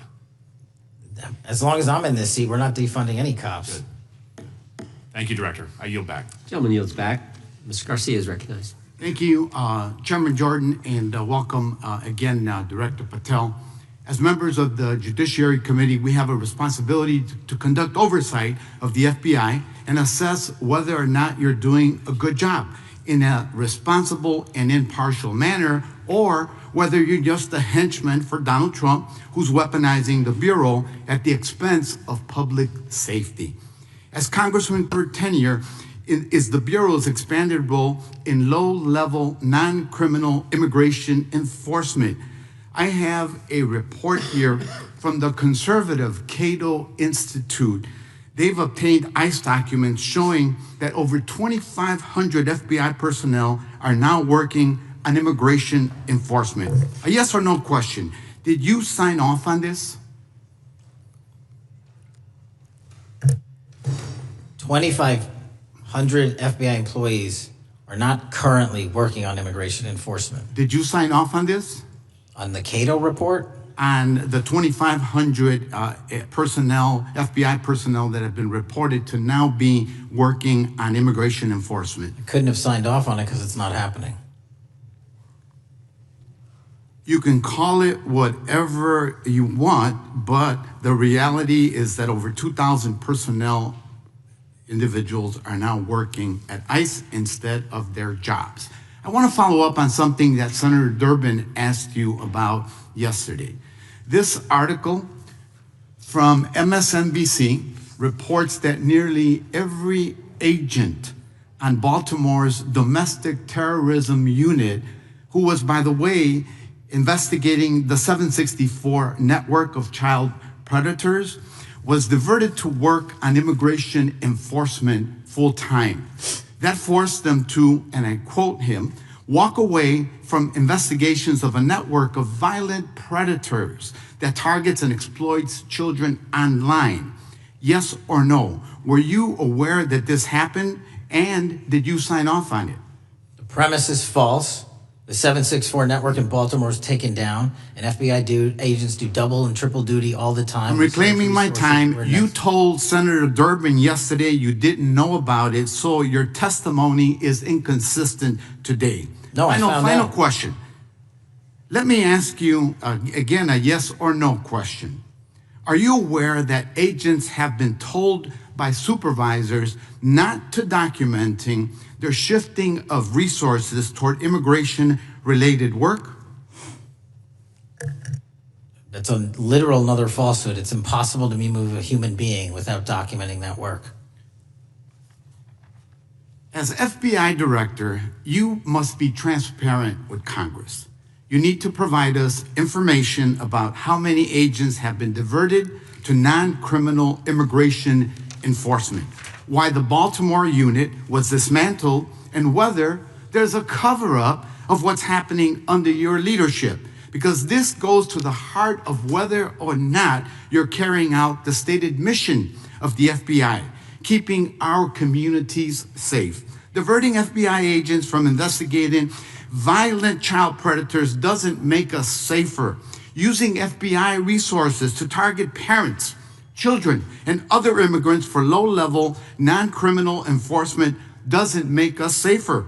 Enabling violent, lawless conduct by federal enforcement doesn't make us safer. As we saw last week when an ICE officer killed one of my constituents. And I know that the FBI has been involved in that investigation. And yesterday, ICE did a raid in the suburb of Elgin where 2 U.S. citizens were arrested, and who accompanied them on that filming of that show? Secretary Nunn. Shameful conduct. And weaponizing the FBI to serve Donald Trump's political agenda instead of the American people does not make us safer. Before I yield back, Mr. Chairman, I request unanimous consent to submit the following documents for the record. A report from the Cato Institute, which I referenced earlier, where ICE has diverted over 2,500 officers from their jobs. And 2, an article from MSNBC titled, Trump's Deportations Divert FBI Agents Off Child Predator Cases, and an article from CNN entitled, White House Pressure for Increased Immigration Arrests Strains Law Enforcement Agencies. Thank you, and I yield back. Gentleman yields back. Without objection, the gentleman yields back. Gentleman from Wisconsin recognized. Thank you, and thank you, by the way, for coming over here. Sorry you have to put up with all this. I know when you took over, the FBI's reputation in a lot of circles perhaps had never been lower. I mean, part of that is brazen involvement in political activity, the Foreign Influence Task Force, getting involved and trying to suppress news stories in the New York Post, Crossfire Hurricane coming up with bogus stories to try to flip the 2016 election, FBI downplaying the stories of Hillary Clinton's emails in the 2016 election. That's their overt involvement in political activity. I think a strong anti-religious bias. We talked about stories of an anti-Catholic bias in there. I know I've talked to people about horrific overreaction at the big Hindu temple in New Jersey, in which, just so people understand, you had a rectory in the temple area, the religious leaders, taken out at gunpoint, big problems. And I think finally the FBI trying to turn America's viewpoint on certain political issues. And when I talk about that, I'm talking about what was done in Mexico with regard to shipping weapons, fast and furious, shipping weapons into Mexico in an effort, I think, to try to turn the Americans against the First Amendment. But in any event, what scares me is, and all these horrible things that were done in the past, there were individual FBI agents who participated in them, in which apparently their supervisors told them this is okay or even admirable. And what I'm going to ask you, are you able to do anything to make sure that in the future these corrupted FBI agents understand the importance of religion in our life, and they're not to view with suspicion? They understand parental rights and the idea that traditionally in America, parents have the ability to object when their young 5 or 6 year old children are 12-year-olds or very young children are getting what most people consider highly inappropriate sexual contact. What are we doing there to try to make sure we don't have problems with these FBI agents again, or make sure that in the future administrations, they would object if they are asked to behave in such a immoral fashion? Two things. If you are corrupt, you don't work at the FBI. It's that simple. So we don't tolerate any form of corruption or any deviation from our high standards, whether you're an agent, an intel analyst, or whatnot. And just to show the American public the resurrection that the FBI has had in these last 7 months, you don't have to believe me. Our applicant pool has doubled month over month every year from the highest point it has ever been. More people want to work at this FBI than ever before in U.S. history. I'm sure that's because of you, and you're kind of anticipating my next question. I talk to retired FBI agents in my area who sometimes retired in part because they hated the woke, anti-conservative culture at the FBI. And they are concerned, the retiring agents, about new agents, not on your watch, but before this, being corrupted in the universities before they were hired. And they are very worried about what will happen with the new agents. So I think you're answering my question. Do you feel you'll be able to a certain extent solve the problem of inappropriately woke agents filling up the agency in the past, because now you're going to have a larger pool to draw from?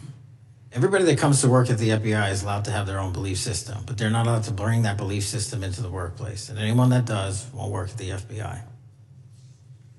Okay, very good. Now, recently, there's sort of another potential scandal, I guess, a politically motivated thing, Arctic frost. Do you want to comment on that? And it appears one more time as perhaps the FBI was getting involved in what would normally be considered political events. We are not getting involved in political events, except this one. Okay. And final thing, with regard to prejudice against Catholics, what happened in the big Hindu temple there in New Jersey, do you think, has anybody ever apologized to the Catholic Church or apologized to that temple? I don't know, sir. Okay. Is that something you think would be perhaps a good idea to do in the future? I think leadership should address it. Thank you. Gentlemen, time has expired. Gentleman yields back. So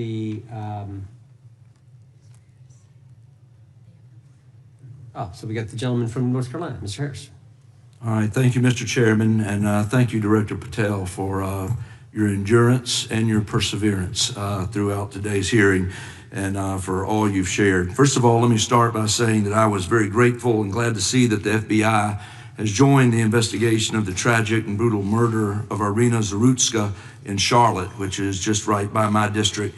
This woman, as you know, fled the war in Ukraine only to be killed in cold blood by a man who had no business being on the streets whatsoever. This man, who had been seen stabbing Irina to death on video, had been arrested 14 previous times, served prison time, and was diagnosed with a severe mental illness.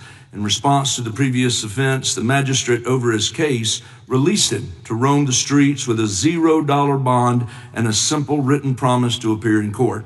Mr. Patel, let me just ask, should judges apply the most lenient bail standards to people with extensive criminal history? Do they apply the most lenient? Yeah, should they apply the most lenient bail standards to people with extensive criminal history? That has not been my experience. That should not happen. Is America a place where young women should fear to ride public transit? No. And was Irina Zarutska's death, would you say, possibly the result of Democrats' pro-crime policies? That investigation and matter is in open trial, so I don't want to stylize the evidence. I understand. Well, Mr. Patel, let me just say, taking over the FBI after the Biden administration's blatant weaponization of the agency is no easy feat, as we've recognized throughout this hearing today. For 4 years, we witnessed the Biden administration targeting regular Americans rather than violent criminals. For example, the Biden administration's FBI spent its time and resources going after churches and Christians, We know that the FBI used an undercover agent to collect information about a parishioner. We know that the FBI investigated and surveilled a Catholic priest. And all of this was in response to First Amendment protected activity. Mr. Patel, I want to ask you, should the FBI use its resources to spy on Catholics? Never. So what does it say about the culture of the Biden FBI that law enforcement resources were used to go after Catholics, and some FBI employees were comfortable with taking such actions? Well, pursuant to my transparency initiative and working with Congress on oversight, those documents, that's it. Those documents are available for the American public to see and read and hold people accountable, and that's what I'm committed to. And so have you been able to hold accountable those at the FBI who went after law-abiding Catholic church members? If they did so improperly, yes. Well, I've been a pastor for 36 years, and I've constantly stood up for life and stood up for family amidst a culture that's increasingly hostile to both of those things. And if the Biden administration targeted Catholics, could I have been targeted by the Ray FBI as well? Well, I don't know, but I'm not going to target you. Well, I know that President Trump respects religious liberty and that his administration is seeking to right the wrongs of the Biden administration. Securing our freedoms and protecting faith leaders and communities requires a multi-pronged approach. What would you say in just the last few moments, what is the FBI under your leadership doing to make sure that our religious liberty and religious leaders can rest comfortable this evening? Zealously protecting our First Amendment rights, Amen. But zealously going after those that abuse that right that leads to criminal conduct. You will be investigated, you will be looked at, and referred to prosecution every single time the evidence warrants. Thank you, sir. One final area. I do want to draw attention, Mr. Patel, to Waxhaw, North Carolina, a town in my district that just fell victim to a cyber attack on September 12th that interrupted emergency services. Waxhaw is working with state partners, and the FBI has been notified on this attack, and I certainly pray they're able to help out with the ongoing investigation. Could you just speak to what the FBI is doing to bolster our community's cybersecurity to defend against any future cyber attacks? Well, in North Carolina, you're slated to get a plus-up of 22 FBI employees, and they're already on the way. And that encompasses cyber, counter-intel, counterterrorism, field agents, intel operatives. And what we're doing on a macro level on the counterintelligence and cyber front is going after the people that fund these operations on these online platforms and breaking their banks. Because once we do that successfully across the board, they won't have the ability to attack us. Well, thank you, Director Patel. And let me just add my comments to those of my colleagues that are very grateful for your leadership, grateful for your courage, your consistency, and for being willing to stand in the gap for us. And with that, Mr. Chairman, I yield back. Gentleman yields back. Gentleman from Missouri is recognized. Thank you, Mr. Chairman. And Director Patel, thank you for being here with us today. Over the past few years, we have seen a disturbing increase of attacks on Christians and conservatives. Since the leak of the Dobbs decision, there have been 354 attacks on Catholic churches. In the first year following the leak, there were more than 100 attacks against pro-life pregnancy care centers. And the shadowy pro-abortion group, Jane's Revenge, claimed responsibility for 24 of these attacks. Meanwhile, the Biden FBI focused resources on attacking Catholics and peaceful pro-life protesters like Mark Houck and Paul Vaughn. Many of these attacks on Christians and conservatives were coordinated or praised by dark leftist cells who lurk on the online chat rooms of Reddit, Discord, and game sites. This is a war room for Antifa and violent transgender activists.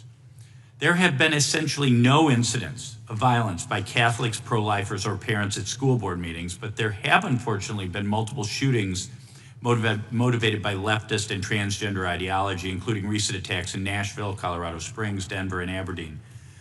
Worse, the targeted violence reached a boiling point this past month. A few weeks ago, an anti-Christian transgender terrorist murdered 2 children and injured 17 in a shooting at a Catholic mass.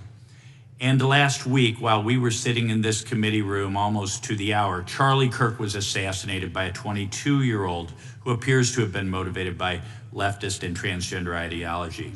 As you confirmed yesterday to my Senate colleagues, he may not have acted alone, and you testified that in his online chat room, of more than 20 trans ideologues that you were aware, I believe you said many more, many were aware of and possibly complicit in the assassination.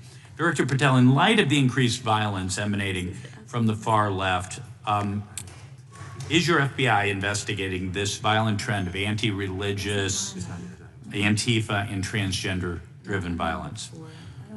All of it across the board is being zealously investigated, no matter what your motivation or bias is behind it. Very good. We've also noticed a dramatic surge of the number of clinics offering so-called gender-affirming care. Whistleblowers in a recent NIH study confirmed that these clinics prey on some of the most mentally ill children and young adults in our society, and these clinics are quick to prescribe life-altering puberty blockers, cross-sex hormones, and surgery, and often these patients get worse rather than better, and unfortunately, some have become violent, some have even committed mass shootings, and the partner of one of them assassinated Charlie Kirk. Director Patel, is the FBI looking into the role that these gender clinics may have in the recent attacks in making these mentally ill individuals violent? We're looking at the entire spider web for any of these attacks, be it Denver or Charlie or where have you, and that's why our investigations are ongoing. We don't have a final product yet. One of my Democrat colleagues, as an aside, mentioned, quote, the federal takeover of our cities. And I don't know whether my Democrat colleagues, for some reason, liked Washington, D.C. better when it was more dangerous and more violent, when there were more robberies and carjackings and murders and rapes. But what has the crime picture in Washington, D.C. looked like since the so-called federal takeover?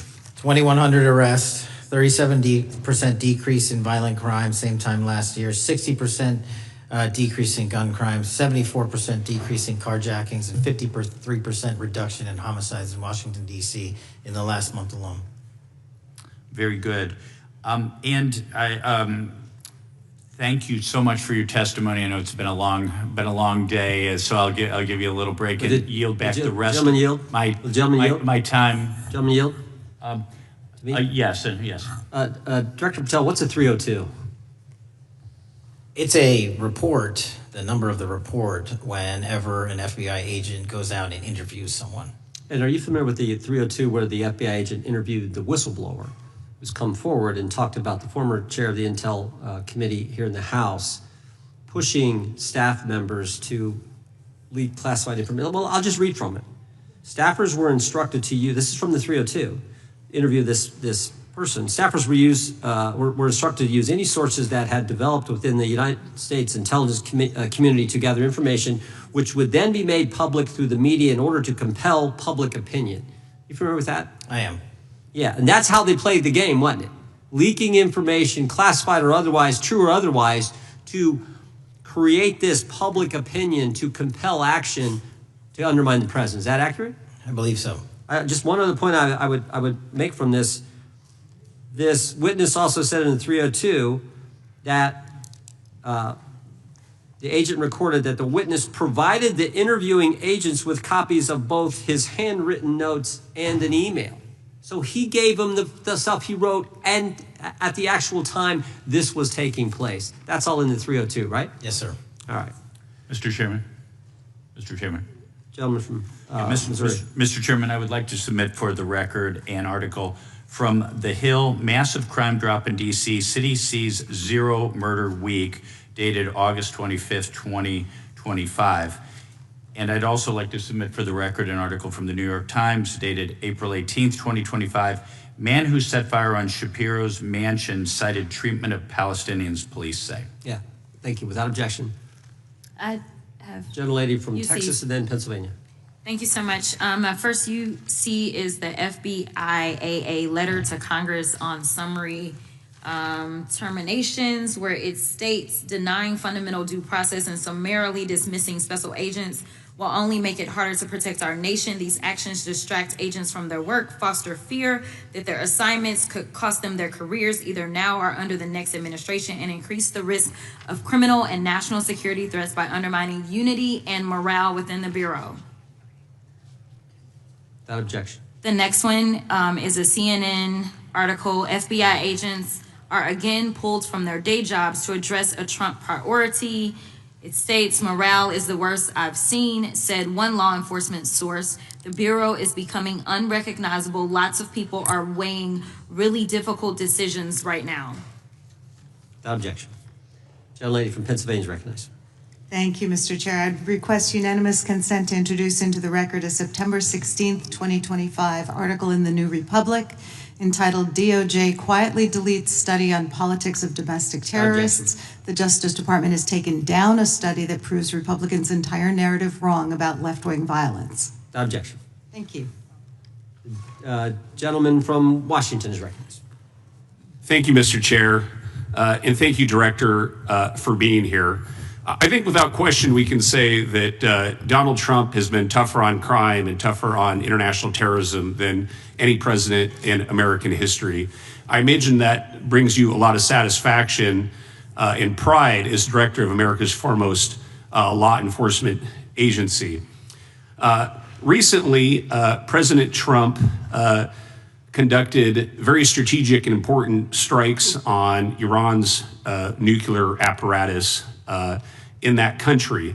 We also know that there are concerns of significant Iranian sleeper terrorist cells here in the U.S., perhaps exacerbated by the open border during the Biden administration. What can you tell Congress and the American people about what the FBI is doing to safeguard us from potential terrorist attack by Iranian cells? So our counterterrorism division, which is fully stocked up, watches for reflections in the intelligence streams that our intelligence community collects and produces, and works hand in glove with our partners at the CIA and elsewhere to make sure that any threat, even if it's hearsay, double hearsay, triple hearsay, or totally incredible, is not only fully run down, but we also take our duties to notify and give defensive briefings to those who are mentioned in those intelligence reports to make sure that we do both our notification obligation and our investigatory obligation. Thank you. The FBI is also the foremost counterintelligence apparatus here in the U.S. We know the U.S. faces a more complex threat of global, more complex array of global threats than any time perhaps World War II or even superseding that time. As America continues to be under attack from various intelligence agencies globally, what can you tell us about the counterintelligence operations of the FBI as a core function? This is why the CIA mission is so important to the FBI, because as you said, no one else can do it. No one else has the authorities to do it. And even if they did, they don't have the capabilities to do it. And the CIA mission has to be headquartered in Washington, but have far-reaching capabilities because we have to face against our adversaries in the DPRK, in Russia, China, Iran, and elsewhere. And in order to do that, we have to have dedicated intelligence professionals on those target sets. And since I become director, I've demanded not only a dismantling and disruption of networks, but a public display of how we're doing it so the world knows that our adversary is A, attacking us, and B, we're stopping them. And that's why you've seen these dramatic increases in counterintelligence arrests in the PRC by 33%, in Russia 83%, in Iran 60%. We are showing the world that they are trying to engage in espionage activities against us, and we are holding them accountable publicly. And there's been increasing concern about the Maduro regime of Venezuela, both their potential support of terrorist activity, criminal drug networks, and potential espionage entities here within the U.S. What can you tell us about your activities regarding the Maduro regime of Venezuela? Generally speaking, one of the largest transshipment points and shipment points for narcotics out of South America, Colombia, obviously, and also Venezuela, is being utilized heavily by the narco traffickers to send up cocaine, meth, and fentanyl, and excuse me, all the other illegal narcotics through the island chains in the Caribbean Ocean and ultimately for America. So there has to be more work done in the region to stop those navigable waterways from being traversed with drugs bound for America. And finally, Mr. Director, what is the one thing that Congress could most do in terms of passing a law to best support the FBI in making America safer and more secure? Get us more authorities to get online, to get onto social media companies, gaming platforms, have legal access, and also have private partnerships with the FBI of those companies and allow them to report into us on a daily basis. There is no human being or AI system on earth that can go out there and cover down on the threat in those theaters. And so we need the assistance, and we need more authorities, and we need the private sector to double down. Well, thank you very much for all you're doing, all the men and women of the FBI are doing to keep us safe. And I yield back. Gentleman yields back. Got a UC request from the gentleman from Arizona. Thank you, Mr. Chairman. I have an article titled, FBI Flooded with Record Number of New Agent Applications, Kash Patel's First Month. The FBI saw 5,577 new agent applications in March and more than 10,000 since January. Without objection. The gentleman from Kansas is recognized. Thank you, Mr. Chairman, and Director, thank you for being here. I have listened carefully to all the discussion in this hearing. I've reached two top-line conclusions. First, I am glad I don't have your job. And second, I am glad you do. Thank you for being willing to step up and serve in this role. I'd like to plow a little bit of ground that we've not spent a lot of time on so far and explore. You mentioned, and I'm well aware of your strong commitment to partnering with state and local law enforcement authorities. Obviously one of the missions is in the counter-drug space. Another is in the forensic laboratory space, where both you and a lot of local and state agencies cooperate in terms of evidence analysis. From the state side, programs such as the HIDA programs, very, very important in counter-drug, such as the Coverdell grants, very, very important in maintaining state laboratory capacities. Would I be correct in concluding that if we are able to maintain robust funding for those types of programs, including both Coverdell and HIDA, that would contribute to the safety of the United States and to your mission? Absolutely. Director, you have talked a little bit about some of the counter-drug work that you've been doing. One thing we haven't talked about yet, the President, in one of his first actions upon taking office back in January, designated a number of the cartels as foreign terrorist organizations. That's not just a paper transaction. I believe the list has been expanded since those first actions. In terms of America's military engagement with the cartels abroad, in terms of our intelligence engagement with them abroad, that designation has had real meaning and has affected some of the thinking and approaches of our military and our intelligence community. Can you talk a bit about how that designation might be affecting or should be affecting the FBI's approach to dealing with the domestic activities of the cartels? The simple way to analogize it is after 9/11 and the manhunt for the foreign terrorist organizations overseas in places like Afghanistan and Iraq, the FBI received certain authorities to go out there and dedicate a mission to go after them both lawfully and investigatorially and collect evidence and provide it to our agent or agency partners. Once the foreign terrorist organization designation was labeled over to the Mexican drug cartels, we can now do that here. And in Mexico, and in Colombia, and in Venezuela, and anywhere else they are. And so that's the best analogy I have. What we're able to do is take our counterterrorism platform, traditionally used for global terrorist manhunting, and bring it into this hemisphere against a very real threat, which is the drug traffickers, and they are foreign terrorist organizations. So we just have so many more resources and authorities now directed at them.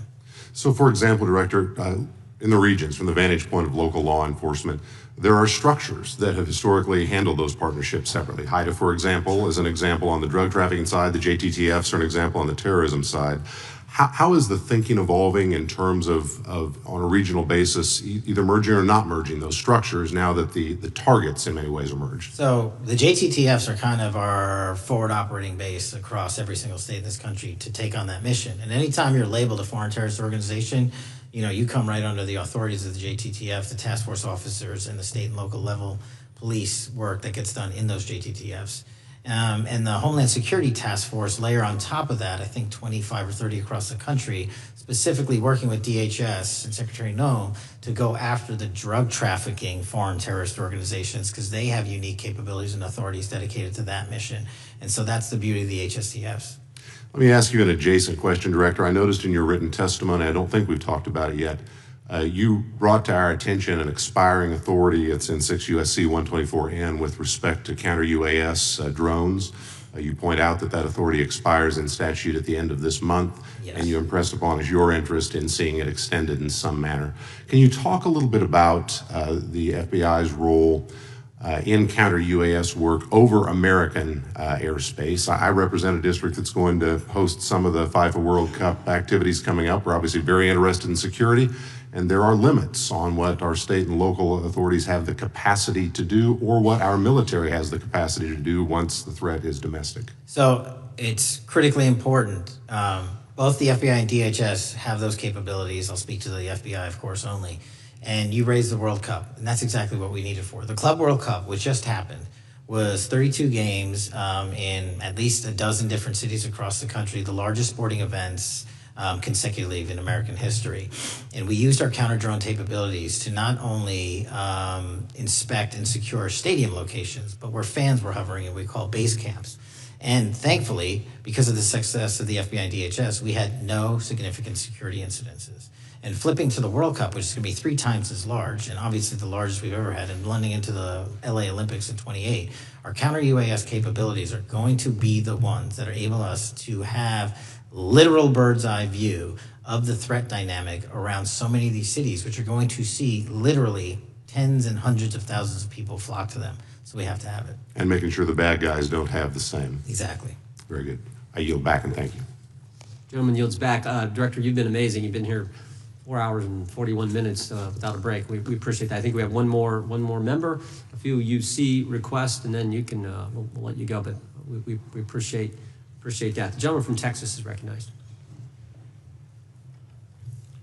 Thank you again for taking the time, Director Patel, and for Chairman Jordan for holding this hearing. Thank you for depoliticizing the FBI and getting it back to its original mission as well. Director Patel, do you agree that we have a problem in the United States with politically motivated violence? Absolutely.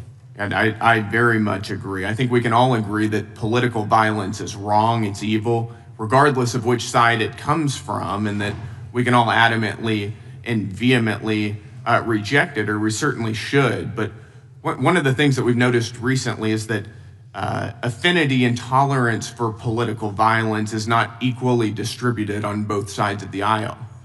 In fact, right now, social media is filled with leftists who are cheering on the murder of an iconic conservative political figure, Charlie Kirk. And it's not just random people on Twitter doing this now. There's a YouGov poll released just a few days ago, which stated that 25% of those who identify as very liberal believe that political violence can sometimes be justified. That's far too many, is it not?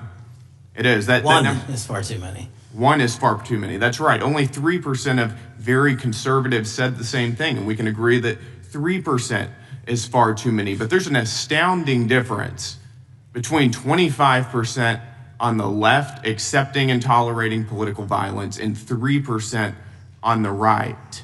I would hope that our colleagues on the other side of the aisle would also recognize that there is a systemic problem on their side of the aisle with tolerance for violence against people with whom they politically disagree, that there is a cultural rot on their side of the aisle that needs to be addressed desperately. Would you agree with that? Yes. One of the more astounding aspects of this is that it's not just people. This comes from the very top, from their political leaders. Just a few days ago, a member of Congress of this body, Ilhan Omar, shared a video on her social media account about Charlie Kirk's murder, and I'll quote what it said. It said, "Charlie Kirk was Dr. Frankenstein, and his monster shot him through the neck." In other words, Charlie had it coming to him. The words that he said naturally led to his assassination. I mean, that is a reprehensible thing for a member of Congress to say, to suggest, to promote in any capacity. And there are people across this country who are losing their jobs for far less than this. And that, by the way, is a just response to acceptance and tolerance of political violence. It's amazing to me that the political left today, who were the originators and the cheerleaders of cancel culture now have the backbone to attack conservatives for defending their assassinated friend. But there's a key difference here. Democrats want to silence conservatives for speaking obvious, self-evident ontological truths like that men aren't women and men can't get pregnant. That seems pretty basic. That seems like a basic truth that we should all be able to agree on. Republicans, by contrast, are recognizing that a constitutional republic depends on the free and open exchange of ideas that we can debate without violence, and that assassinating a political rival is evil, it's wrong, and it should not be glorified or promoted or justified in any way, including in the way that Congresswoman Ilhan Omar did. So Mr. Patel, thank you again for being here. I'd like to, with the remainder of my time, just get your opinion. Does the FBI recognize the rising threat of political violence in America, and what can you guys do to address it? Yes, we do, and what we can do to address it, Congressman, is we need to get online partnerships with these companies in the public space, on these gaming sites, and on these social media sites. As I was saying earlier, there is no way to triage the amount of information generated on these sites by the FBI alone. And we need the public-private partnership. And there's another law that's expiring, I think, at the end of this month, which I believe we need renewed, that allows private sector companies to report into the FBI without liability for criminal investigatory purposes. And that's the kind of stuff we need to keep going. Got it. Thank you, Director Patel. We really appreciate it. Thank you. Gentleman yields back. Mr. Chairman. Gentleman from Arizona. I have some UCs. Gentleman to state his request. Thank you. The first one is a piece entitled Review of Domestic Terrorism After Kirk's Murder Shows Biden Politicized Issue, the Intel, and Fudged the Data. Without objection. Thank you. Make a motion to table. Oh, no, we got to recognize the ranking member for his motion. It's just a UC request. The gentleman's recognized for a UC request. Thank you, Mr. Chairman. This is the ADL report issued February 21, 2025, titled Murder and Extremism in the United States in 2024, concluding that for the third year in a row, every single extremist-related murder in the United States in 2024 was committed by right-wing extremists, 8 of the 13 involving white supremacists and 5 having connections to far-right anti-government extremists. Without objection. Gentlelady from Pennsylvania is recognized for unanimous consent. Yes, thank you. I have a couple articles here. First is a New York Post article, July 17th, 2025. Democratic Senator Ron Wyden claims big Epstein file full of actionable information locked in Treasury Department drawer. Without objection. This is The Guardian, May 18th, 2023. Deutsche Bank agrees to pay $75 million to settle Jeffrey Epstein lawsuit. Without objection. This is Fox Business, September 10th, 2025. JP Morgan processed over $1 billion for Jeffrey Epstein despite internal concerns over sex offender status. Without objection. And New York Times, Bank of America flagged suspicious payments to Epstein only after he died. Without objection. Okay, and I also have a motion, Mr. Chair. Lady was recognized. We're going to come back to the motion I thought was made by Mr. But I want to dismiss our witness. Could we do the motions before he goes? The one I just wanted to press the motion I originally had. Yeah, we're going to bring that up. Is that what this is? Banks. Are you doing that? No, this is another motion. Okay, well, I'm going to recognize first the gentleman because we held that motion in advance. I still have the UC, Mr. Chairman. Thank you, Mr. Chairman. So look, there are 4 banks: JP Morgan, Bank of New York, Bank of America, and Deutsche Bank. The gentleman can state his motion. Yeah, the motion is to subpoena the CEOs of these 4 banks to bring in all records relating to their relationship to Jeffrey Epstein and to produce all records reflecting it. These 4 banks have flagged to the government $1.5 billion in suspicious transactions relating to the sex I moved the table. Mr. Diamond just released a statement saying he would be happy to comply. Mr. Chairman, need The motion to table, the motion offered by the gentleman from Maryland, the motion to table is not debatable. The question occurs on the motion to table. Those in favor say aye. Aye. Those opposed, no. No. Opinion of the chair, the ayes have it. The motion is tabled. I'd like a recorded vote if we could, Mr. Recorded vote being requested. The clerk will call. Well, we got to get the clerk here. The clerk's right here. Wonderful. Clerk will call the roll. Yes. Mr. Jordan votes yes. Mr. Isa? Mr. Biggs? Mr. Biggs votes aye. Mr. McClintock? Mr. McClintock votes aye. Mr. Tiffany? Mr. Massey? Mr. Roy? Mr. Roy votes aye. Mr. Fitzgerald? Mr. Klein? Mr. Klein votes aye. Mr. Gooden? Mr. Van Drew? Mr. Nels? Mr. Nels votes yes. Mr. Moore? Mr. Moore votes yes. Mr. Kiley? Ms. Hageman? Ms. Lee? Mr. Hunt? Mr. Fry? Mr. Grothman? Mr. Grothman votes aye. Mr. Knott? Mr. Knott votes aye. Mr. Harris? Mr. Harris votes aye. Mr. Onder? Mr. Onder votes aye. Mr. Schmidt? Mr. Schmidt votes aye. Mr. Gill? Mr. Gill votes aye. Mr. Baumgartner? Mr. Raskin? No. Mr. Raskin votes no. Mr. Nadler? No. Mr. Nadler votes no. Ms. Lofgren? Ms. Lofgren votes no. Mr. Cohen? Mr. Johnson? Mr. Johnson votes no. Mr. Swallow? Mr. Swallow votes no. Mr. Liu? Ms. Jayapal? Mr. Correa? Ms. Scanlon? Ms. Scanlon votes no. Mr. Neguse? Mr. Neguse votes no. Ms. McBath? Ms. McBath votes no. Ms. Ross? Ms. Ross votes no. Ms. Ballant? Ms. Ballant votes no. Mr. Garcia? Mr. Garcia votes no. Ms. Kamlager-Dove? Mr. Moskowitz? Mr. Moskowitz votes no. Mr. Goldman? Mr. Goldman? Ms. Crockett? No. Ms. Crockett votes no. Gentleman from Texas, Mr. Gooden. Mr. Gooden? You're a no. You're a no. Lance? Yes. Mr. Gooden votes yes. Mr. Chairman, how am I recorded? Gentleman from New York. Mr. Goldman, you're not recorded. No. Mr. Goldman votes no.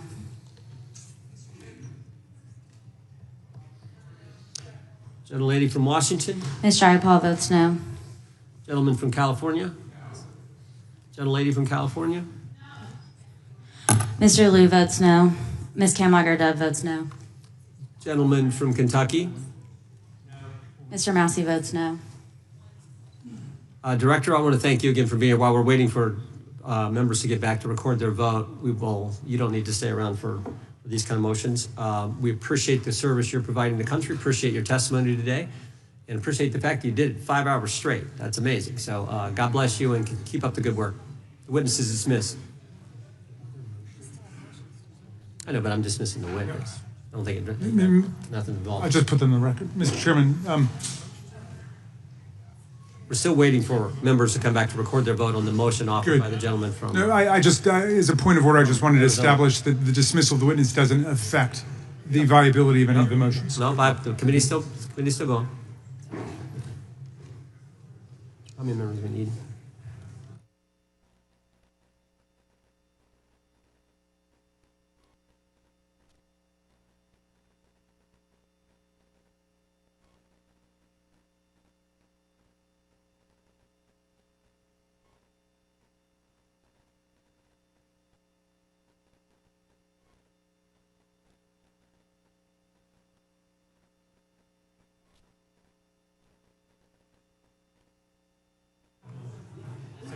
Madam Clerk, point of order.